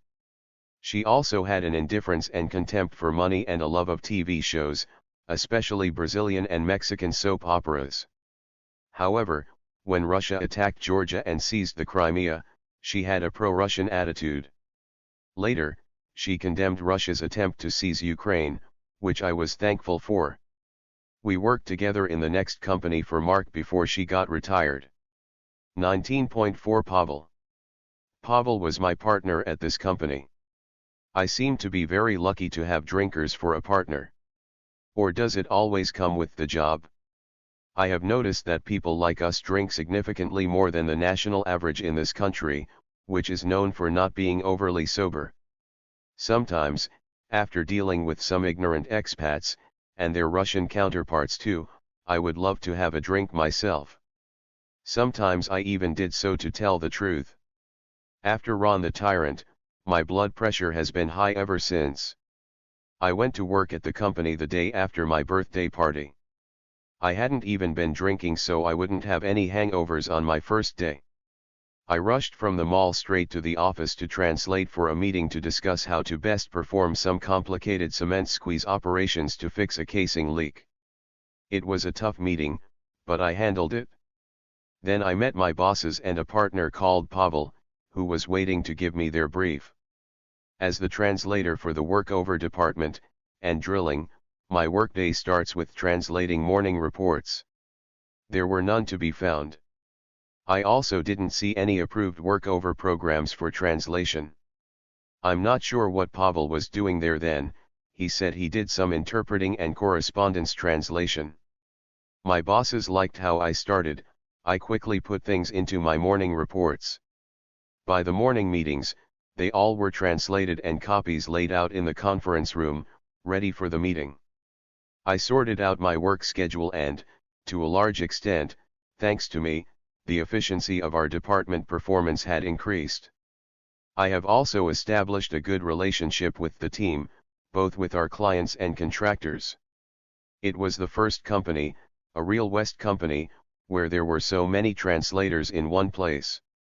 It was a strong community with its own unique subculture. That was the period of my fascination with translators. I had a feeling of a certain cultural and intellectual advancement there. Although there were some religious nationalist freaks, anxious with their Russian identity quest among them, they had little clout over the community. Pavel was a funny guy. When he wasn't in a drinking bout, he drank about 0.4 liters of vodka a day, accompanied by a fair amount of beer. If he were to go on a bender, it could be troublesome for a company. Pavel was also known to frequent prostitutes. He had them almost every night. They would oftentimes come just to talk to him, and sometimes, charmed, they would have sex with him without expecting payment. Pavel had his own dating website page which he used frequently. He would even show me the letters he sent out to the dating sites. They sure were funny letters. A single man with a good income wants to meet a nice girl. It was quite a typical dating letter, and then a bit about himself. I am not a drinker, but at holidays and with a good company I sure could have a drink or two, but no abuse. Amazingly, he himself believed in what he wrote. He constantly played around with dating somebody, but there was no one he was seeing for a long time. Perhaps they didn't share his opinion on him being a moderate drinker. And he was often late for work in the morning. Natasha, the coordinator, constantly took the blame for him and told bosses he had diarrhea or something. His translations were terrible. With a hangover, as he himself admitted, he would have the prompt translation program do the translation job for him. Machine translation systems were in their infancy and their translations were ridiculous or just awful. Somehow, he got away with that. He was a good guy, but he was a lousy translator at best, not nearly as good as Sergei, the alcoholic I wrote about a chapter before. Pavel had either a hangover or an intoxication state whenever I saw him.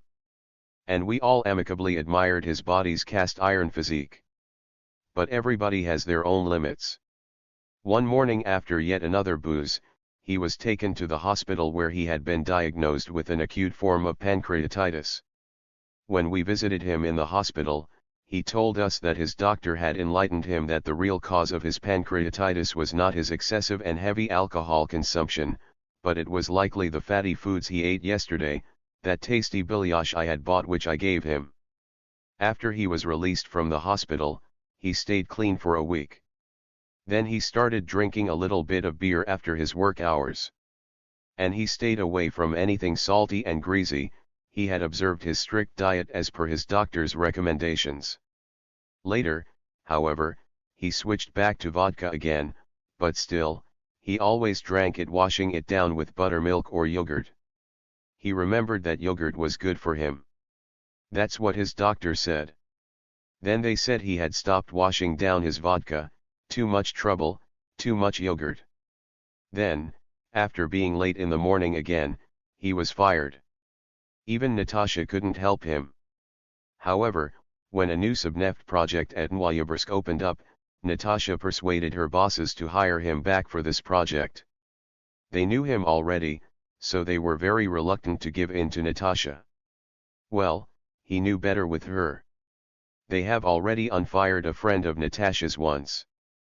But Natasha swore that Pavel would never drink again. Then people said he was drinking there in his normal way. There he had met Julia, by the way. She both admired and feared him. He spent his evenings with prostitutes there, too. And he had gotten himself fired again. Then he worked in Sakhalin, where there was a strict zero alcohol tolerance policy on the offshore drilling platform. So, he would go wild at the airports, and they said he would even go on dates while drunk as a skunk with people he had met on his websites. Then he disappeared. He wrote me a letter once. After surgery, he had gone through a stomach ulcer, and he weighed less than 60 kilos. No work and ruined health, that's what he had. I haven't heard anything from him since then. 19.5 Anastasia. She was my kind of woman, she had some drive. She was big, yet well made, she had a look. That was my first impression when I met her. One of my colleagues, noticing my look at her passing me by, played along with me saying, "Some woman, huh?" Yes, she was good. I quickly noticed though that men were avoiding her. One was imprudent enough to try to come on her and quickly had his ass kicked for that, which, according to his own confession, had cost him a few sleepless nights. Some said they heard in the hallway her angrily saying to him, "I don't need any help undressing me." It sounded funnier and more ambiguous in Russian. What the hell is going on? One might have thought hearing it. That was a translator who, being naturally a sensitive person, only offered his hand to take off her raincoat when she came into an office she was to share with him. The message was given to all: "Fuck all you debonair, if I don't like you, I don't like you, and I don't care." These kinds of women are often known to put themselves in situations that keep men away from them, which is not beneficial to them either. What happened to real men? Where are they? Such women are usually driven to become pushing themselves, even aggressive. They often take matters into their own hands. But it doesn't seem to help them much. Their demands were too high. So, they often end up alone. On the other hand, she, like Julia, worshipped the alpha males, the so-called aggressive strong personalities. Like Val, the talented geophysicist engineer, a Ukrainian who illegally fled the Soviet Union to the West, and even after the collapse of the Soviet Union, he was afraid to arrive in Russia for the first time, being pretty much sure he would be arrested by the FSB, Federal Security Service in Russia, for his defection. Val was an aggressive dirty mouth, and a heavy drinker, too. He hated both Russia, and the interpreters, the non-profits, and he'd bring in the interpreting girls to his work. Russian men didn't like him either, but the women adored him, and Julia naturally fell in love with him, although she didn't seem to have any affairs with him. Anyway, it was after Anastasia and Val had their affair. However, soon their love affair had quickly turned into a pure friendship, as Anastasia treated sex even worse than Julia. They both told me about the story he shared with them. One of Val's beautiful mistresses gave a call to his wife in Texas and said that she and Val loved each other very much, and Val's wife had cancer. Her treatment results were very encouraging, but after this phone call his wife began to suffer a sharp and irreversible retrogression. Val and I treated each other with mutual contempt. He didn't dare to be directly rude to me. Me neither. I mean, my hands sometimes itched to clean his clock, but I understood the consequences. He was one of the company's most valuable employees and one of the influential leaders. Well. Anyways. To me, however, Anastasia has always been good. She'd been ecstatic for my music, the MIDI files, some of which I sent to her. It felt good. Really. Encouraged, I was foolish enough to send her, as I thought, my good verse. Hey, check it out.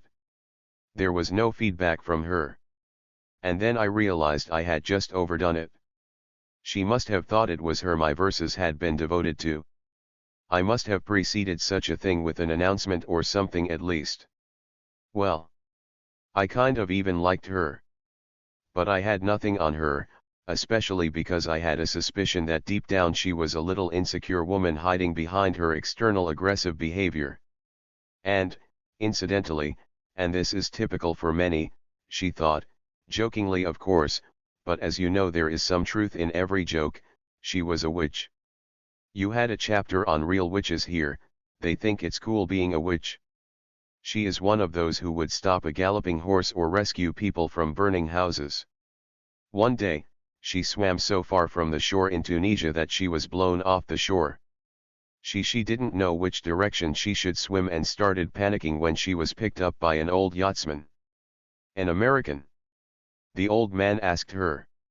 Russian, Anastasia replied. My hat. The surprised savior exclaimed, I never thought I'd see a day when I would be saving a Russian. He turned out to be a German, possibly a former Wehrmacht soldier. We worked together for 2 years. Then she went for another country, but we still communicated and even, sometimes, cooperated. But once I had experienced one shock with her. Well, I am pretty much cynical myself and I don't believe in people much, but it seems there is no bottom to people's disappointment. During Putin's famous adventures with Crimea and Ukraine, well before Putin's attempt to invade Ukraine, I got into a very intensive and severe discussion with her about those matters. I am a consistent and long-standing opponent of Putin, who has implanted unprecedented corruption in this country and is leading it to disaster. I saw that Anastasia had become a very pro-Putin person and thought Medvedev was a clever guy. She was very indignant when she was not issued a visa to England, and Julia believed, she told me, when we still were friends, that Anastasia may have been involved in some corruption practices due to her involvement in translating state oil and gas contracts. Julia was known to be a conspiracy theorist, and one of those real witches, so there was no way to tell if what she said was true. But now, in proof connection with the Crimean and Ukrainian epic, Anastasia and I got into a real argument.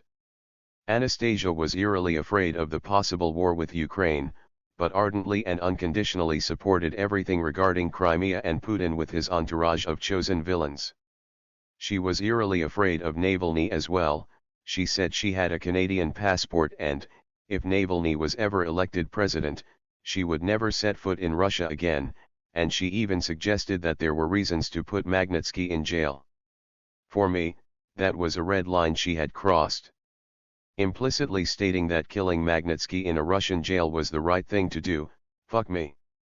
I had a feeling I was talking to Christina Patupchik or Fritz Morgan, those odious paid pro-Kremlin top-end bloggers. And right at that moment I remembered her about her turned-down visa to London, about her claims to Canada.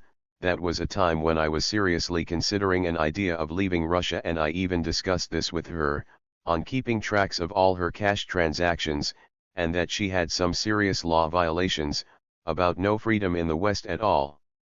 And then I remembered Julia. She was a fucking crazy woman, but not stupid. She's always been well versed in all of these behind-the-scenes games and struggles. Now I had all this in a different light of vision. Oh my God.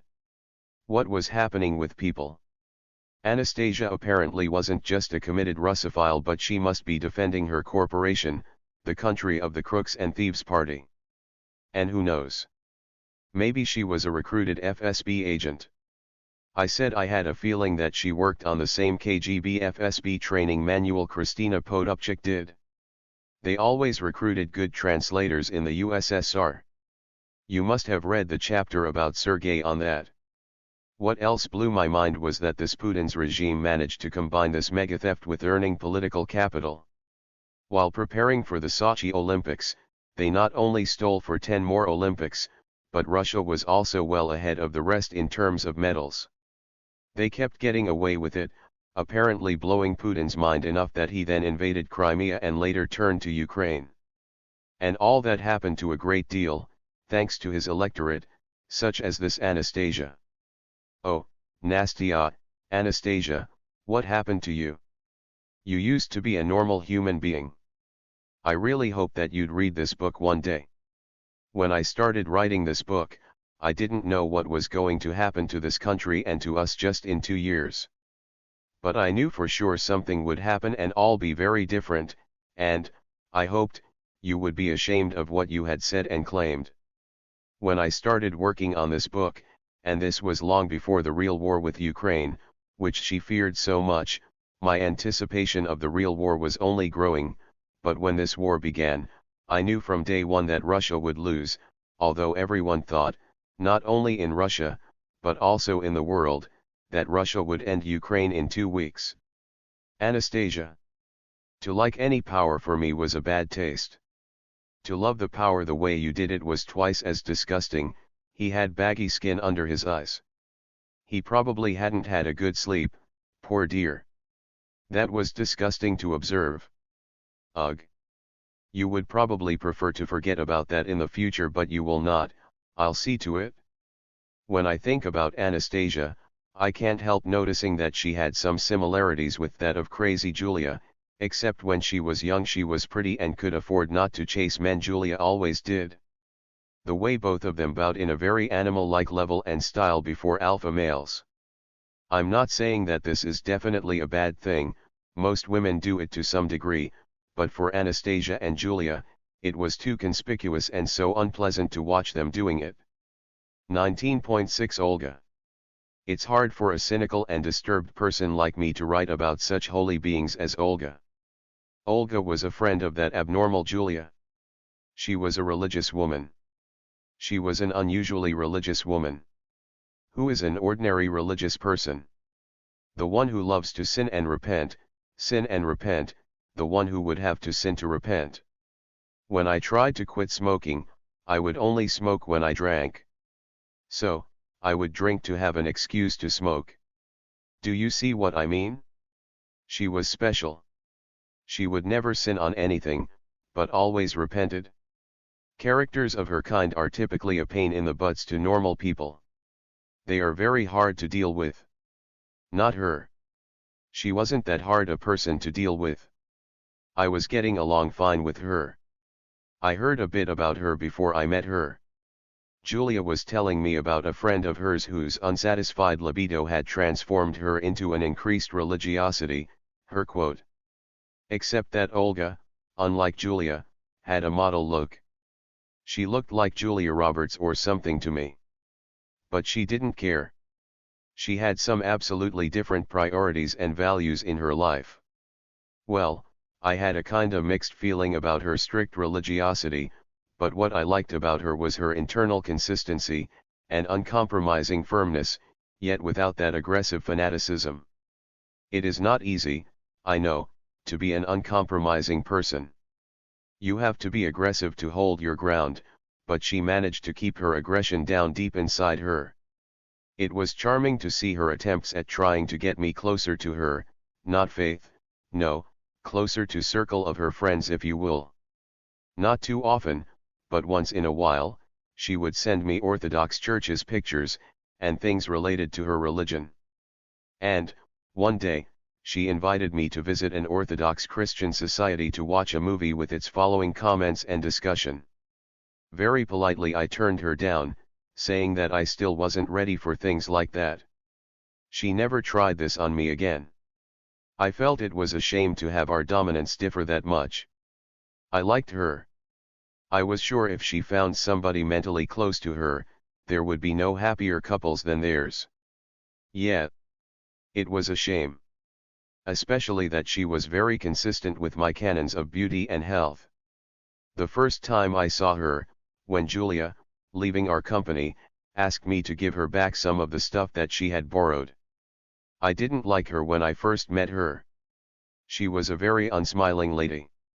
Soon after that, along with other two young and good-looking translators, she started to work in our company at the time I switched my translator career to engineering. I still was reporting to Mark. Anyway, we got along fine. I even had some urge to invite her to a cafe or restaurant, but very soon, I decided to put things off. Something was telling me that it wasn't a good idea. I quickly saw that she, despite being a friend of Julia's, was something very different to her. And yes, most of what Julia was saying about her, was confirmed. She was religious all right.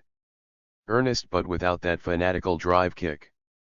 She loved art but was abhorrent to the ambiguous ones. Any real art is ambiguous to me. Therefore, she categorically dismissed Dostoevsky. I wrote that I never liked Dostoevsky myself, but for another reason, I never thought he was a great writer. I mean, he could have been the one of his time, but he is surely outdated now. The same was true with Salinger, in Catcher in the Rye, and Tolstoy. The girl had some sense of humor. She was responsive to jokes. When I left, she wrote me a very professional letter of recommendation in English for me. I had it signed by Mark. We never were in touch since I left, but I always keep my warmest feelings towards her. Some of my other funny stories. 20.1 In my new school. Once in my new class. As I had made no friends in the city, well, I had some pals, but they were not friends nearly as close as I had in Vincenti. I was having trouble getting used to my new class. Despite this, there were some funny episodes with my new pals I had, like this one below. Right before the social science lesson I made a bet with the young ones. There were the two handsome friends joined at the hip sharing one appellation for two, that they were not to say a word within the whole lesson, no matter if they were addressed to, asked questions or something. The wager was a bottle of lemonade. The social science teacher was a fervent Marxist-Leninist propagandist, Mrs. Blinkova, whose name I unfortunately have forgotten. Her zeal had intimidated us all, nobody ever wanted to trifle with her, we were simply scared. Thus, the young ones who had taken up the bet were, in effect, playing Russian roulette. And so, the lesson began. The teacher called one, boom, of the young ones to the blackboard, and the class held its breath. All were aware of the bet. The young one stood at the blackboard, completely silent. Mrs. Blinkova, what's the matter? How's an assignment of yours? Ready. He is shaking his head off as expressively as he possibly could, trying to say, no. Mrs. Blinkova, why not? Had no time or something. The problem was the young one was ready and his assignment was all prepared, and he loved the history and social sciences. After a pause, he shrugged, meaning, I don't know. Mrs. Blinkova looked at him dismayed, do you have anything say today? Silence. Again. No chance. For about 10 minutes, such a one-sided dialogue lasted and, enraged, the teacher demanded the school diary. The young one, so sad, rummaged in his sports bag for a suspiciously long time, and the class had already figured out that he must have left the diary at home. But how could this be said?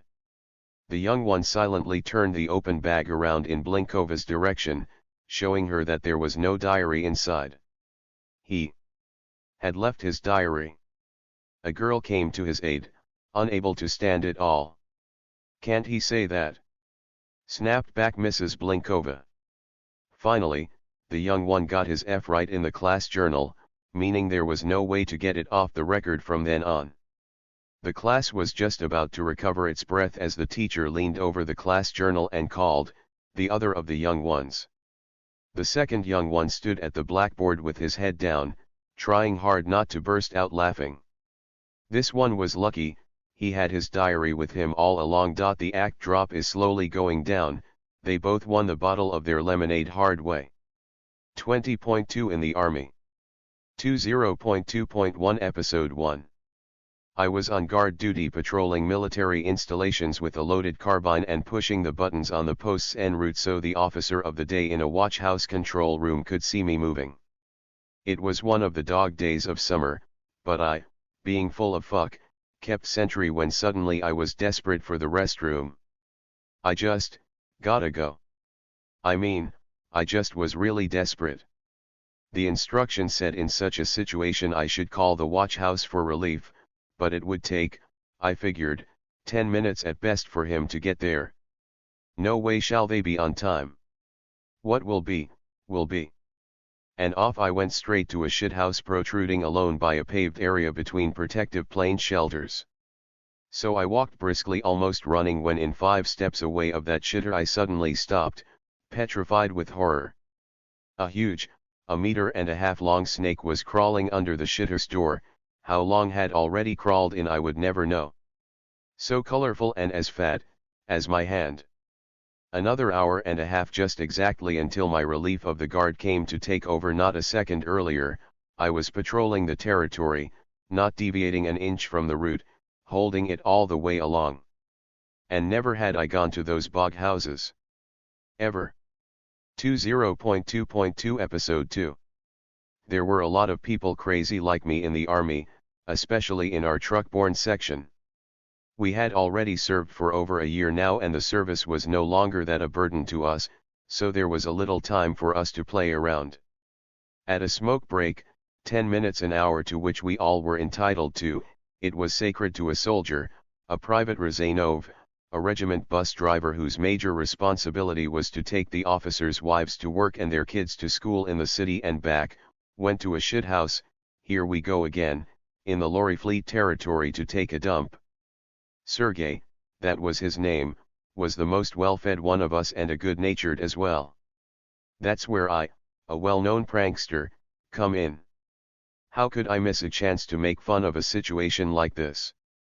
I took up a lying nearby boulder of half of my head size, and, with the others, giggling at me, unwinding with the grace of a putter and throwing it at the lavatory's doors with Sergei right behind it. He was shitting anyway, so it would only serve him good. Everybody was laughing now. What a cut-up man was I. When a boulder flew and, bang, broke a fucking hole right in the middle of the fucking door, and, silence had prevailed. Fuck my duck. I grabbed my head, really frightened for what might have happened to Sergei, and carefully walked over to the lav. My God. I was sure he'd be dead now. I almost was there about to open the door as it sharply swung open, and, with that boulder in his hands, the furious Sergei rushed out straight towards me. I mean, I haven't been running that fast since I was a young soldier. I kept running, looking behind at him, wondering if he would ever get tired. But he, despite his complexion of a sumo wrestler, didn't seem to even think of giving up on me. And all those who observed caught hell as well. His sense of humor had sometimes failed on him, I'd say. My daughter's cat Jenny. My daughter wanted a kitten for her birthday, which happened to be on March 8th, as a gift. A real kitten, not a toy, and a calico one too. She was to turn 8. I went to a university then and I was on my end of semester exams. On March 8th we had our day off, so I was going home. But before it, I went to check all the pet shops for the calico kitten.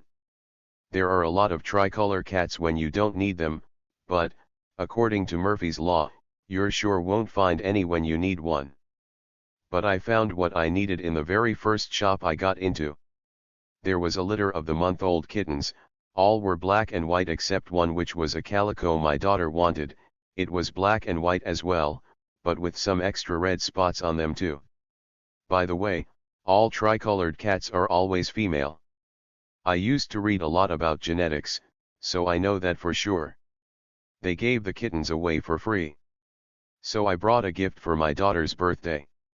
Exactly the way she wanted it, and she was very happy about that. It was a 4-hour ride on a bus, So to keep the baby cat calm I had to give it a few drops of beer and it went asleep. Sorry about that. So we got us a kitten who lived with my daughter for 19 years. No other pets including my brother's evil dog Jim have ever lived that long with us. We, on my suggestion, have baptized it as Jenny. Why Jenny? When I was at school, I read Paul Gallico's story Jenny in a Soviet science magazine about a boy in London who had turned into a cat and became friends with an unhoused female cat whose name was Jenny. I enjoyed this story very much. It was surprising though that it was printed in such a serious magazine. So we named Jenny after that fairytale female cat. With Jenny, I had to revise a lot of things concerning cats. I have always had a love for cats and dogs alike. I admire dogs for their ability to work together in teams and for their devotion to one another. Cats, on the other hand, I admire for their skills and for being the stealthy ninjas of the wild. Cats are the most effective predators and they are beautiful to look at. Once on my way to a local convenience store, I saw this, which illustrates both dogs and cats here. A dog pack was passing me, led by a husky dog with a collar on it. There were 2 dogs with a collar on them in this 6-dog pack. Suddenly, they all came to life by something across the road. There was something not too big behind the fence, where pigeons were normally fed, eating something. I thought that was some trespassing dog who now was in trouble. It turned out to be a calico cat. Dogs surrounded her, they are all females, remember. Well, the poor thing surely got itself in trouble, unless it had prepared an escape route. I observed, that if things got really bad for the cat, I would intervene but, as far as I knew, the cats never were stupid to go out to an open area without plan B in their heads for situations like this. They are innate strategists, with the planning firmware hardwired into their head. Their sizes force them to be this way if they wanted to survive, yet on average they barely make it to their 5 years. That's the price they pay for their freedom. The cat naturally arched at them first, then jumped out of the dog's deadly circle and ran, passing by a tree. I hoped she knew what she was doing, passing the tree by. The husky dog almost caught it, and the cat, like a naturally born ninja, made a fantastic somersault and, while turning around on the fly, gave a dog a good slash in its face with all her 4, and ran right under the building's balcony. Dogs almost caught her. I was worried if they cornered the cat down there. Then it was in real trouble if they did. There turned out to be a pipe sticking out of a wall from the basement, big enough for the cat to jump into. I knew it. The dogs were standing under the balcony and whining. It was that close. And this pack, luckily for a cat, obviously never hunted together. They were lousy team workers. Don't get me wrong, I love dogs as well, but I was happy for the cat I never knew. Yes, I always loved them. But I always thought about cats, that they were primarily tied to places they lived in and only then to the people or their fellow cats they lived with. That's probably right, too, but I was surprised to witness a real friendship between Anna and Jenny. I didn't believe in before, and I saw Jenny's willingness to protect Anna. When Anna was a little girl and would get rapped on the knuckles for being bad, what was happening often to her, and, on Anya's crying, Jenny would immediately show up and start licking her like she would do it to a kitten and always would get between us and Anya, making sure that no one would hurt her.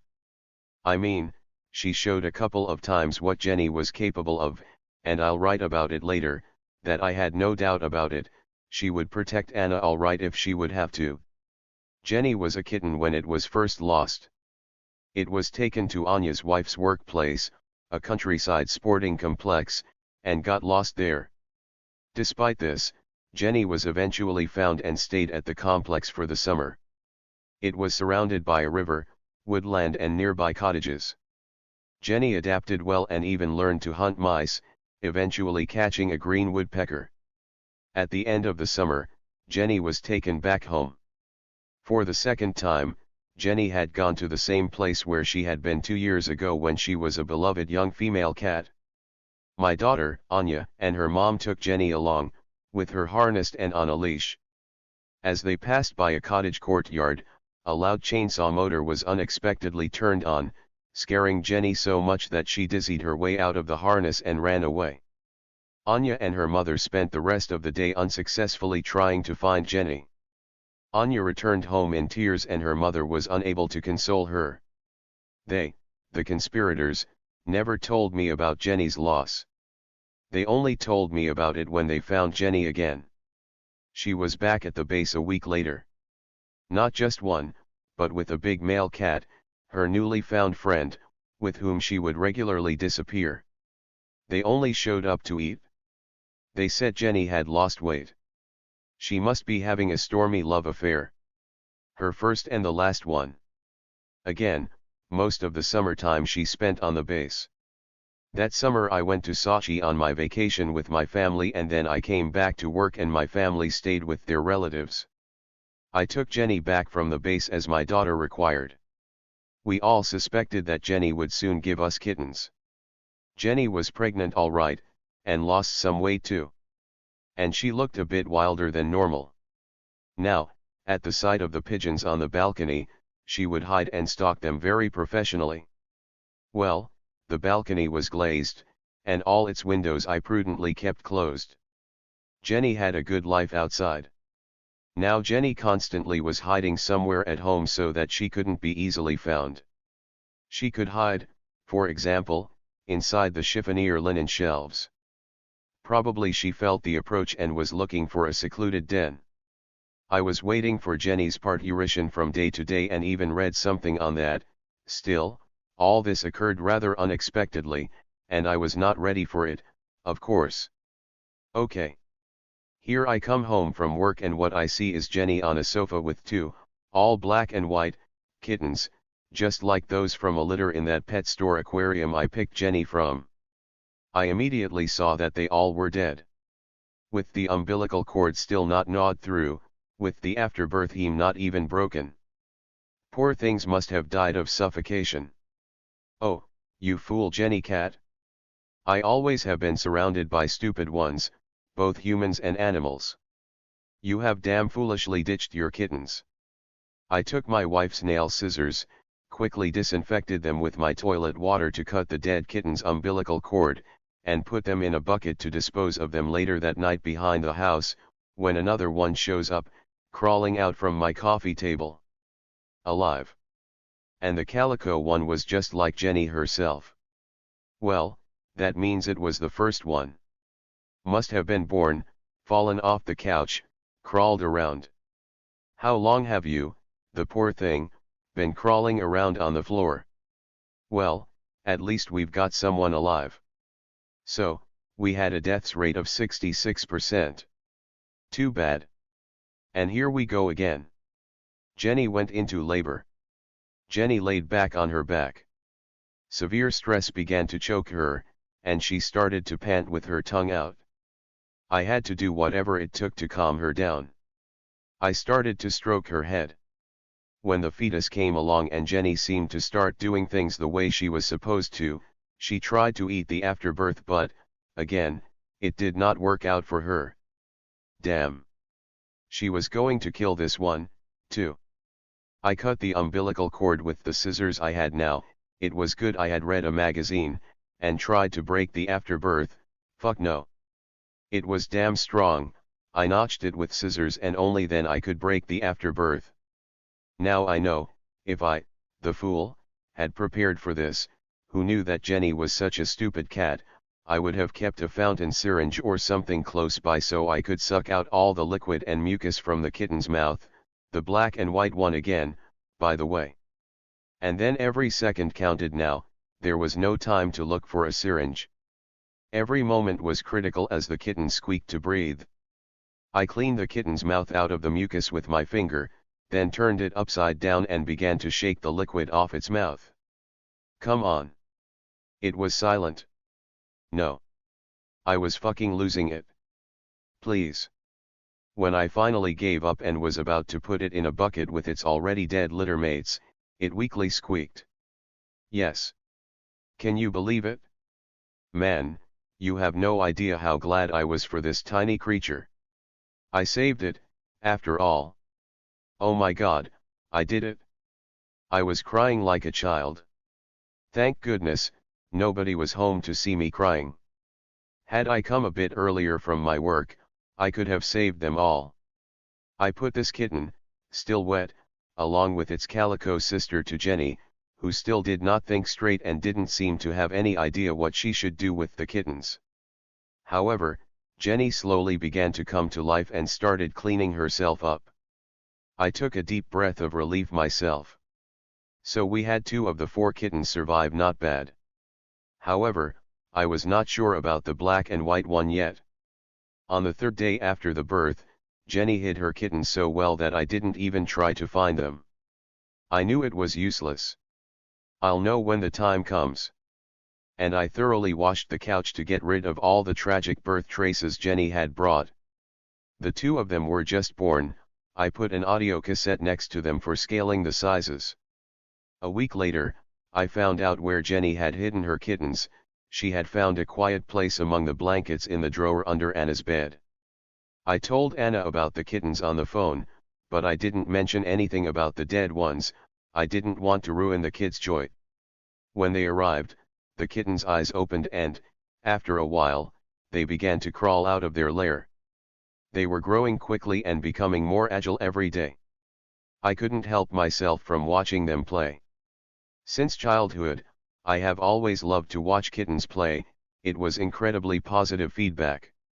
At such moments, you could really feel life in all its colors. Jenny, being a young cat herself, would sometimes join her kittens in their games. Anya was probably having one of the happiest times of her life. She now had Jenny and her kittens.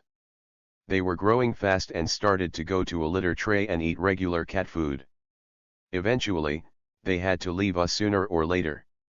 It was amazing how quickly people responded to our local newspaper ad on handing out our kittens. The next day, a woman with a girl of Anya's age came by and the girl immediately picked up this black and white one we all particularly loved. This particular kitten was smaller than its calico sister, but just as agile and had a bigger forehead and eyes that made it look even cuter. Anya gave the kitten to the girl but was still very sad to see it go. She was even more upset when people came for the second one a week later. She also personally gave it away, silently crying and stroking her kitten's head goodbye. No more kittens. Zero, zip, nothing. Anya said back then. And we never had them ever since. Separation was too dramatic for her. Jenny, however, took the separation surprisingly well. Never mewed nor looked for them. Not that her kittens greatly exasperated her, but she was clearly happy with the peace that Jenny finally got again. We still had about a month of people calling us for kittens.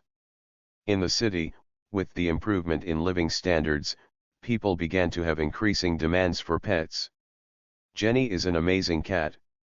For example, it was somewhat surprising for me to know how well concealed the aggression was in our gentle and very homely cat. Once Jenny was feeling unwell. It wasn't clear what it was, but, judging by Jenny's sharp cries, there was some spasm of pains attacking her. It was clear that a veterinarian should be seen. My daughter took time off from her high school and myself, from my work, just to hedge up my daughter in case something went wrong. Well, it did, but our first visit went well. Jenny obviously didn't like it when they took some blood samples for a lab test. She growled menacingly, but it was fast and all over now.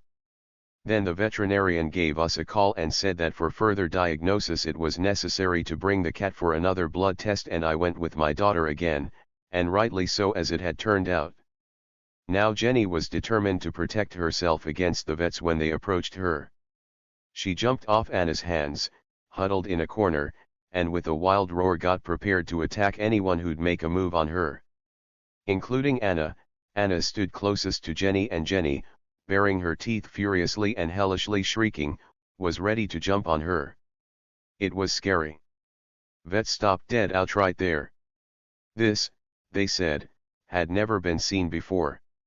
I grabbed a large heavy towel from the veterinarians, threw it on Jenny, and quickly wrapped it around her.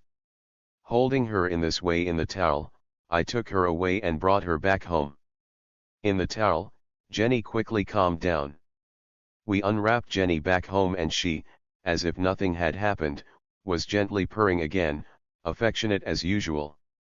Just like Steven Spielberg's, gremlins mutated from being monsters back to gentle creatures again.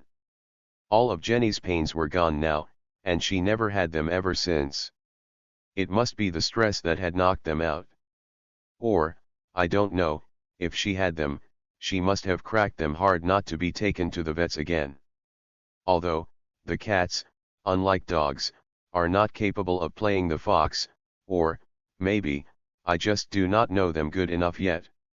There was yet another case when Jenny had me surprised as well. Well, what the hell was I thinking, and I thought I had a good understanding of animals. Anyway, when I was on my way out to my business one morning, a smoky-colored kitten drew my attention in the stairway. If that kitten will still be there when I am back, I thought to myself, I will feed it. When I returned, the kitten was there, all right. Moreover, it quickly followed me and ran into my apartment. Well, it's okay. I thought Jenny should take it easy while I'd be feeding it. She had her own kittens once. I should have thought better, although the kitten looked about 2 months old. It's not necessarily that it will arouse a maternity instinct in our cat. Thank goodness I wasn't foolish enough to feed the kitten from Jenny's bowl, which gave the kitten some time to eat. The kitten quickly ate the piece of sausage and cat food that I had placed on the floor. For a moment, I left them in the kitchen. I don't know what caused Jenny to lose control, but soon after they were in the bathroom, screaming and turning everything upside down, and Jenny was attacking the poor kitten. I was trying to rescue the kitten, and Jenny furiously attacked my hands, and now my hand took all her rabid anger. I tried to shake her off, but Jenny wouldn't let go and kept holding onto my hand with her fangs, tearing it with her claws, all the three of us roaring, I splattering around my blood and, probably, the little ones, shit all over the floor and walls. Somehow, I managed to scatter them apart. I had to separate them into different rooms before Jenny killed the poor little thing. To do so, I had to find the kitten before Jenny did. While Jenny was surely set to kill it. Look at what she had done to my hand. I sure would have to put some stitches in my wounds. And where the hell is that damn kitten? It must have been wounded too. I quickly grabbed a mop from the pantry. And just in time. Jenny found it. I chucked Jenny aside, with my mop like a fucking sphere, to my daughter's bedroom, and before I shut the door, Jenny the Fury was faster, she attacked me again. Finally, I confined my daughter's witch in the bedroom and grabbed the kitten. I was sure that the kitten, shocked, would fight me back too, and I only had one functioning hand. But the poor thing must have figured that I was its only savior in this hell. In the stairway, I examined it. It was wounded all right, but the wounds were not fatal. I brought out some more food and the kitten immediately started eating. That was a very good sign. It live. I put a towel around my still heavily bleeding hand, which was swelling now, and started cleaning my apartment with my good hand, and Jenny kept growling and hissing at me whenever I moved and passed her by, cautiously keeping a safe distance from her. Fuck, she looked scary. I was really worried about her.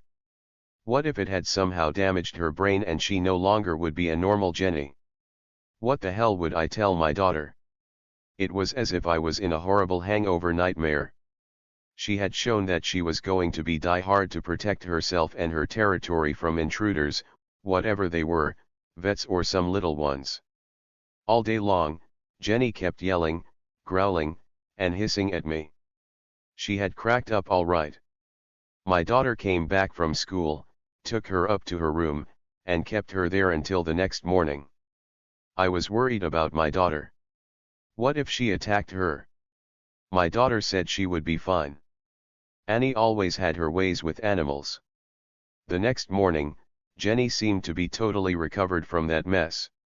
Even sucked up a bit, rubbing against my legs, as she always does when begging for something particularly tasty piece of meat on the table when my wife was cooking. Now we're cool again. But I will no longer dare to play with her the way I used to. 2 days later, I stroked her with my wounded hand and started healing up. No stitches. It turned out all right. When my daughter went to study at a university in another city, I took Jenny to her new place. Jenny and Anna lived together all the time until Jenny died. She had her first surgery when she was diagnosed with uterine cancer. The surgery was successful. She was 12 years old. She had another surgery 5 years later, when another malignant tumor was found on her abdomen. It was also successful. 2 years later, she had a heart attack at night. She was treated at the vet. She was brought back to normal this time. 6 months later, however, she could not be saved. Jenny lived for 19 years. That's the kind of my family and other animals story I've got. How I began to compose my music. It looks like I have perfect ears, a good voice, and unfortunately, I am not a good singer. It's not my fault, though, just bad luck with my genes. However, my mother was a great singer and the people on her side of the family are also very talented singers. When I was 10, I approached a man who, for a fee, was giving accordion lessons. He was moonlighting in Vincenti on his weekends, and he was much better at training than the local lisping accordion player who worked in a country club and never taught how to read music. He just played a melody, and you had to repeat it. However, this man had a proper way of teaching, and he was a good teacher. His name was Mitroshkin Alexander Nikolaevich. So he enrolled me, gave me some basic music notes instructions, and gave me my first homework to learn them for my first music lesson. I was to pay him 10 rubles a month, big money, in 1975. It was okay with my mom. My father, however, was not that straightforward. A monthly fee for the lessons looked too high to him, but he was okay too. Within a few days, they bought me a gorgeous accordion. Sure, they wanted me to learn to play. My pop himself learned to play a single-row accordion and became really good at that, and he wanted to see himself in me going up to a new level. I started very well. I was so good that Mitroshkin had me go to his class in a musical school in a nearby town. Even though he was no longer making any extra money on me, it was more important to him that a gifted boy like me should be given the chance to have a proper music education, rather than some money to be made. Well, as good as I was doing in my first 2 years, I turned bad by the time I finished that school. I barely passed my final exams. I wasn't properly prepared for them. However, Alexander Nikolaevich fiercely defended me, even though I was a major embarrassment to him, as he told me later. That was the least he had expected of me. I really lost interest in this kind of music and in my accordion as well. In a way, it was my father's fault for forcing me to play the accordion every day for at least an hour, the perfect way to kill any motivation, in my opinion. I never forced my daughter into anything. If I wanted her to do something, there are a lot of ways to make it happen nicely. In the beginning, I was on my own, playing my accordion day in and day out without any reminders. Anyway, I never touched the accordion since I finished school, up until I was drafted. I only started playing again for my own pleasure after the army. I began to compose my own music, writing down the notes and playing them on my accordion. Then I left for the north, where I had my left hand fatally injured at work, and for 2 years I couldn't work due to my disability. Among other things, I had to give up my music, but not forever. My surgeon doctor warned me that I would never be a music virtuoso due to my hand injury. Even though it was never my profession, it was my passion. As a child, I had the ambition to be a music virtuoso, but that was in the early stages of my interest in music. In my 4th grade, our homeroom teacher once asked us who wanted to be what when grown up. I said I wanted to be a composer. Jura, my best friend at the time, laughed at that. By the way, he also went to the music school. and the teacher straightened him out saying, "Well, it's not funny to me." And then she grinned and looked at the boy sitting right behind Jura, who, embarrassed, looked down at his table. "But what, Sergei Shkirkin wants to become an officer in the Soviet army? That's what sounds funny to me." In 2000, I came across a free program to compose music and found it had a convenient way of putting down notes.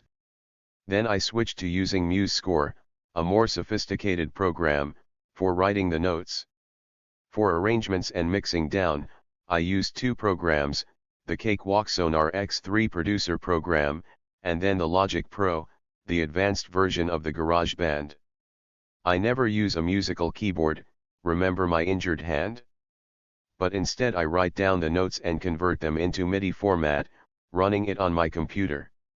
If I like it, they will keep it and mix it down. I'll hardly earn anything on my music, but my music, will never disappear, thanks to the internet.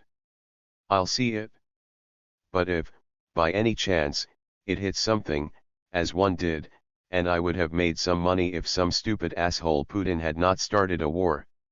Well, that's what, in fact, this chapter is written for, for the world to know where it all came from.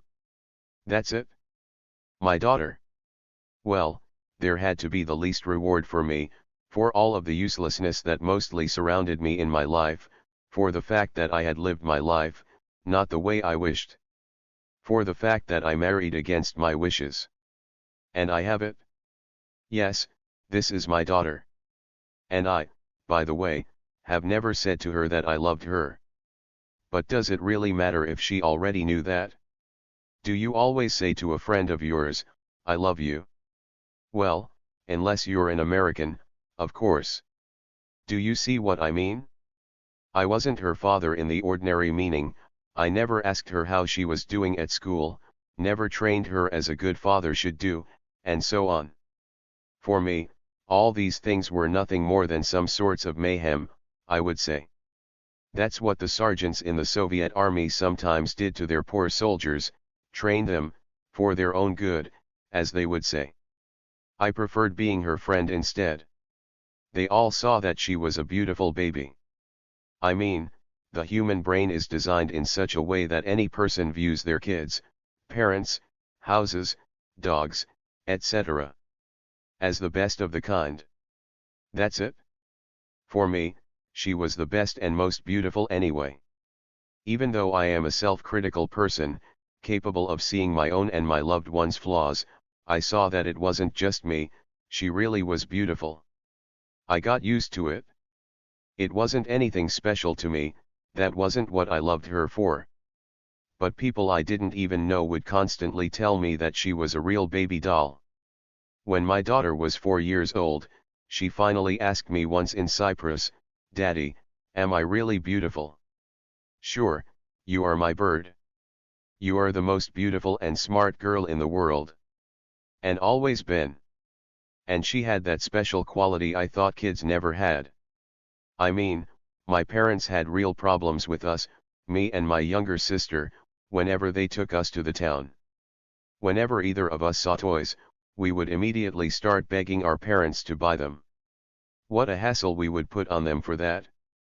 And my daughter never, and I mean, never, did this to us. Another thing was that I, whenever possible, tried to see she wasn't in want of anything, but still, she never demanded that we buy anything. Quite the contrary. I would ask her in a mall what she would like me to buy her. She would say it could wait, or it was expensive to anything I would point. I hate that word, expensive. That's the word my father would always turn me down with. My daughter has grown up and never wasted her money, I would give her. I made sure, though, that she always had them. And yet she has some weaknesses. They are neither fatal nor obvious to me. I even tend to view them as a continuation of her merits. She learned to read when she was 5. She learned, but never grew to love it. Around the same age as hers, I realized that she would never become a straight A student. And I turned out to be right. I mean, she wasn't a lab rake one either. Somewhere in between, I would say, she managed to finish school fairly well, but, I think that was more due to her mother than to herself. We paid a heck of a lot of money for those tutors we hired for our daughter. Therefore, she went to a good university. For the university, we also hired tutors. Mathematics is not her strongest point, and that she got from me, but the good point is that she is a very stubborn person, and much stronger than me in that. In the field she studies, there is no way to get around without mathematics. It's automation she is dealing with, very serious business, and with a very high dropout rate in her department, too. So, I am worried about her.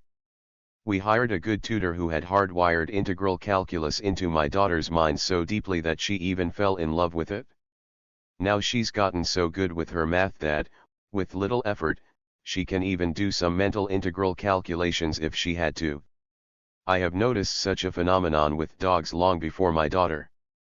The dogs such as Caucasian Shepherd or a Rottweiler that are, well, kind of hard to train, but if they learn something, they do it for good, not like the clever poodles or German shepherds which are quick to grasp, but quickly forget if you take any breaks with them, you'd have to keep them on their toes. That's not the case with these ones. Can't help remembering some dog's trainer story I read once on how she had a really hard time having a Central Asian Shepherd dog fetch for her things she was throwing. These kinds of dogs are not designed to be a retriever. Anyway, since she had that dog do it for her, there was no stopping after that. It was bringing anything it could reach out to. It would carry bags for you, deliver the papers around the neighborhood, and do whatever to please you. And my daughter, she is like these kinds of dogs. Maybe she is not the brightest girl in the world, but I still love her. She is the only one I got anyway. She has a good job now. She is now a grown-up and mature person. And very independent. I hope it will do her more good than harm.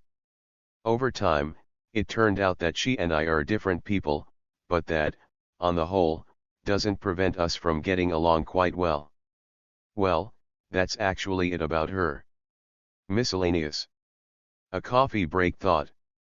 Being close to agnosticism in my beliefs, I still have no answers to the following questions. Why are all the elementary particles, such as electrons, quarks, etc., in the universe, which are known to have appeared during the Big Bang, so identical to each other? It is known that there are no identical snowflakes, sands, or grasses in the world, but nothing like that in the elementary particles world. They are just digital copies of each other. Why? I will never understand quantum physics, but I sure like some of its implications, like the multiverse interpretation. Why, for example, the gravitational constant is that what it is?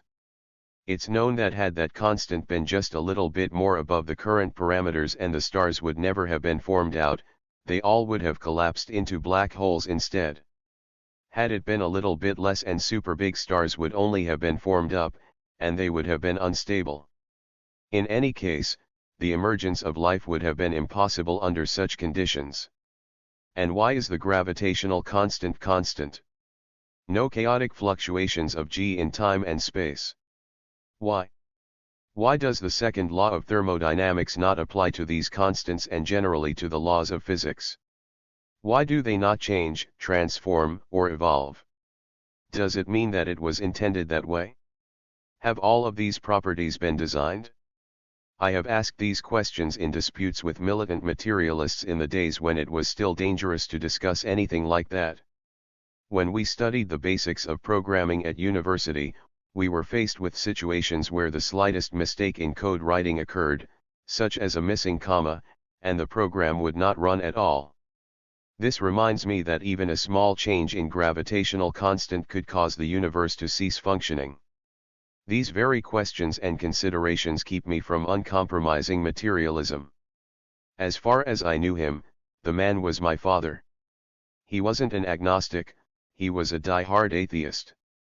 I firmly and uncompromisingly believe in Darwin's theory of evolution, but I don't understand how a protein molecule could have formed, even during the lifetime of our universe.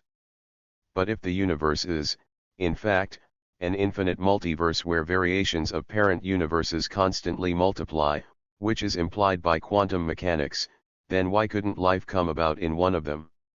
About Crimea in 2014, I wrote this chapter well before the attempted takeover of Ukraine afterward. I keep finding myself in an overwhelming minority here in Russia. For the first time, it was over the war with Georgia. I was strictly against it. It seemed like I was the only one in the ocean of those in favor of it. I got my ass kicked for it, all right. This country's people were in a patriotic haze again. They think that the war is like yet another Olympics to be watched on TV. That's not them or their children to fight and get killed there. They will stay home. So they think. What could I say to this? We have no resources to be at war, neither economic nor demographic. Also, it is true that Ukraine is not like Georgia. However, the same US government will come forward to save face, not in front of its voters who hardly know about the existence of Ukraine, but in front of the countries that have already developed or are very close to developing nuclear weapons. These countries are keeping a close watch on what is really behind the territorial integrity guarantee offered in exchange for giving up their nuclear weapons program. Finally, the US will help Ukraine, and we will have a hostile but efficient army at our borders, highly motivated to fight with us for Crimea or something else. I am not going to waste my time on other global implications for Russia for this adventure. In the future, it may kiss goodbye to its cherished customs union. I don't believe in direct global sanctions, but curtailing cooperation in all areas with us looks pretty real to me. There is going to be coordinated pressure on Russia, the results of which we are going to see in the coming years. If the West somehow manages to put oil prices down, for them, now it's easier than ever. They now have political motivations to do so as well as existing economic ones, that will ruin the thoroughly corrupt Russian economy. Maybe this will end the existence of Russia as we know it. Think about it. Is that what you want?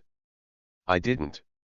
Now, I don't give a damn about Russia and its stupid leaders and people. The sane part of our society understands it, but there are not enough of them, and they are intimidated to initiate change. As for the rest, the war is just another Olympics music to their ears. Russia is rising from its knees. But the sobering will come faster than they think. Russia, you have gone crazy, all right? You have to understand that war is a very serious examiner, and things like urine substitution of Russian athletes, as happened during the Winter Olympics in Sochi, which itself cost more than all the Olympics before it combined, will not fly here. Payback will be cruel and long, and we all, because of our stupidity and cowardice, deserve it. Companies in which I have worked. 26.1 The Road Building Machines Garage. One of the hundreds of thousands of Soviet state-owned companies, the RBMG, has not existed for a long time now. It was there that I began my working career in the town of Lermontov before I got drafted into the army. I was working as an apprentice mechanic there. After the army, I came back to this company and continued to work as a mechanic.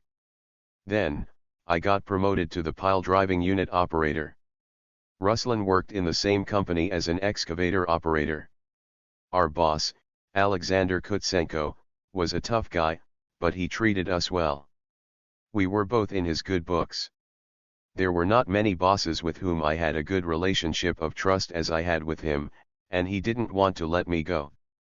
I frankly didn't want him to leave, but I had to go to the north. 2 years later, on my first vacation, I came to visit him, and I did everything to show off in front of him. So it was my right decision to leave his company. 26.2 Mechanized Construction Operations Trust 2. MCOT2 was the first company where I worked in the north. I worked there as an excavator operator and unfortunately sustained a serious injury at the workplace, resulting in 2 years of disability when I was 23 years old. Sasha, the general, and Thomas also worked at this company, and it was where I met them. 26.3 Eastern Interbranch Production Complex. The Soviet Union was on the verge of collapse, and I worked in a lesser-known cooperative that operated the VIP sauna in town. I managed the sauna for my boss, and it quickly gained popularity.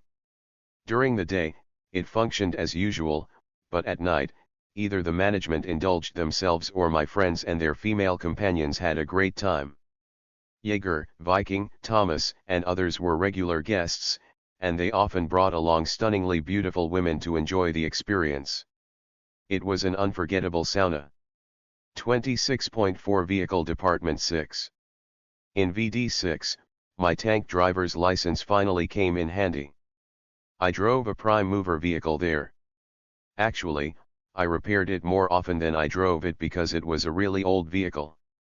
However, the pay was good as it was the prime mover on duty, kept for pipeline ruptures, which fortunately never happened. I even took big bosses for fishing and mushroom picking. I regret not having had time to take my future wife for a mushroom and berry adventure. Afterwards, I went to work as a pump station operator at an oil company. 26.5 Tingda 2 in VNG Company. Mr. Belopanov was the head of production shop to whom I approached and asked if he needed any oil production operators. I had been told that these operators made a lot of money for simply taking samples. He considered it for a bit and asked whether I had any understanding of pumps. My response was, "A pump is a pump, what's the big deal?" Either I was very persuasive, or he was desperate for personnel. But, being in the right place at the right time, I was offered the opportunity. The production shop has just started working. Anyway, my employer hired me with the words, "Go ahead and write an application." That's how you could get a job these days. I worked as a pump operator at a booster pump station, and I liked it there. The work was stable, and although the pay wasn't really that good, it covered my rent, and I had a lot of free time. During this period, I reignited my passion for the English language and never gave it up since. I continued to learn English so that I wouldn't become one of those drunkards at work who drank low-quality, fake vodka and ate dogs that they had just killed and cooked. It was my way of preserving the human dignity I had there. Since then, I transitioned into the translation business. 26.6 VNG Technical Directorate. One day at age of 30, I decided that my English was good enough to try to make some money from it. I went to the central office's personnel department of the company where I already worked and asked if they needed any interpreters. How democratic it used to be. The HR lady, the manager, accompanied me to Mr. Fanin 22, once we talked with Jim about this Fanin guy. First time Jim met him in his smoky office, he was a production engineer, poorly dressed, in a jacket scorched in several places with cigarette ashes and with a sallow face. And he chain-smoked the bad Bulgarian cigarettes. When I worked for him, Fanin didn't smoke, by the way. Jim and Fanin worked together. Then their paths diverged for a long while, and 5 years later they met again in a Moscow fashionable restaurant. Fanin was thoughtful and even sad. He spoke little. He was well dressed, however. Then he excused himself, and later a waiter brought a bottle of some very exclusive cognac on his behalf. Then Jim learned that Fanin had died. His health was undermined long before. "Well, I remember you, Mr. Fanin. It was you who has pulled me out of the hard-working men status and gave some chance in life," the technical director of a newly established department. He reminded me of Viktor Pavlovich, the Vinsady High School director whom we, the children, feared. Fanin hesitated. He wasn't really inspired by my incomplete higher education, which I, in fact, never had. Right before me, they had some self-appointed interpreter, an adventurer lady of Matahari style. Some saw her cramming over a 9th-grade English textbook. She managed to have her taken to a delegation group for a trip to the United States. All the bosses used to go there then. And she stayed there, leaving her family behind in Russia. She was either a Tatarian or Bashkirian lady with a bright Eastern appearance. It was only through Dwarunov's recommendation, where I had tried myself for a week as an interpreter, and his senior interpreter's passionate endorsement on my behalf, We must take him, Vladimir. Do you often see male translators around? That Fanin decided to hire me. Around that time, I began to notice that women in fact genuinely liked me. 8 months later, when I was invited to work for a joint venture, he didn't want to let me go. Even worse. The whole team tried to persuade him to let me go, and eventually, he gave in. 26.7 The Vanyaganth joint venture. And my life began to change when I went to VNG to translate, but there was no salary increase. In fact, I even lost a little. Moreover, the company always delayed paying not just its operators, but its engineers and translators too. The 90s were in full swing here in Russia, and the company's payment defaults were peaking at the time. Vanyaganth was famous not only for their fantastic salaries, but for the fact that they always paid on time, an unheard of luxury in those days. When I started working as a translator, I was very proud of this fact. I was no longer a part of the working class, I was a man with a creative occupation. I felt like I belonged to the intelligentsia. It was then that I realized that I was almost doing what I liked. When I went to Vanyaganth, my ex-hobby started bringing me some really good returns. There was a time when my wife wouldn't allow me to seclude myself to concentrate on improving my English. If she found me with a dictionary, she would say there were better things for me to do, and would ask me to bring some milk for our little baby girl. So, I could only study English at my work in the boosters control room. And now, as a well-earning translator with 2 jobs 23, now VNG was providing me on my hitch-off with all kinds of documents translations. They paid $5 a page, unheard money at the time, and they even hired me to translate in the fields for the equipment installation and commissioning projects, where I earned more in a day than my former colleagues' operators in a month. Whenever I reminded her about how she was hindering my English progress, she would always get angry. Just wait, I would tell her, the best is yet to come. You may be living with a future celebrity. But here she was again, bringing me back down to earth with renewed energy. If you are reading this book, it means that I am, in fact, a celebrity. The payment default. During the summer of the same year, just prior to the default in payment by the Russian government, I went on a trip to Cyprus with my young daughter. Then in August 1998, our government announced that it was unable to repay its debts, leading to a financial crisis, which resulted in me losing my job in December of that same year. I returned to working with operators, hoping for a better future. And here began the first long depressive period of my life. Once again, I worked among half-wild operators, in terrible living conditions, and the company paid me poorly. I always told the operators that I was only temporary with them and that everything would be all right. I told them about my past life, which now seemed so beautiful, the life of an interpreter. My new co-workers told me to forget about my past life, and that I was with them forever. Yeah, right. Every crisis has a cleaning effect, and in 2000, I entered the Tyumen State Oil and Gas University. In 2001, my life began to turn towards the brighter side again. Suddenly, everyone needed translators once again. At first, I was hired by a new startup called Nucofrac Company on the recommendation of my ex-boss at VN. The pay they offered was not that good, but still, I was no longer an operator. I worked for 2 weeks at Nuco when Halliburton approached me and offered me a salary 4 times higher than that of Nuco's. I wrote in detail about my employment at Halliburton in the chapter titled The Coordinator. 27.1 In Halliburton. I worked for this company for a little over 4 years. It was the best workplace I have ever had, filled with pleasant memories. The people were lovely, and there were stunningly beautiful women working in the office. We also had great corporate parties. At this company, I earned up to $12,000, yes, $12,000, a month, which was the most I had ever made as a translator or engineer. Sure, I constantly worked overtime and was rewarded accordingly, as per the Russian labor code, and in this company, I finally felt like a complete person. When I left the company, I retained all of my warmest and friendliest relationships.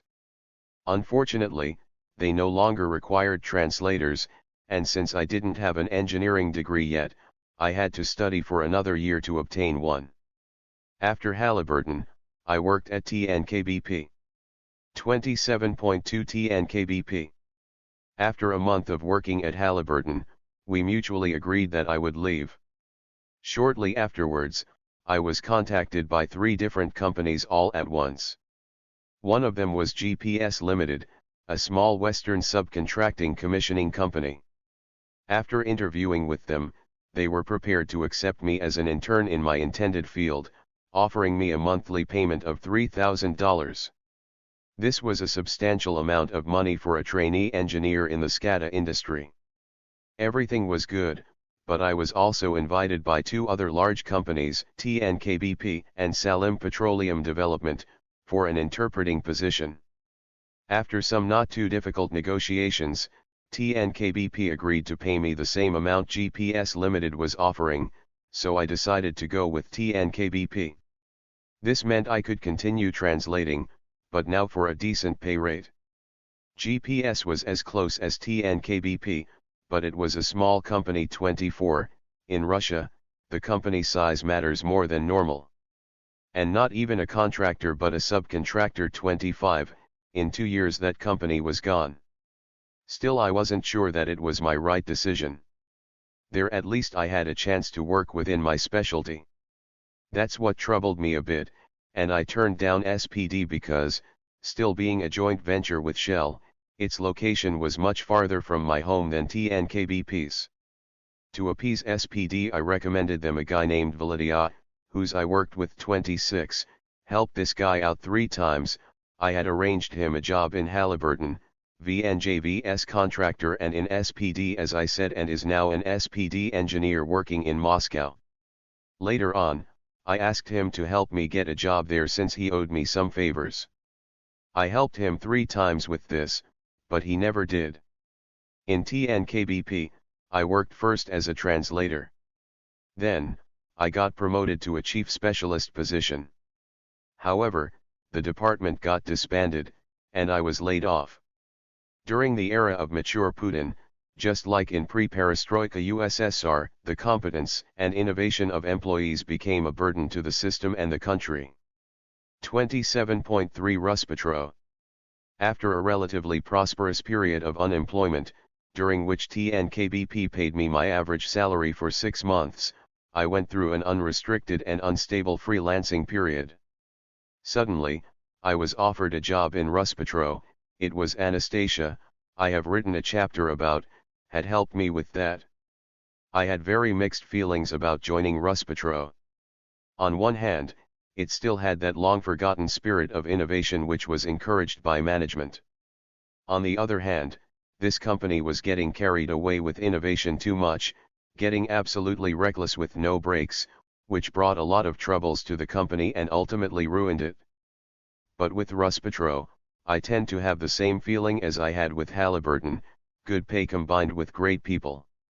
It was in Ruspetro where you read odious bosses like Don, incompetent and cowardly consultants like Graham, and vile and arrogant directors like Robert. 27, in the chapter about Robert I wrote about his failed coup attempt against his boss Don. Julia was telling me about in the chapters about them. It was in this company where I had my drama with Julia, whom I helped get a job. The abundance of handsome men there dazzled her eyes, played tricks on her, and ultimately led her, bereft of reason and finally passing dead to all, to pull off a plot to get rid of me. This left me deprived of my job while I was trying to cure my vision, and I lost all my savings in the process. All of this, simply so I would not disturb Julia, who, in her own way, was a shy lady, as she chased men. So, the same company that was given to me by one lady was taken away by another. My life is not over yet. It is actually gaining momentum. 27.4 Weatherford. Russia was not a priority for Weatherford when I started working as a maintenance translator. At that time, the company's main focus was on Venezuela due to its core funding being there. This feeling was evident within the company. I joined the company out of desperation. For a salary of $1,500, which, as a result of sanctions, got cut in half after 5 months, I was responsible for translating and managing the office, logistics, and paperwork for spares and fuel releases. I was also responsible for record keeping, making timesheets for all maintenance personnel, and generating reports for the maintenance shop. All the paperwork in this company was organized very poorly, it was just disgusting. For example, to authorize the release of oil and spare parts, I had to fill out 3 large and distinct forms. Imagine standing in a long queue at the cashier, paying for the food you have just bought while the cashier fills out 3 forms. And that's not even the worst part, the food was terrible, and I experienced frequent diarrhea. Naturally, I took the first opportunity to leave the company. The turn. The chapter was conceived in my mind well before any global transition in my life. I was well aware that there may be no such turns whatsoever, and no chapter would be written. Actually, I had already experienced one turning point in my life when my interest in English became my profession. I was 30, which is quite late to go professional in anything. Well, that's just the way things turned out for me. But, just like with my music now, I never planned to make any money with my English skills. However, it worked so well that it has paid off very well for me. It seems that the time of the translator may soon be gone for good. As for my music, well, I was still young, only just under 5,028, when I was writing this, I was 49 years old. For crying out loud, so everything was possible. But it still had to wait a bit. By the time I turned 50, I had changed my profession again. Working in the Philippines. The crisis is always a chance for people like me. Any system will sooner or later need some active and talented individuals. Therefore, in the 90s, I became a translator, and while everybody was whining about not being able to find jobs, I was occupied with 2. Even 24 hours a day were not enough for me. Then, they started paying the translators poorly. I mean, they started paying as little as they did to the Russian army officers in the 90s. For me, it was time to change my profession again. It's easier said than done. Have you ever tried to get a job in a new specialty without having at least 3 years of experience? Among other things, I am a SCADA engineer, not a linguist per se, if you haven't figured that out by reading this far. So, I had another opportunity, and as a result of our leaders' wise policies, the country was rapidly facing sanctions and becoming more isolated. Many lost the opportunity to inexpensively vacation in Turkey or Egypt. Instead, I found myself in the Philippines as an inspector for RTN. To be honest, I am too lazy now to waste letters on describing what RTN is. Perhaps you can just Google it. To put it briefly, it's the Russian controlling body's special forces, they're serious guys. To make matters worse, they're all charged with pro-Putin's patriotism. It's a powerful supervisory authority with great credentials, but even they had to face a personnel shortage. It was really hard to find a technically competent expert with fluent English. So I found myself in the supervisory body. The Philippines is a beautiful country, and very promising. My chauvinist Russian friends might not like what I write here, but if one views it in a non-biased way, the standard of living in the Philippines pretty much corresponds to that of, let's say, the Urals region in Russia. This is despite the fact that they have no oil or gas, and their GDP is almost 10 times less than that of Russia, while their population is only 1.5 times less. Their workforce is their oil, it's what they export to neighboring and not so neighboring countries.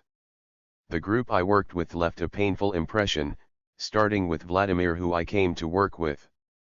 I couldn't figure out what was going on. It wasn't just one thing, but a combination of extremely low culture and too many hang-ups.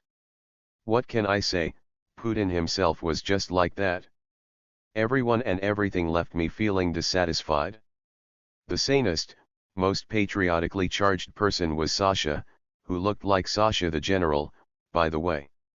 He was athletic, and had a body of a SWAT commando. He would go to the gym every day after work. He was the only one of us who was single and divorced, and therefore, he was perhaps the most sane of all. Another Sasha from Belarus was 5 years older than I was, but looked 5 years younger than me and was very sleek.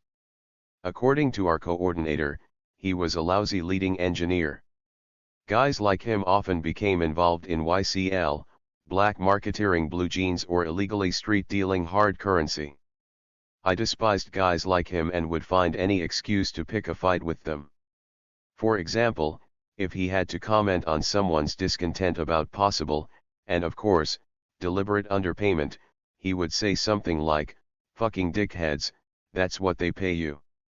Grimacing all along while saying this, Sasha thought he was being funny.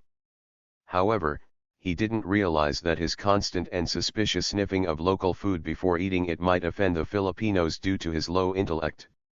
In a village, I went to visit my babushka after school, and once my grandma cut a freshly baked sweet bread.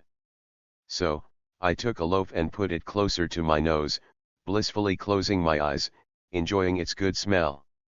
"One never smells bread," snapped at me my grandmother. It wasn't very polite and could insult the hostess, as it had turned out. By the way, while eating, the Russians kept making caustic comments about the local food and it always spoiled my appetite. Vladimir, the guy I came here with, kept using strong F-bombs more than a normal person should.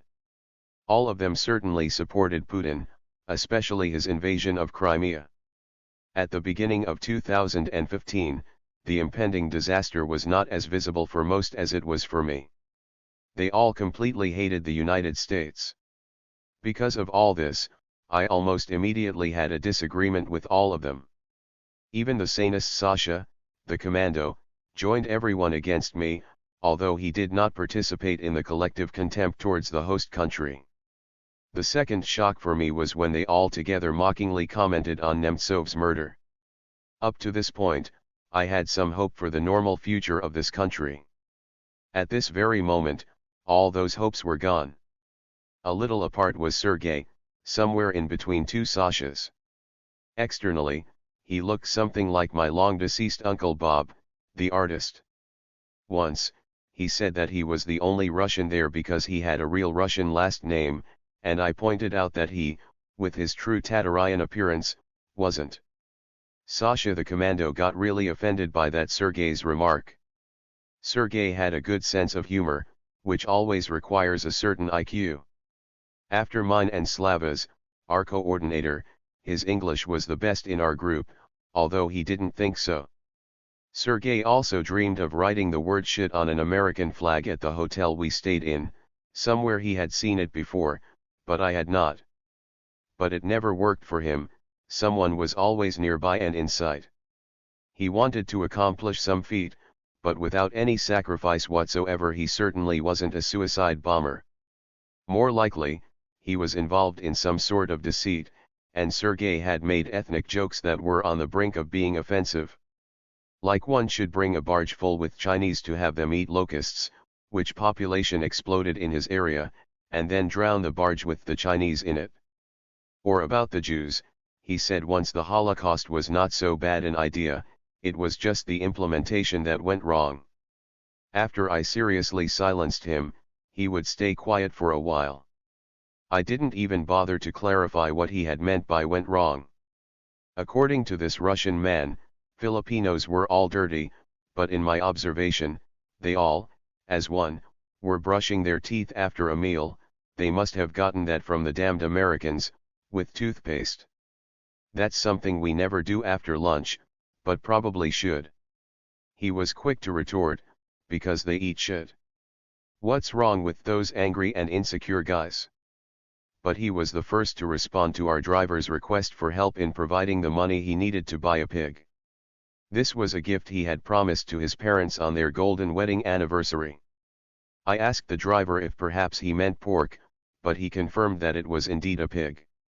Such is the custom. I've never been Russophobic myself, I have a Russian wife. And a lot of Russian girlfriends as well. I did not speak with my sister for more than a year when she blurted out to me that she didn't like the Russians. I was insulted. I do not like people who hate Germans, blacks, or Jews, those who hate on ethnic or racial grounds. But, what happened to you, Russian people? Why have you enthusiastically embraced all the repulsive and creepy things that I detest so much?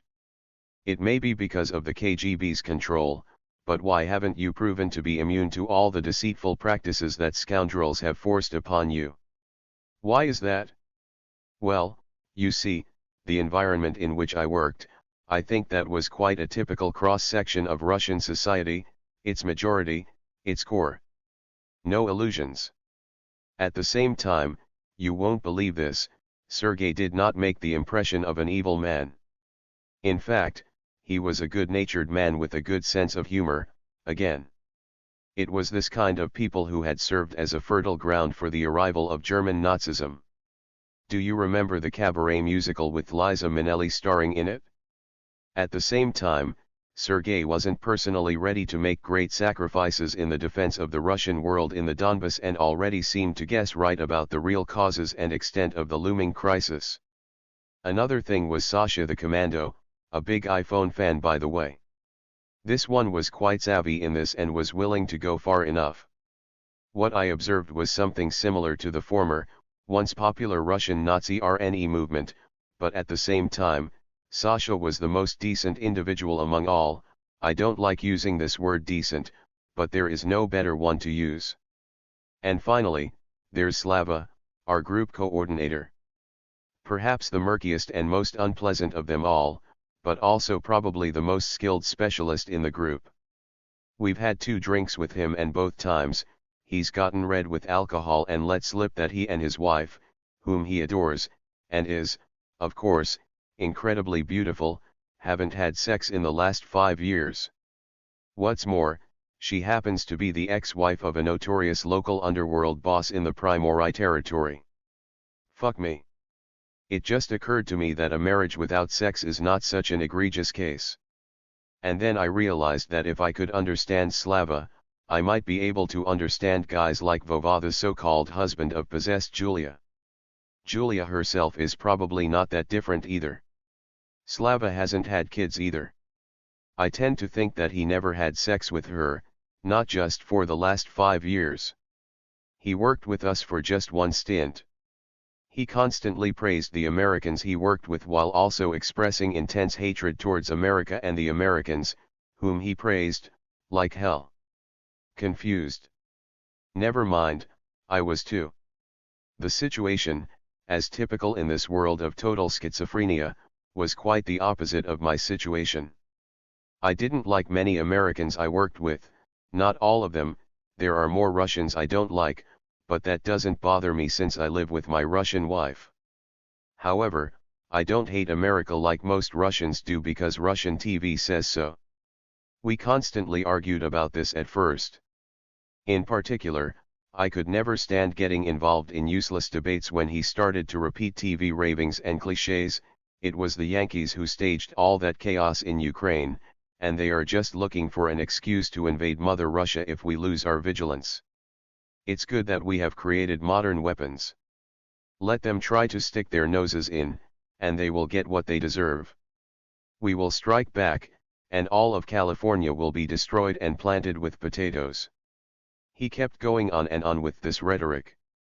Then I stopped arguing with him. You can't do anything when dealing with mass psychosis, you just can't. Especially arguing with your boss might get you in trouble. Especially after my remark that any perceived information should be viewed with some degree of skepticism, not to be taken for granted, and that any accurate information can be found on the internet, even now, if you look for it instead of dully staring at an idiotic box. To what he scored off me by saying that I better stop browsing the internet at work, especially since our contractor keeps using defective beams on its construction site right under our noses. I have not had any debates with him since then. I stopped discussing politics with my colleagues altogether.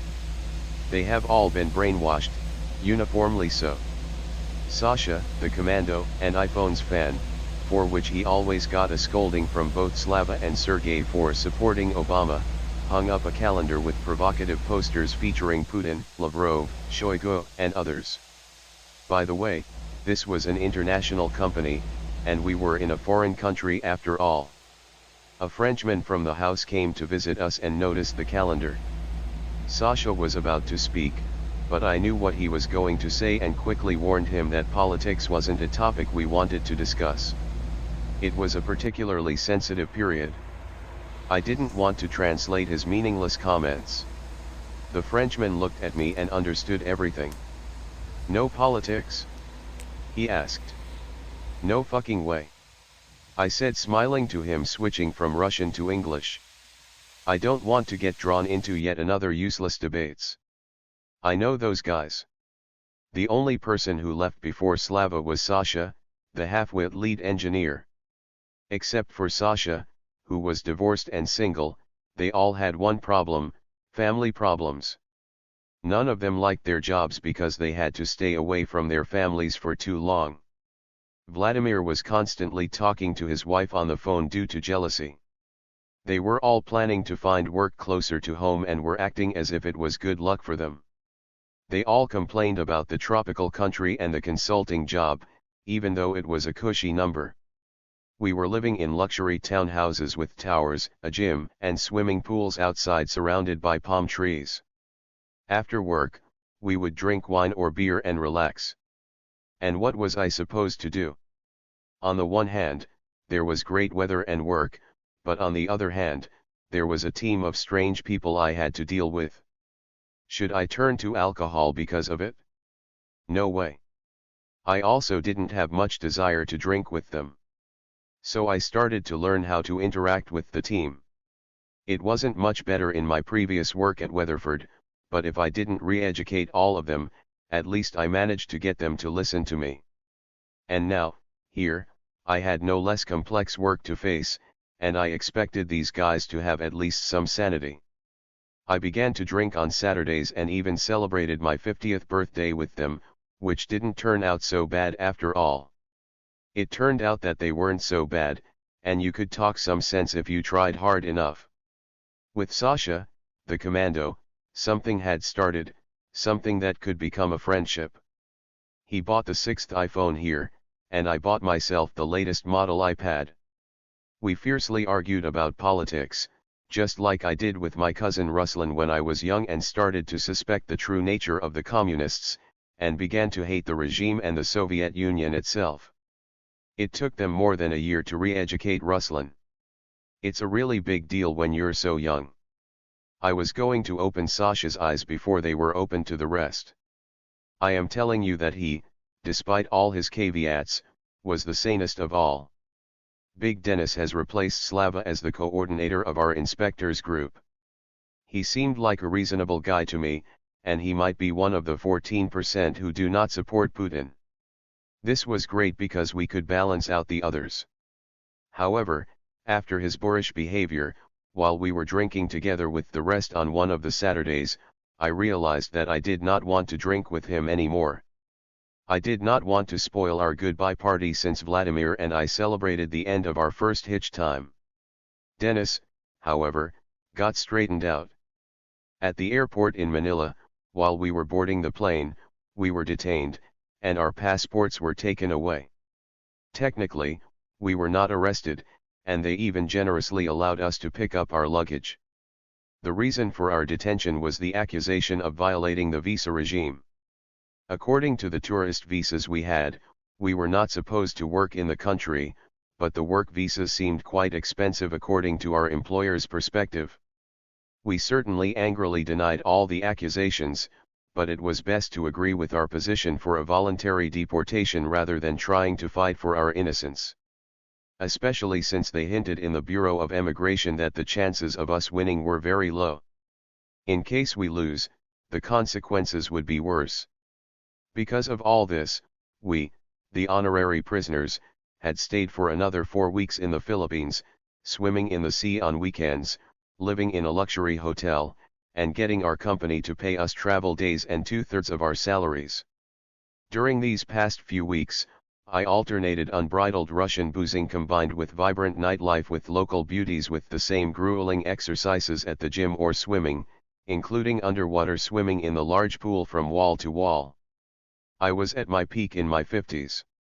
Nevertheless, getting accused of violating the visa regime in this country is a nightmare. They will exhaust you for sure. Thankfully, we were lucky enough to avoid a worse situation, and our lawyers were not so lazy. All expenses were being paid by our employer. Yet another complete idiocy. Vladimir and I were confronted within the Philippine Intelligence Department at the Bureau of Immigration headquarters when I was asked what I had to do with Hitachi Heavy Industries. My jaw dropped. Nothing. They also asked me what connected me with Japanese nationalists and they called his name, which I immediately forgot. I turned to our lawyers and asked, "What the fuck is going on here?" They only shrugged their shoulders. That's how intelligence works. There were no Japanese among the expats I had worked with. Bureaucracy in the Philippines is no less horrible compared to our native Russian one, except it does function a bit better than ours. And yet, once you enter the Philippines, you won't have to go to the local FRRO office for registration. You can travel around the Philippines whenever and wherever you want within the boundaries of the host country and the duration of the visa. No additional approval is required for this. In the Philippines, despite all the corruption of local officials and the high level of crime, it still feels freer here than in Russia. Then we left. I no longer liked this country. In fact, I had vowed never to return here and had told all my friends and potential investors to stay away from the Philippines. The local authorities always view visitors as potential victims and try to extract money from them. Goodbye Philippines. And fuck you. For once, you could have at least let us leave with a stern warning, and we would have had our employer arrange proper visas for us next time. Nobody would have been hurt, and this country would have only benefited from it. Anyway, now I was going to work in Indonesia. My life and work in Indonesia. The severe depression I have been experiencing for a few years due to Crazy Julia started to loosen its grip on me in the Philippines, and finally let me go for good here in Indonesia. In fact, Indonesia really gave me a boost. During the first few days, I wasn't quite sure what it was, but I was fascinated by this country. I mean, I saw clearly that this beautiful country still had many problems to be addressed. I noticed that the country was not starving, but it was still far from being prosperous too. Yes, the country was corrupt, but I did not see the hopelessness that I witnessed in Putin's Russia.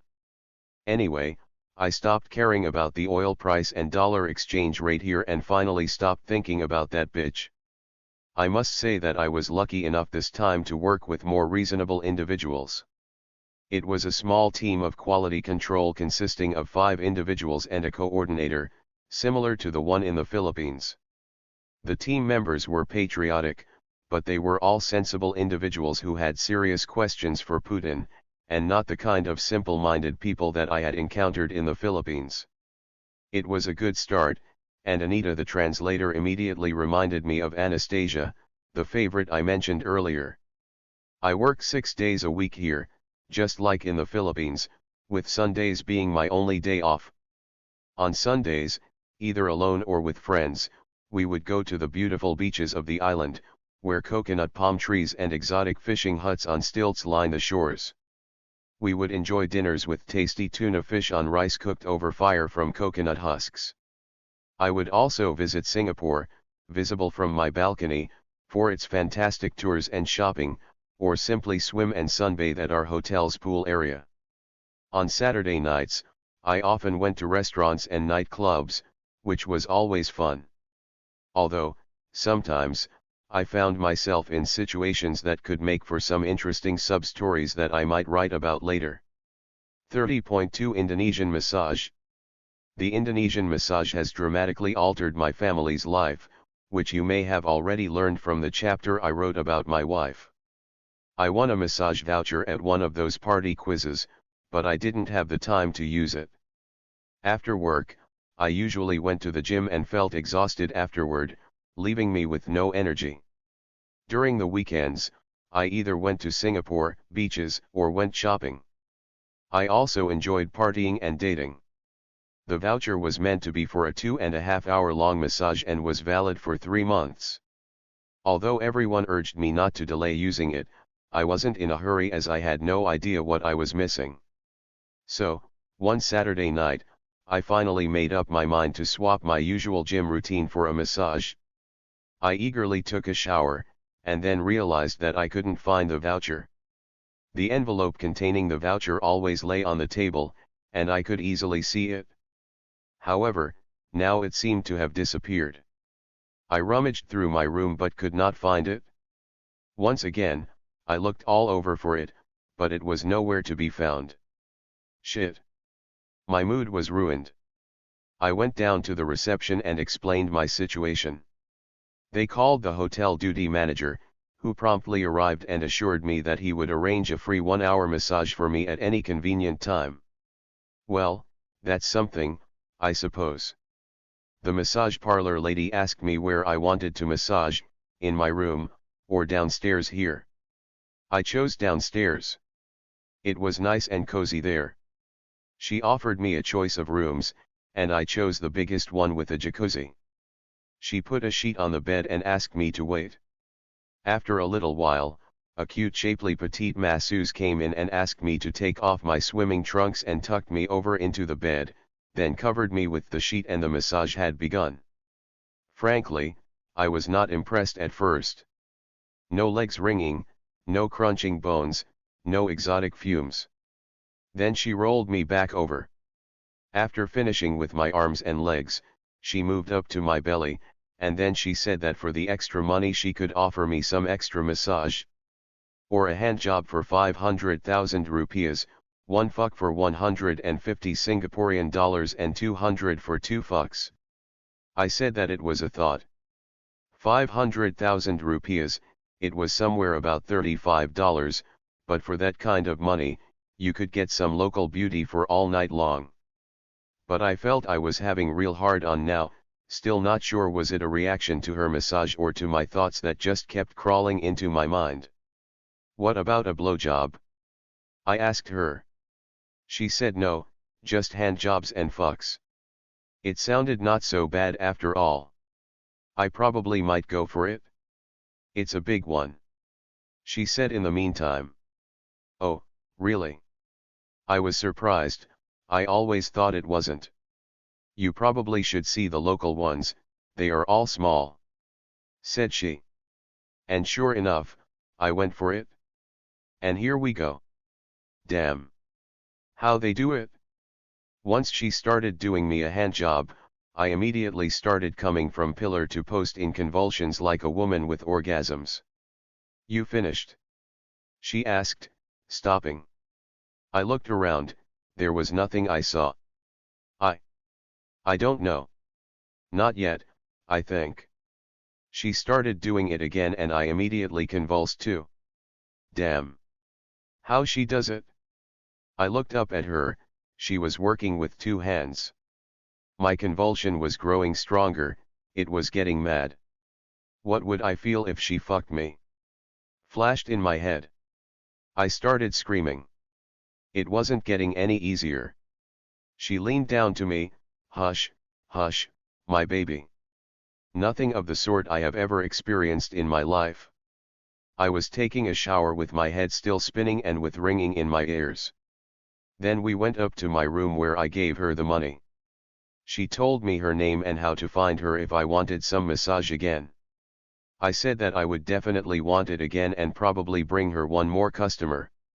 She smiled happily. Next morning on Sunday, we planned to go to the beach. And I was having a real tough hard-on again. Probably I had not finished that night after all. Damn. How did she do it? After that session, I would regularly call for her. So much I liked it the first time. Once, with the words very hot, she stripped to the waist. She turned out to have beautiful breasts. Too big. She said, confused. Beautiful, I said reassuringly. After that, she'd always undress to the waist before proceeding to the hand jobs. I realized that one day there I would have sex with her. Once she stripped down to her panties, and at that moment I, seeing her skater's swathy body, decided that the very next massage session would just have to include some full-scale sex with her. And it happened just in a couple of days. At the end of the massage, I said I wanted to try her on since her body I had seen the other day was way too good. She said she was very pleased to hear that, but warned me that she was not as good in bed as she was with her hands. Just look at this one of yours, how big it is, and mine is so little down here, and she asked me for 2 million rupees for that. I said that I would only pay 1 million. She agreed. What can I say? I wasn't sure what it was she not having the mood for that or something else, but sex with her was, well, disappointing.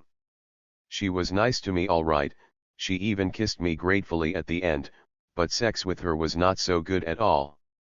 I paid her, as promised, for everything she did, but from then on, I decided to stick with the hand job after the massage with her. The name of this beautiful masseuse was Maya. There were other equally skilled girls as well, but this one I liked more than the others. 30.3 Yet another coordinator, the boss. I had heard a lot about him. The entire RTN supervisors in China shipyard ran away because of him, and now the company was desperately short of people and has hired anyone with zero English. And now he was sent to our place. He looked pretty average when we first met him, a medium-sized man. He wasn't ugly, but there was nothing special about him either. Well, he wasn't fat, he just had some markedly protruding belly and bags under his eyes. Probably, he drank a bit more than a normal man should. He looked like he was about 50. Sergei disliked him at once, but I wasn't sure, my attitude was rather neutral towards him. He didn't bother us much, and I was happy with that. However, he vigorously took up mentoring the 2 young guys who came here a couple of days before him, both were with zero English, of course. By the way, I didn't like those 30-year-old kids either. Unfortunately, being an upper-level social drinker myself, I hated drinking with my fellow co-workers and listening to their endless and boring shop talks. This was pretty much typical of Russians. I also refrained from talking about politics with them, although I love to talk about politics, but only with those who are a bit quick on the uptake. At times, I'd wish I drank alone, and I even did that rather than drinking in a company like that. And it made a world of difference with women, to me. I was quite a social drinker with them. In fact, I still loved women much more than drinking, in spite of all the possible risks and consequences. However, whenever I met a new team I was to work along with, or I was about to go on vacation, I'd always throw a small farewell party on such an occasion. These young men were quietly drinking whiskey, probably purchased from an airport duty-free shop, when I visited their place for something I can't recall. They didn't even offer me a drink, not that I cared much, but it was almost insulting to me. What were they thinking? Anyway, our coordinator has turned out to be worse than them. It was my time to throw a farewell party, so I invited Sergei and the rest. Guys, it was worth it to drink and get to know better our new boss, Alexei, the coordinator. He told me a lot of interesting things. He talked about how he had been gradually easing out of managing people, even though many of them were good professionals. It was in part because of him that the company now desperately needed specialists and had ended up hiring many underqualified individuals. He particularly disliked those who were seen with local beauties and made an effort to fire them first. I cautiously asked him what a personal life had to do with work, to which he started talking nonsense about moral decay. I gently reminded him that the contract said nothing about an employee's personal life, but he responded that he would find a way to have anyone fired if he had to. I then asked him what an employee should do if the company did not provide time off for a family visit. He argued that working for half a year without breaks and being away from family was perfectly fine, and used himself as an example of having worked for 9 months without any issues. A really twisted one. Maybe an impotent even. The fucking moral decay at work. What the fuck he was talking about? It reminded me of the stories that I did not catch myself, but I heard a lot from the elder Soviet schools boys, how the school teachers, once in a while, inspected the high school student girls to spot the non-virgins among them. Naturally, I warned Sergey and the kids about what I had just learned regarding our new coordinator, and I instructed them to pay close attention to whatever they were doing after work if they didn't want to lose their jobs. The others had already left to go to bed, but the coordinator, Oleg, stayed. He got real shit-faced when he started talking in depth. He had positioned himself as an ex-KGB worker and he knew everything about me. Soon enough, I figured out that he knew shit about me. Sergey later jokingly suggested drowning him in the pool, to which I responded that it was a bad joke, he would end up badly on his own. From then on, I made a promise to myself to only communicate with him in a professional manner, focusing solely on work-related conversations. Our working relationship improved significantly, and we were able to socialize without any issues, and most importantly, no one lost their job. As it turns out, we all were secretly dating local girls. This one, unlike the other one in the Philippines named Slava, never joined me in any political debates. He always kept his mouth shut. True, they were both strange. That individual never slept with his wife, as he blurted out whenever he drank too much. This one was our team's vice police, who would dismiss anyone caught with a woman. Over time, however, we have grown accustomed to each other, and he has turned out to be not such a bad boss. Well, he did like to drink, but who doesn't? He still had one interesting feature, though. After the 5th or 6th shot of rum, he would start talking straight from his shoulder. And once again, I would come off as a lousy worker, and my English skills would suck. He would reiterate that he was not actually an ex-KGB agent, but rather still acting as a very important one. Why would I think he was sent here? To bring order? True. But not just that. And here, he would normally get mysteriously silent, showing off, like, I see through all of you, and I know everything about you. Look, he would say emotionally, do you think it was an incident that we hired you? Need.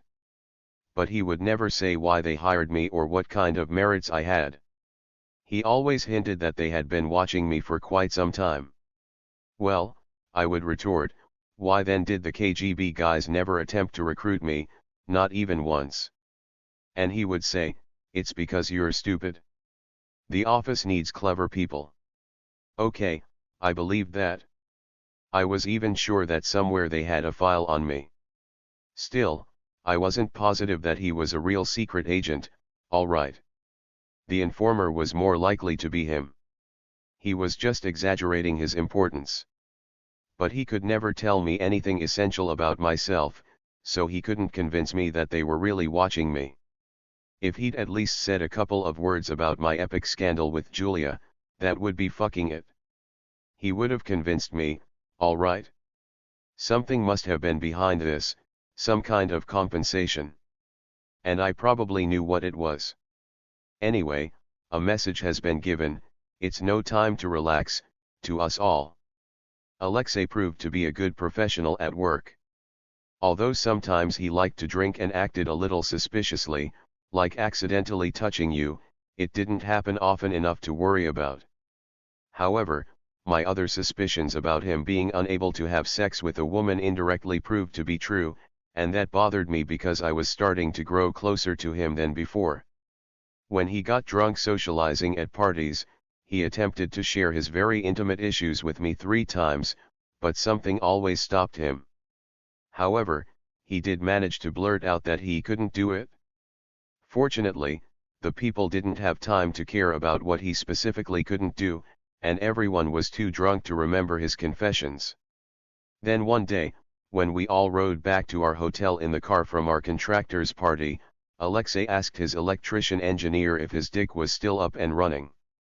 Well, his electrician guy didn't seem to have any problems with his dick. He even had no time to get surprised when he learned that Alexei's was not. That was it. What I had long suspected was finally confirmed. Fortunately, the electrician did not remember this conversation, or he pretended not to. Alexei was an unhappy man. After the surgery he had undergone, he had no erection at all, not even a morning one, while his libido was still normal for his age. This explained a lot of his behavior to me. He hated people with a happy sex life. We all became attached to him, and when he was leaving, we attended his farewell party to bid him goodbye. We didn't want him to leave. I still believe that Alexei was one of the best coordinators for overseas projects I have worked on. 30.4 The work permit. Well, there's nothing one should be fascinated with. I liked Indonesia.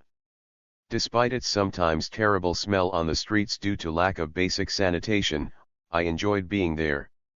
I liked its climate, women, and people. They were a bit naive and touchy, but generally friendly.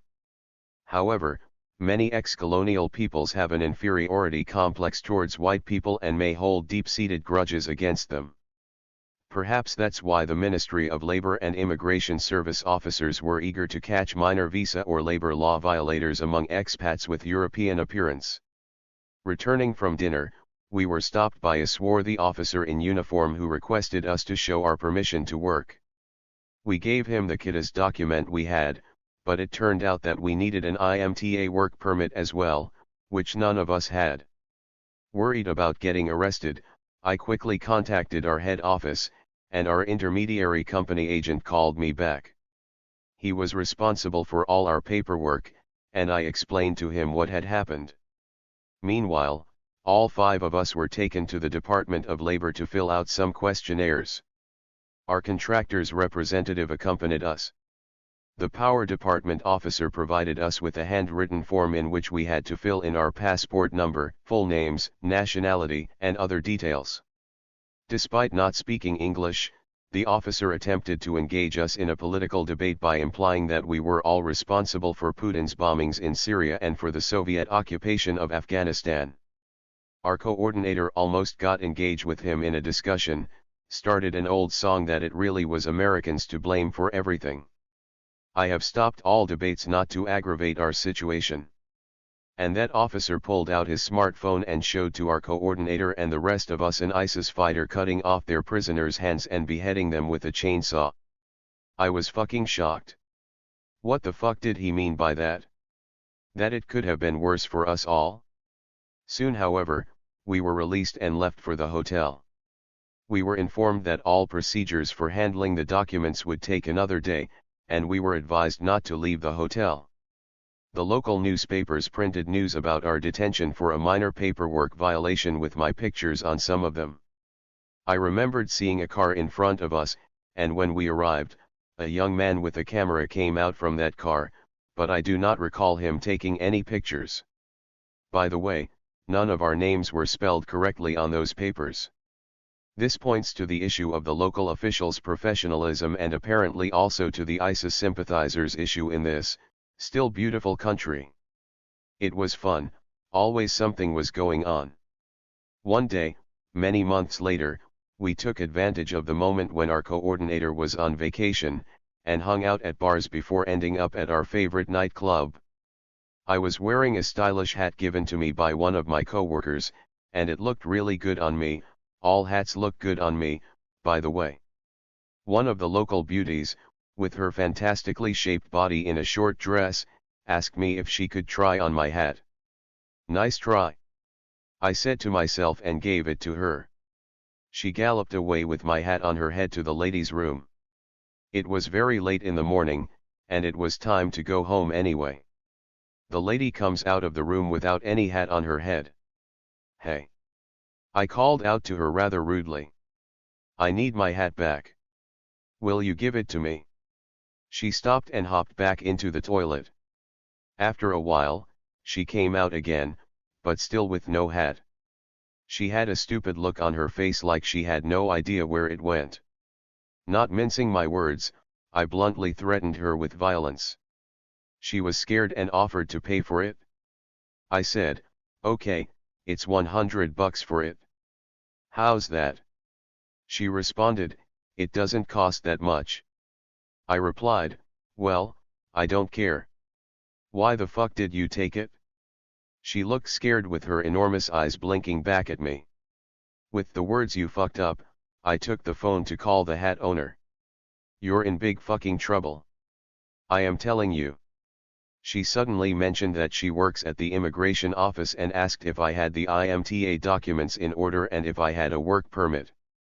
Before I even spoke to the hat owner, I had already realized that I didn't need that hat back, especially since the owner said it was a gift and didn't cost him anything. After the phone call, I told her to keep the hat and even showed her my middle finger. She wouldn't be getting anything from me ever again. However, it's worth noting she still looked beautiful. 30.5 Sergey, the painting and PFP inspector. Well, friends. Sometimes the world needs to know about certain types of individuals. I never intended to write a biography about him. A translator named Anita deserves more space in my book. However, I have never encountered such a despicable person like him before. Unfortunately, there have been too many of these individuals in Russia in recent years. Especially during Putin's rule, many of them have emerged. I liked him at first, although it was evident that he, despite being a bear, wasn't an eagle either. It has never surprised me, by the way. Nature probably designed a compensation mechanism for people like him. I had a childhood friend, Eugene, remember we used to fight with Roma over his fishing rods, who was also big and healthy but a bit cowardly on the inside. If everyone was also as wild and daring as I used to be, society would quickly lose its stability. His greed did not bother me much either. Overall, he was cheerful and good-natured, a little stubborn, though. But it was enough for him to work as a coding inspector. To his credit, he did not know any English when he started working, and he was already over 50. He never learned it perfectly, but he was pretty quick to get by without an interpreter. He had learned some local idioms, some of which were obscene, and he was proud of his talents. We got along fine though. I had no problems with him, despite his obvious flattery towards ones like senior management with an eye on promotions or salary increases. Coupled with his obvious disdain for colleagues or even some of the company leaders, who in his eyes weren't of much use to him. I really don't like such personal qualities, but they were not fatal for me. He wasn't the worst I had to deal with. I was a bit annoyed with his intrusiveness after work. I needed some personal space and peace. I think he sensed that. Initially, he was drawn to me, and I believe he secretly envied me. But then, he started to play dirty. At first, it was on a small scale, but it escalated over time. He was testing my patience, but I am getting ahead of myself. He loved to listen to rock music. I used to like it myself, but I had outgrown this long before. I once gave him a chance to listen to my own music, which I thought was better than the stuff he listened to. I may not have been the top performer for the mass audience, but I created all my music with my own original findings and unsurpassed sound quality. Although he didn't express any delight, I saw a great surprise in his eyes. Another reason for his hidden envy was that I was bringing gorgeous and sometimes wealthy local girls from a nightclub while he had settled for a younger, overweight girl who was even younger than his daughter. Additionally, he shared a rich but quickly aging and bored sea captain wife with his colleague. His envy had become so intense that he would come barging into my room at night to find out whom I was with this time, without even knocking on the door. In fact, because of his behavior, conflicts began to arise between us. Anyway, as soon as he found himself a companion, he immediately started showing his arrogance towards me. In a marked manner, in public, obviously enjoying it, he refused my invitation to my farewell party, on the occasion of my upcoming weeks off, because he had been invited to the club's opening by more important people. If I had to turn somebody down in cases like this, I would have done it differently, delicately. Not like him, he acted poorly.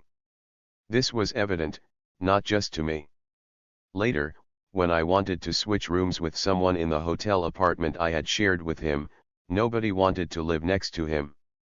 As is common for people with low intelligence, he would often make categorical statements with aplomb on any subject. He would listen to my objections but openly push those he was not afraid of. Interestingly, he suspected that he wasn't very intelligent and didn't have it all together, just like myself, but I had some strong creativity skills that he never had. I took another IQ test, but the results weren't very good. At 35 years, I used to peak up to 130 units, but I only showed a measly 112 this time. Even these results were too good for Sergey, and he gave me a hard time about it. He never took these tests himself. Okay, no more good paints of him. When I was having a difficult time with my wife, I wrote about it here. I had very intense correspondence with her through my personal email. I was using it from my office computer, and it was important for me to be constantly in touch with her. And when I went home for my week off, I protected my work computer with a highly secure password. However, I had not blocked access to my email from my work computer. It turned out that I was wrong about how secure my work computer was. It was not my carelessness, but I did not anticipate such unkindness from Sergey. Well, when I was at home on my weeks off with my wife, my boss needed a file he could only find on my computer. I didn't like it at all, but I had to give him access to my work PC, and I asked him not to pass anybody my password, realizing all my vulnerability at that moment. However, my carelessness manifested itself when I did not immediately change my personal email password. A few days later, all of a sudden, I had sent my most delicate letter from my wife with a compressed attachment to Sergey. That's what I saw one morning in my mailbox. I had dings in my ears immediately. The first thing I thought of was some sort of virus. Then, I called several of my co-workers and asked who was sitting at my computer. All of them said that it was Sergey who was sitting there, since only my workplace was available at the office at that moment and he had to work. I wrote to him that he just had himself fucked up. You fucking wanker. He was lost. Due to his stupidity, it had never occurred to him that when he sent something from my desktop computer to his, as he wanted to unzip some of the attached files so he could read them too, he immediately revealed himself. At first, he pretended to be clueless when I confronted him, saying I don't know what you're talking about. Then he wrote me, calling me a wanker back and claiming he would read the rest of my email. You see his psychological profile. At my wife's request, however, I decided not to escalate things up. I changed my password and my colleagues removed access to my personal mailbox from my work desktop PC, and I warned Sergey that one more barge into my room without knocking and I'd smoke him. Did he really need that shit? I wouldn't want to go to prison either.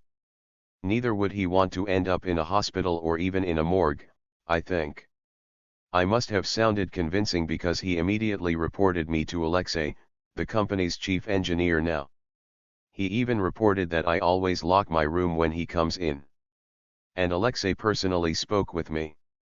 I said that I appreciated my work but I would never hold on to it at all cost, and if Sergey did something like that again, he'd face some huge scandal. I promised that. To what Alexei said, you are really one fucking nuts. Deep down, Sergey was sly, but he valued his reputation. He was unhappy when news of him stealing my personal data got leaked. Ironically, he often projected characteristics he disliked in himself onto others. Even before this incident, when driver Donnie was caught rummaging in Anita's bag, which contained her undergarments, and showing them to other drivers, the office wanted to fire Donnie. However, Anita defended him. At the time, Sergey was outraged by Donnie's behavior, but later, it turned out that Sergey was no better. And when, in the heat of the moment, I once reminded him in front of other people that he had crawled into my personal email, he would immediately change his expression, fizzle out, and somehow just disappear from the crowded hall. Well, this chapter has turned out to be bigger than I wanted it to be about him.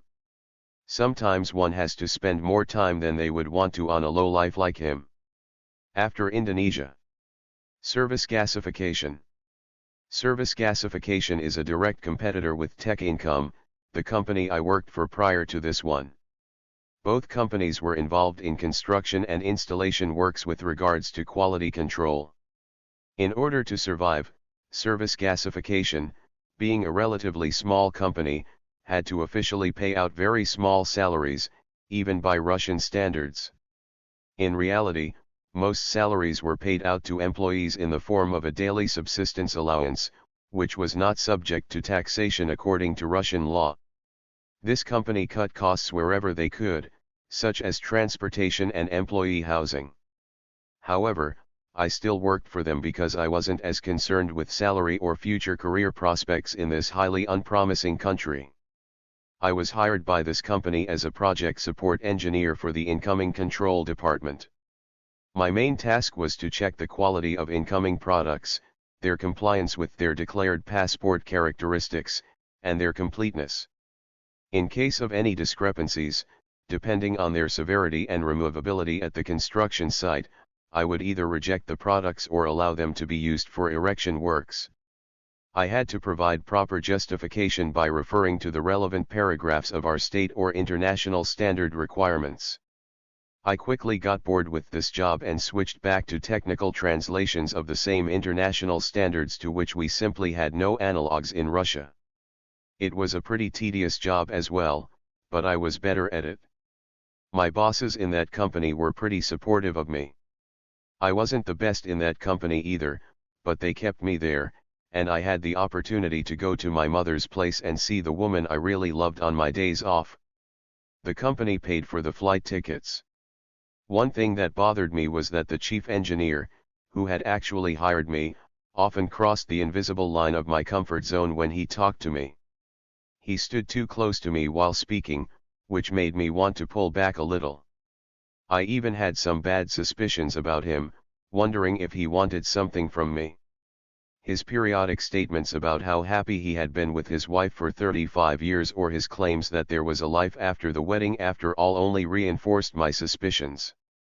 Just in case, I tried to keep my distance from him, but fortunately, it wasn't too difficult for me to do so. I didn't make any friends, nor was I on friendly terms with any of my colleagues this time around. I was better off that way. I would even rather drink alone if I had to. At this job, I was in the process of filling out paperwork for my retirement pension. I received a lot of help from my still lawful wife, for which I was grateful to her. My daughter continued her studies, and I couldn't see an end to it. But I've always loved her. I don't have another daughter, anyway. It's a different matter for my wife. I felt like I couldn't stay with her any longer. I knew that I was treating her like that cowboy who, with cold ice in his heart, treated his poor Gerda, and she endured all of it. I couldn't do anything about it, and I still couldn't bring myself to act decisively. Instead, I kept tormenting both myself and her. While working for this company, I had the opportunity to work in 3 cities, Tobolsk and Omsk in Siberia, and Svobodny, Freetown, in the Russian Far East region. Upon arriving in Svobodny, what struck me were the miserable, distorted wooden log huts and the abundance of unattractive locals on its streets. I was later informed that most of the locals there were descendants of exiles and former prisoners, but I was surprised that it was so apparent in the appearance of the local people. And it wasn't safe on the streets at night, all right. Although this hick town, which was probably lucky to have one of the world's largest gas processing plants being built next to it, looked pretty much like the town of my childhood that I fell so belatedly in love with. To my great regret, it was doomed to its misery. The main difference between my town and Svobodny was that a lot of beautiful young people used to live in Lermontov. I remember my eyes being delighted by the beautiful girls all around. Nothing even close like that I saw in the streets of Svobodny. Sorry about that. I remember after the army, when I went to see my sister house in Leningrad, I was comparing the girls there with our girls from Lermontov and how they all seemed faded to me compared to our bright, colorful, and beautiful girls we had back then. The same impression I had after the trip to the Urals I had right after Leningrad. I remember during my flight back from Ufa to Mineralny Vody I discussed with a traveling companion our impressions of the Urals, where we summed up that our girls were prettier than the ones in the Ural region. That was before I met Ali. I worked in Ust Luga, near St. Petersburg, and lived in Sosnovy Bor, a city of nuclear workers. I drove by the nuclear power plant every day on my way to work. On weekends, I sometimes went out to St. Petersburg, which I really liked. However, Nevsky Prospect without foreigners, this was the year Russia attacked Ukraine, looked very strange. During my visits, I met Natasha, my retired former coordinator, and visited her several times, where I met some of her friends who had not yet left the country. I went to the Hermitage with her, which was really cool, and also drove with her to the city of Pushkin. I generally enjoyed that region. It has a great future. Someday this hellhole will be over. My mom. I've always thought that without a chapter about my mom, this book about me would be incomplete, but I kept putting it off. Especially since a lot was already written about my mom in the chapter about my father. Moms are supposed to be loved, they're the best we have. Moms are, above all, the best memory of childhood. But wait a minute, is she really? I didn't write about my mom's fits of anger in this book.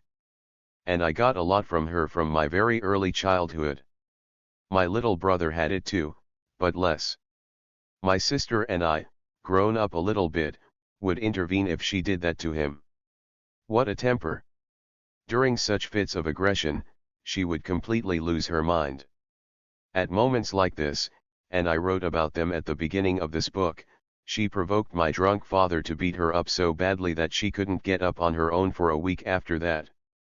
Or when she was having an argument with my wife, she declared that my beloved daughter wasn't actually mine, as she had just told that to my face, which in fact prompted me to start writing this chapter.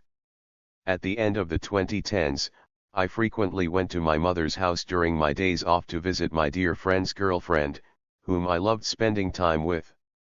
At the time, I was seriously considering ending my marriage with my wife, who had similar behavioral patterns and lack of discretion as my mother. I consider myself fortunate to have both of them in my life. Do you remember the chapters about my cousin Ruslan? Of course. I have a saga about our glorious friendship with him. The last time I saw him was in 2008, and our mutual friends told me that Ruslan looked bad, his skin was covered with psoriasis, noting that I looked good, by the way, which was nice to hear, especially from women, but something always got in the way of seeing him. I wanted to see him and show him myself. I had a lot to tell him, like meeting a classmate whose beauty he noticed once in a picture when I was in high school.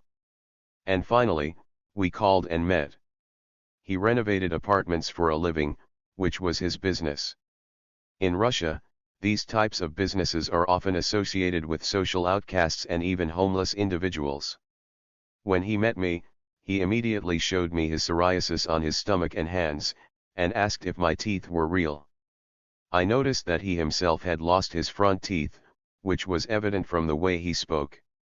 Additionally, when he was young he was drafted into the army, and was sent to East Germany where only the healthiest and most physically attractive soldiers were chosen to represent the army in Europe. I poured some vodka that I brought into plastic glasses, and we drank. We started talking, reminiscing about our glorious past.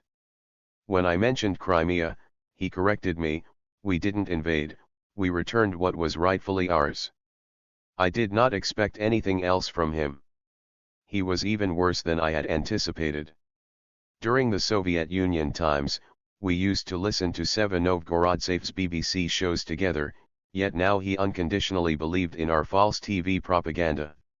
He had no internet, and it was already 2019 with almost 100% internet coverage in the country.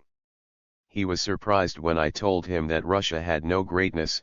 In fact, all the greatness shown on our television was a talented PR action. Under this naively convincing exterior lay a total and unprecedented plundering of this country.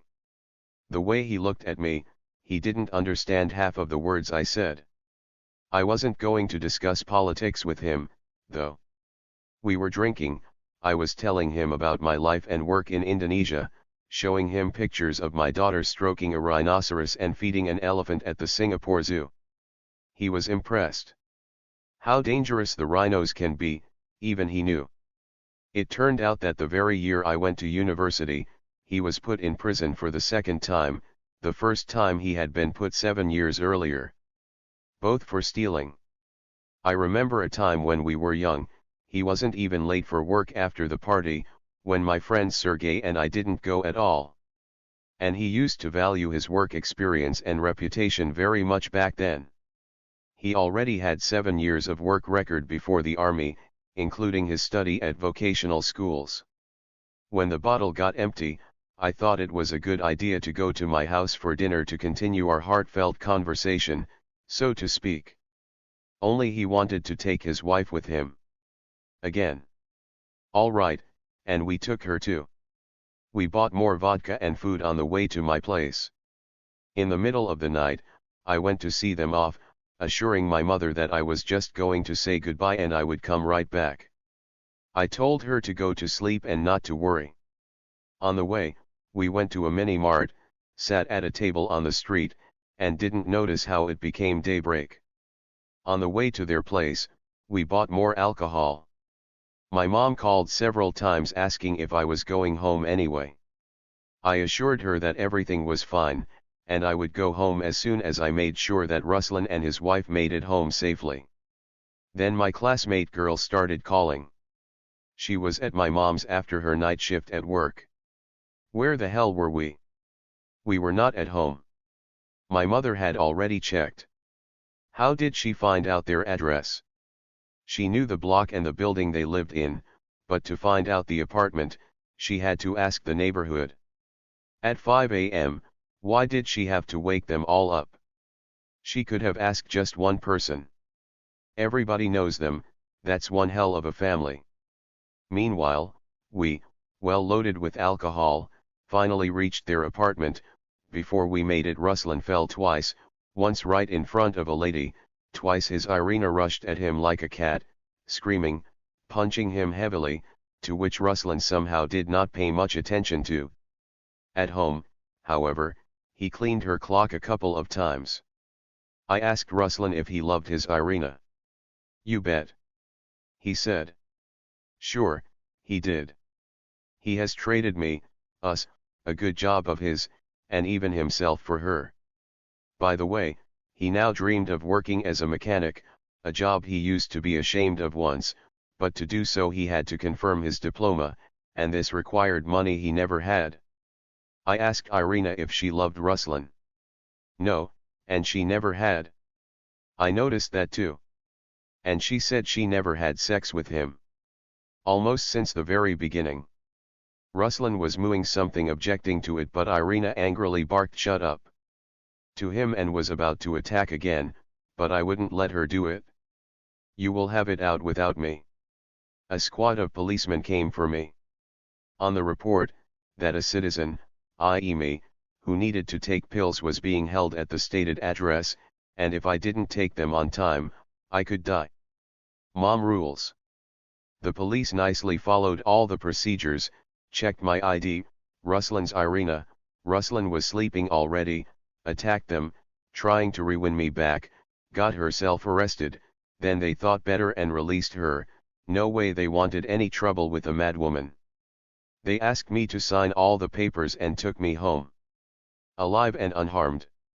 I checked my backpack when I arrived home.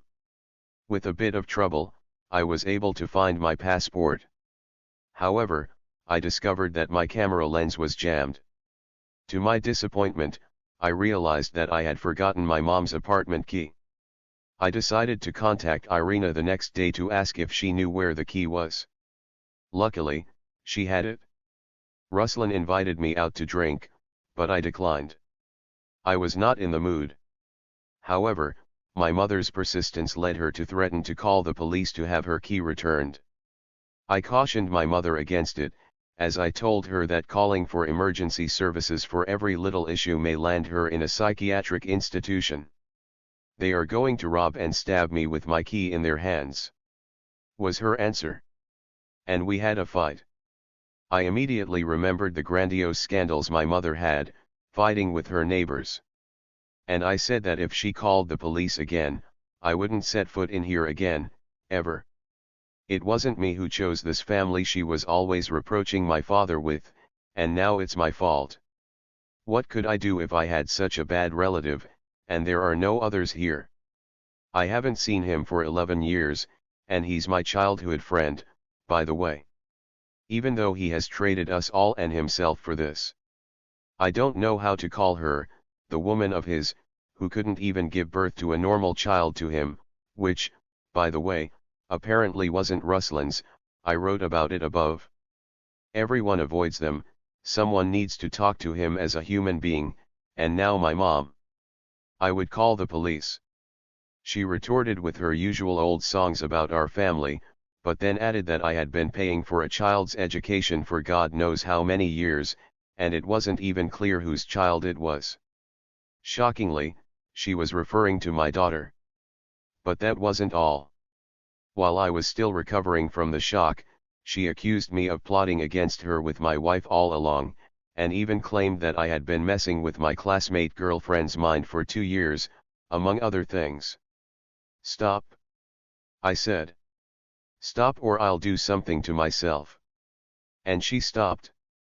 She never said a word since, and I started casting up everything back on her. All her grandiose fistfights with my father that I've remembered since I was 2 years old, my poor childhood, and how we lived in a barn one summer. Almost right, then my mother and I went to the notary to re-register the cottage that my mother had once registered to me. I could have said no, and she wouldn't have done anything about it, but I don't need this summer house of hers, and now I don't have anything that connects me to this town except for my classmate Urka, whom I was still in relation with.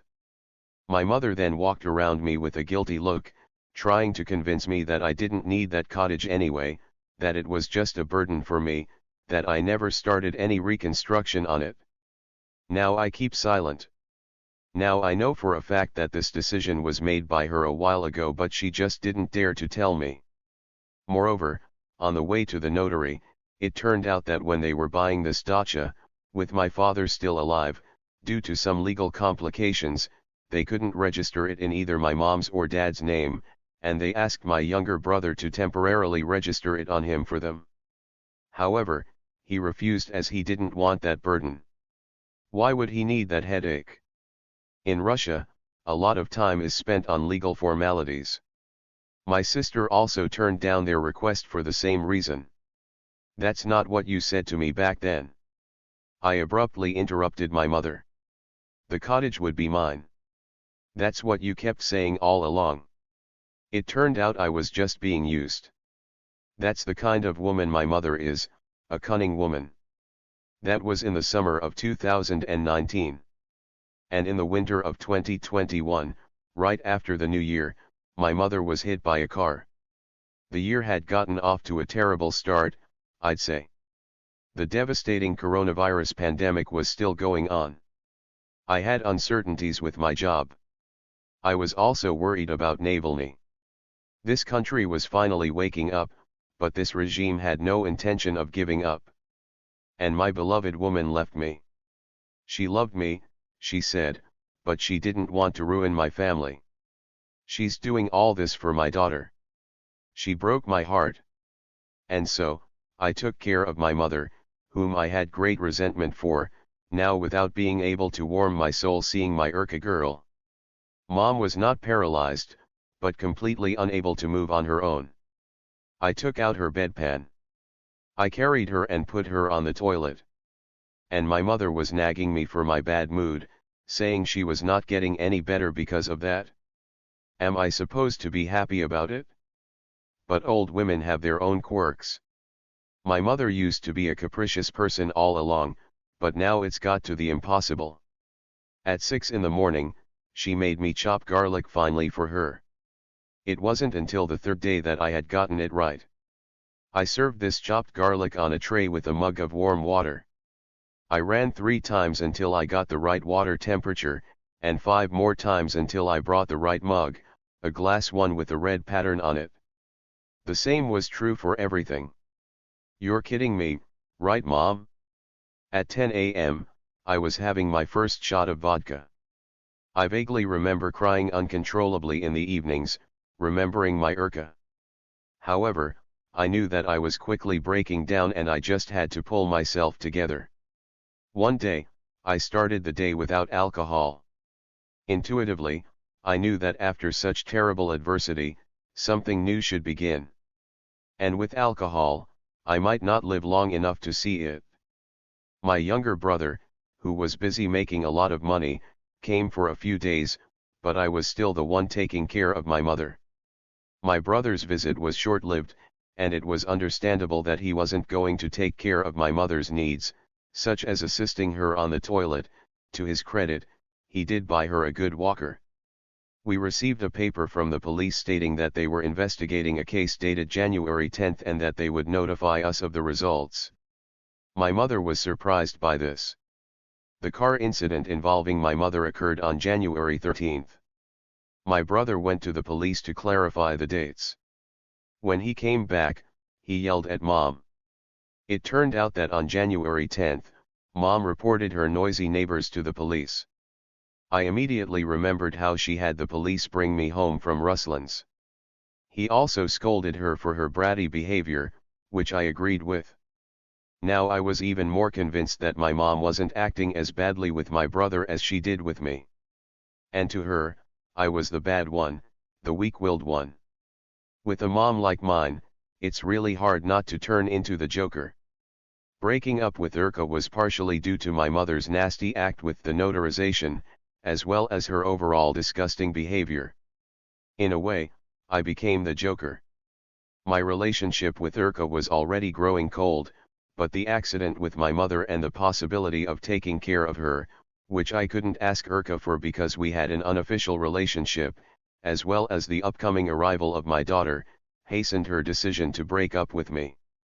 In the chapter of my book, The Most Mysterious One, I wrote about how a third person intervened in our relationship, ultimately causing us to hate each other and killing any love we had. While I was taking my mother for a CT scan, I received a message from this captain which included a photo of him with her. This caused me to become frantically jealous, and I ended up having an argument with Urka. She eventually calmed me down by informing me that it was just a passing encounter. A couple of days later, based on the results of that CT scan, I attempted to hospitalize my mother when I received a nasty letter from the captain. In the letter, he expressed his joy about my perceived dumping and accused me of dishonesty. My mother was denied hospitalization due to the fact that too much time had passed, and she would not receive any additional care except for the increased risk of contracting COVID. While driving my mom back home, I started another round of frantic arguing with Urka. I forwarded his letter to her. In shock, she asked, "What's this?" Then she wrote, "That's fucked up." She realized I had figured it all out. Not only did she go out with him, but she also bragged to him and their classmates during a little party in a cafe about dumping me. She texted me, saying, "Calm down." All she said was that we had broken up and that I was going back to my family. It just made me furious. She took me away when she wanted me out of my family, and she put me back when she had enough of me. She's a tough lady. As you can read in that chapter, that was it. I realized that I didn't love her anymore. My love had turned into a strong hatred. A few days later, I wrote to the captain, stating that there were no honest individuals in this story and that I had never initiated it. In a fit of rage, I also wrote him how she had seduced me while my wife was still in my mother's town, and that we had tried everything except for group sex. I didn't doubt for a second that he would send that letter to her, and he did. Urka had not checked her phone in 24 hours, and I started to worry about her. She finally texted me, saying that she was going to tell her sons everything and that I was in trouble. I replied, saying that I was ready to face the consequences, but I didn't think it was a good idea to involve her sons. Did she really think they needed to know everything about her private life? This sparked a new and possibly final round of our fight. Urka's reaction was amazing. She started using swear words and told me that I was dead to her. She blocked me and I thought it was forever. However, she unblocked me the next morning and also visited my social media pages. Something was on her mind. At least it didn't look like I was dead to her yet. But I definitely killed her with this letter. Even my wife judged me, and for a while, I had a sense of guilt, which quickly passed though. Wasn't what I actually wrote in that letter to the captain true about her? I really don't know whether he forwarded everything to her or cut it out of context. I have written a little about Sergei, one of the Youngs, before, who provided me with the cover for our first date. My wife was aware of him, and it was him whom she hated most in this story. After our first intimate encounter with Urka, we drank with Sergei at my place. By the way, I sent the Russian version of this book's chapter to Urka. She liked it so much that she shared it with her sister, who was once a legendary beauty of the town. Her sister liked it too, and she sent me her reviews. She was amused by the name she had in the story. By the way, Urka's sister also knew, not only about Sergei, that I was married. So probably only her sons did not know about it yet. It was Urka who sent the chapter to her sister, not me. She bragged about me too. She sent pictures of me nude in her kitchen to her friends, albeit with a towel on my thigh which I desperately tried to keep on, but still. By the way, I've never sent her nude pictures to anybody. Come on, I'm not offended. Her sister liked me there too. It's okay for people to share their joy. The captain would brag too if he was not with LZ. There was a neglected classmate, a very ugly and sickly A-student girl who, with age, became impossible to look at, but say, with the gorgeous athlete of our class, Marina, who you have also read about here. So, he sent me a picture of her, not just to piss me off, but to show off. So, where is the real Urka, now or then? Both. She perceived things differently depending on her hormonal state. Her desire for me ended and she gave up on our love, making me look foolish. It could have been handled differently from the start, without blame, humiliation, or turning me into a joke. I have been unable to forgive my childhood friend for betraying me, and we haven't spoken since 1982. And so, in a way, that's how I became the Joker, with her and my mom. Pre-final chapter. Actually, my book is almost finished. So much has happened during this time. This country, with its completely crazy leader and extremely stupefied subordinate population, began to dig a trap hole for itself by going to war with Ukraine and bombing Syria. I was against the war with Georgia in August 2008, but I was in the minority. That was a real shock to me. I saw that this country was sliding down in the wrong direction since around 2005. For me, Putin's Munich speech in 2007 was a signal that Putin was no longer the same guy who, right after the 9/11 terrorist attacks, said "We are with you" to America. But it was nothing compared to the shock I had for our people when this country unified Crimea with Russia.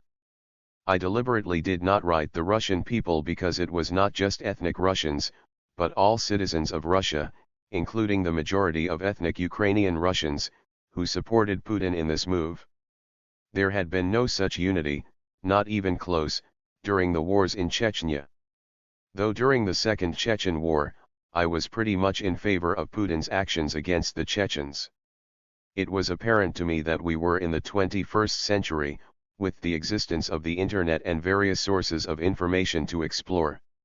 However, it is disappointing how easily our society has fallen prey to the propaganda fed by state TV. I have stopped conversing with many individuals, and hardly anyone hears from me nowadays. Yet, I keep reiterating that the current situation is not just a matter of getting back on our feet, it is the country's inevitable agony that will lead to the disintegration of Russia. By the way, this isn't the worst outcome for Russia. It may finally lead to getting things in order with what remains of the country, presumably the European part within its ethnic boundaries. Something similar happened with the Ottoman Empire, which turned into modern Turkey. I reiterate that this isn't a bad option for Russia. It's a chance for the country to start taking care of its own lands. Who would say the Sweden lost a lot after giving up its imperial ambitions? Mostly thanks to Peter the Great.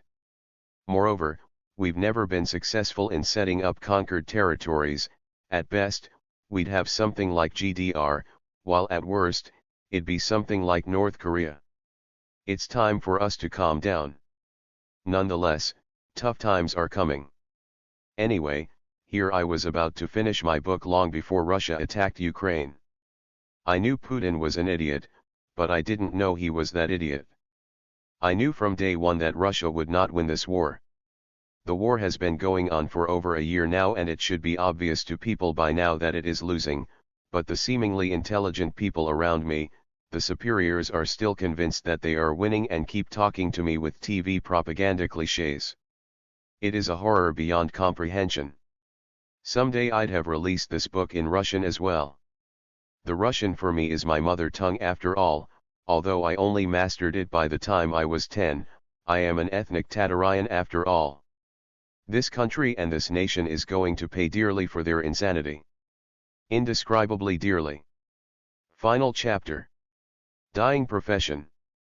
Asterisk. In conclusion, I would like to say a few words about us, the translators. We are endangered professionals. I'm sure that after 10 years, we, as translators, will not be needed anymore. We will be gone. Google Translator and other machine translation tools just keep getting better all the time.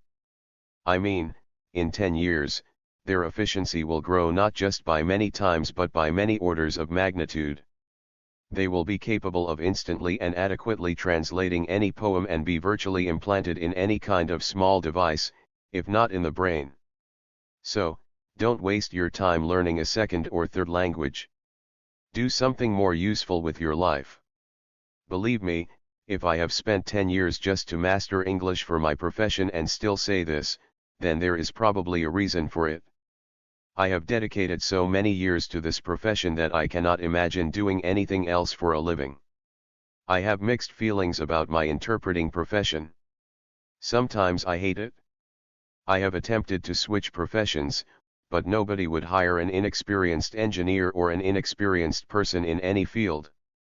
Now, I have the same frenzied determination to get out of this translating business I had when I started translating, without any experience.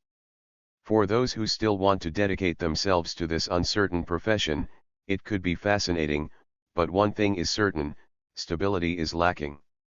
For a quarter of my career as a translator, I was unemployed.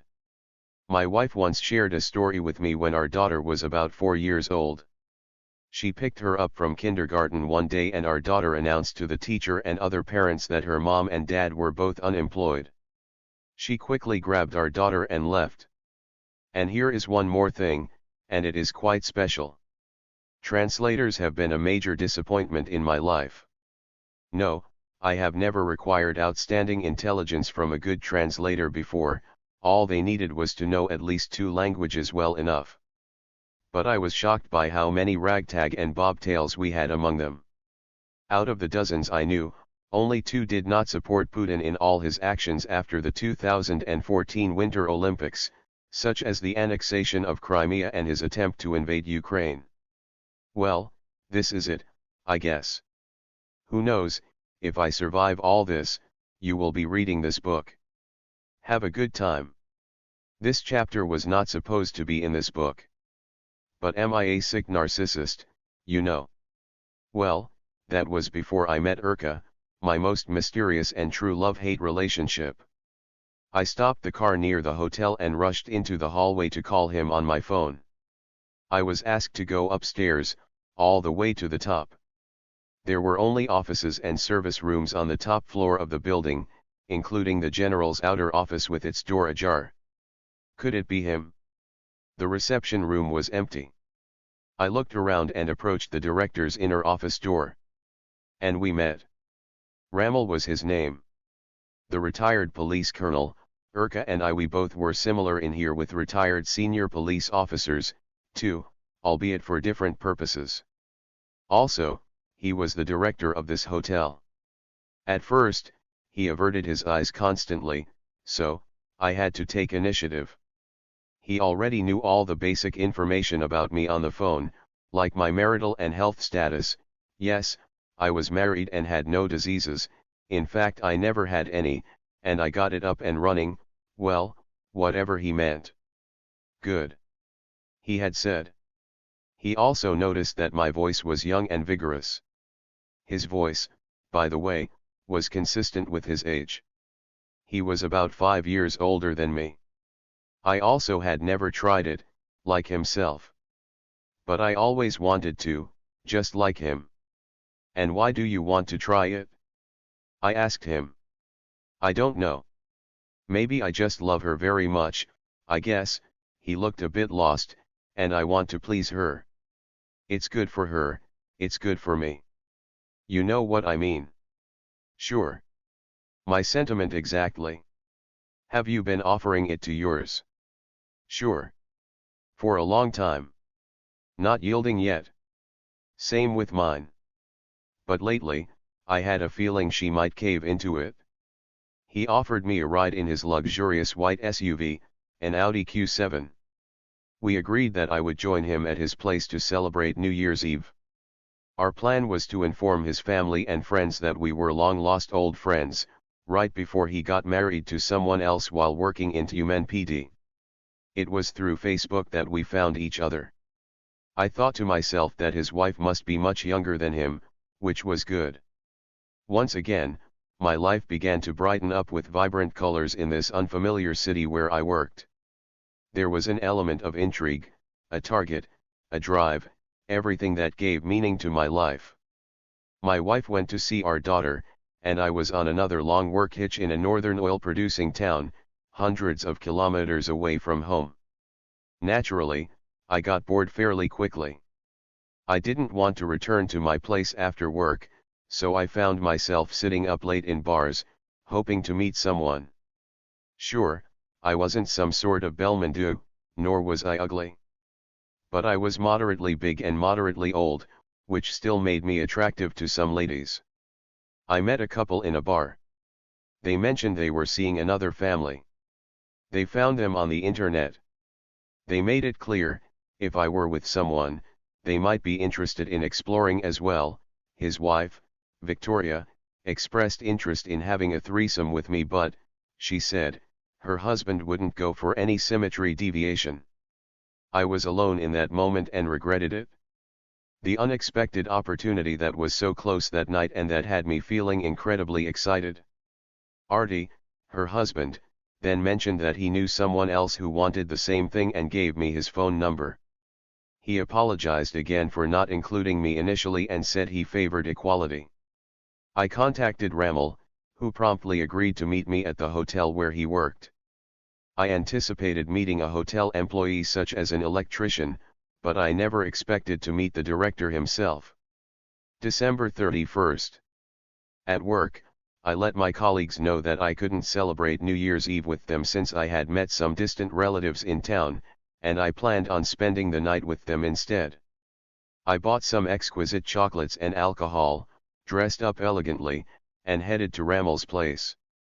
He had a lot of guests, so I did my best to make everyone feel comfortable. I joked around, told funny stories, and acted like I was Ramel's happy old friend. At times, I would even call out to him across the table, saying, "Hey Ramel. Do you remember when we were in Tumen?" After Putin's New Year greetings and fireworks, we went out and visited one of Ramel's friends. There, We sang along with karaoke while Ramal secretly urged me to dance with his wife Marina. Someone turned on the famous so slow and sensual theme, I am going to please you so much, my dear. And everybody started dancing except for Marina. So, I made a move. It was true that she was much younger than Ramal, and she was also incredibly beautiful. It's a beautiful body that always excites me rather than a pretty face in a woman, do you see? I mean, a pretty face is a very nice bonus to me, but the body always comes first for me. And Marina had both. A fantastic body, and her face with large, blue eyes. Although I prefer brown eyes, the blue ones, if large, work fine for me too. I realized that Ramal loved her a lot, so much so that he wanted to present her with a crazy night involving two men. It was well past midnight and everyone was quite drunk. I was telling Marina that I had recently met Ramal when she interrupted me, saying, "No need to explain. I think I know why, we're all just having fun." I got sobered at this. "What do you mean why? What if you fall in love with me?" She kept going, giving me no time to recover. "Well, it would be hard not to with a woman like you. But I won't." I had to pull myself up. "What if I fall in love with you?" The dance music ended and I was still drunk, not with alcohol, but with her words. I wished to dance with her again, but something always prevented it. Ramal walked me home as dawn approached, and I told him about dancing with his wife and how it had all felt so good. What if she really falls in love with me? What am I going to do with her then? Marry her? He laughed. "I wouldn't be able to provide for her as good as you do," I said honestly. We agreed to meet after his daughter leaves them. And right here, my dears, I will finish my story. I will not write how it ended. Let it remain an intrigue for everyone. I haven't written a lot of things because I don't think even my sophisticated readers are prepared for this. And, yes, Ramal set me up with my last sweetheart Lena at the time of writing, with whom I would probably end things amicably, and we would most likely remain friends. I appreciate him for that, but I am no longer in contact with Ramal. He turned out to be a supporter of Putin, which is at least unwise and foolish on his part. I don't associate myself with foolish people even if it's an entire country. I hope you understand that I am not a maniac or sadist, nor am I a masochist. I am a straight guy, but other than that, well, I have a lot to reflect on and not regret. You see, my life isn't over yet, and many exciting things will happen to me. In general, my life has been successful. Although I haven't become rich or famous, all the fantastic fantasies I had as a romantic and insecure 16-year-old boy came true, even though they weren't my top priorities. Most importantly, I had a woman I loved. If you take Urka, she understood me like nobody before or after her. With her, I was becoming a better person than I thought I ever could. She was smart, good-looking, and deeply in love with me too, so I had nothing to dream about while she was around, and I stopped having sexual adventures on the side. I mean, I almost never cheated on her, the most mysterious one. It was true love, and I was a very happy man at first. Well, you have read the story about her.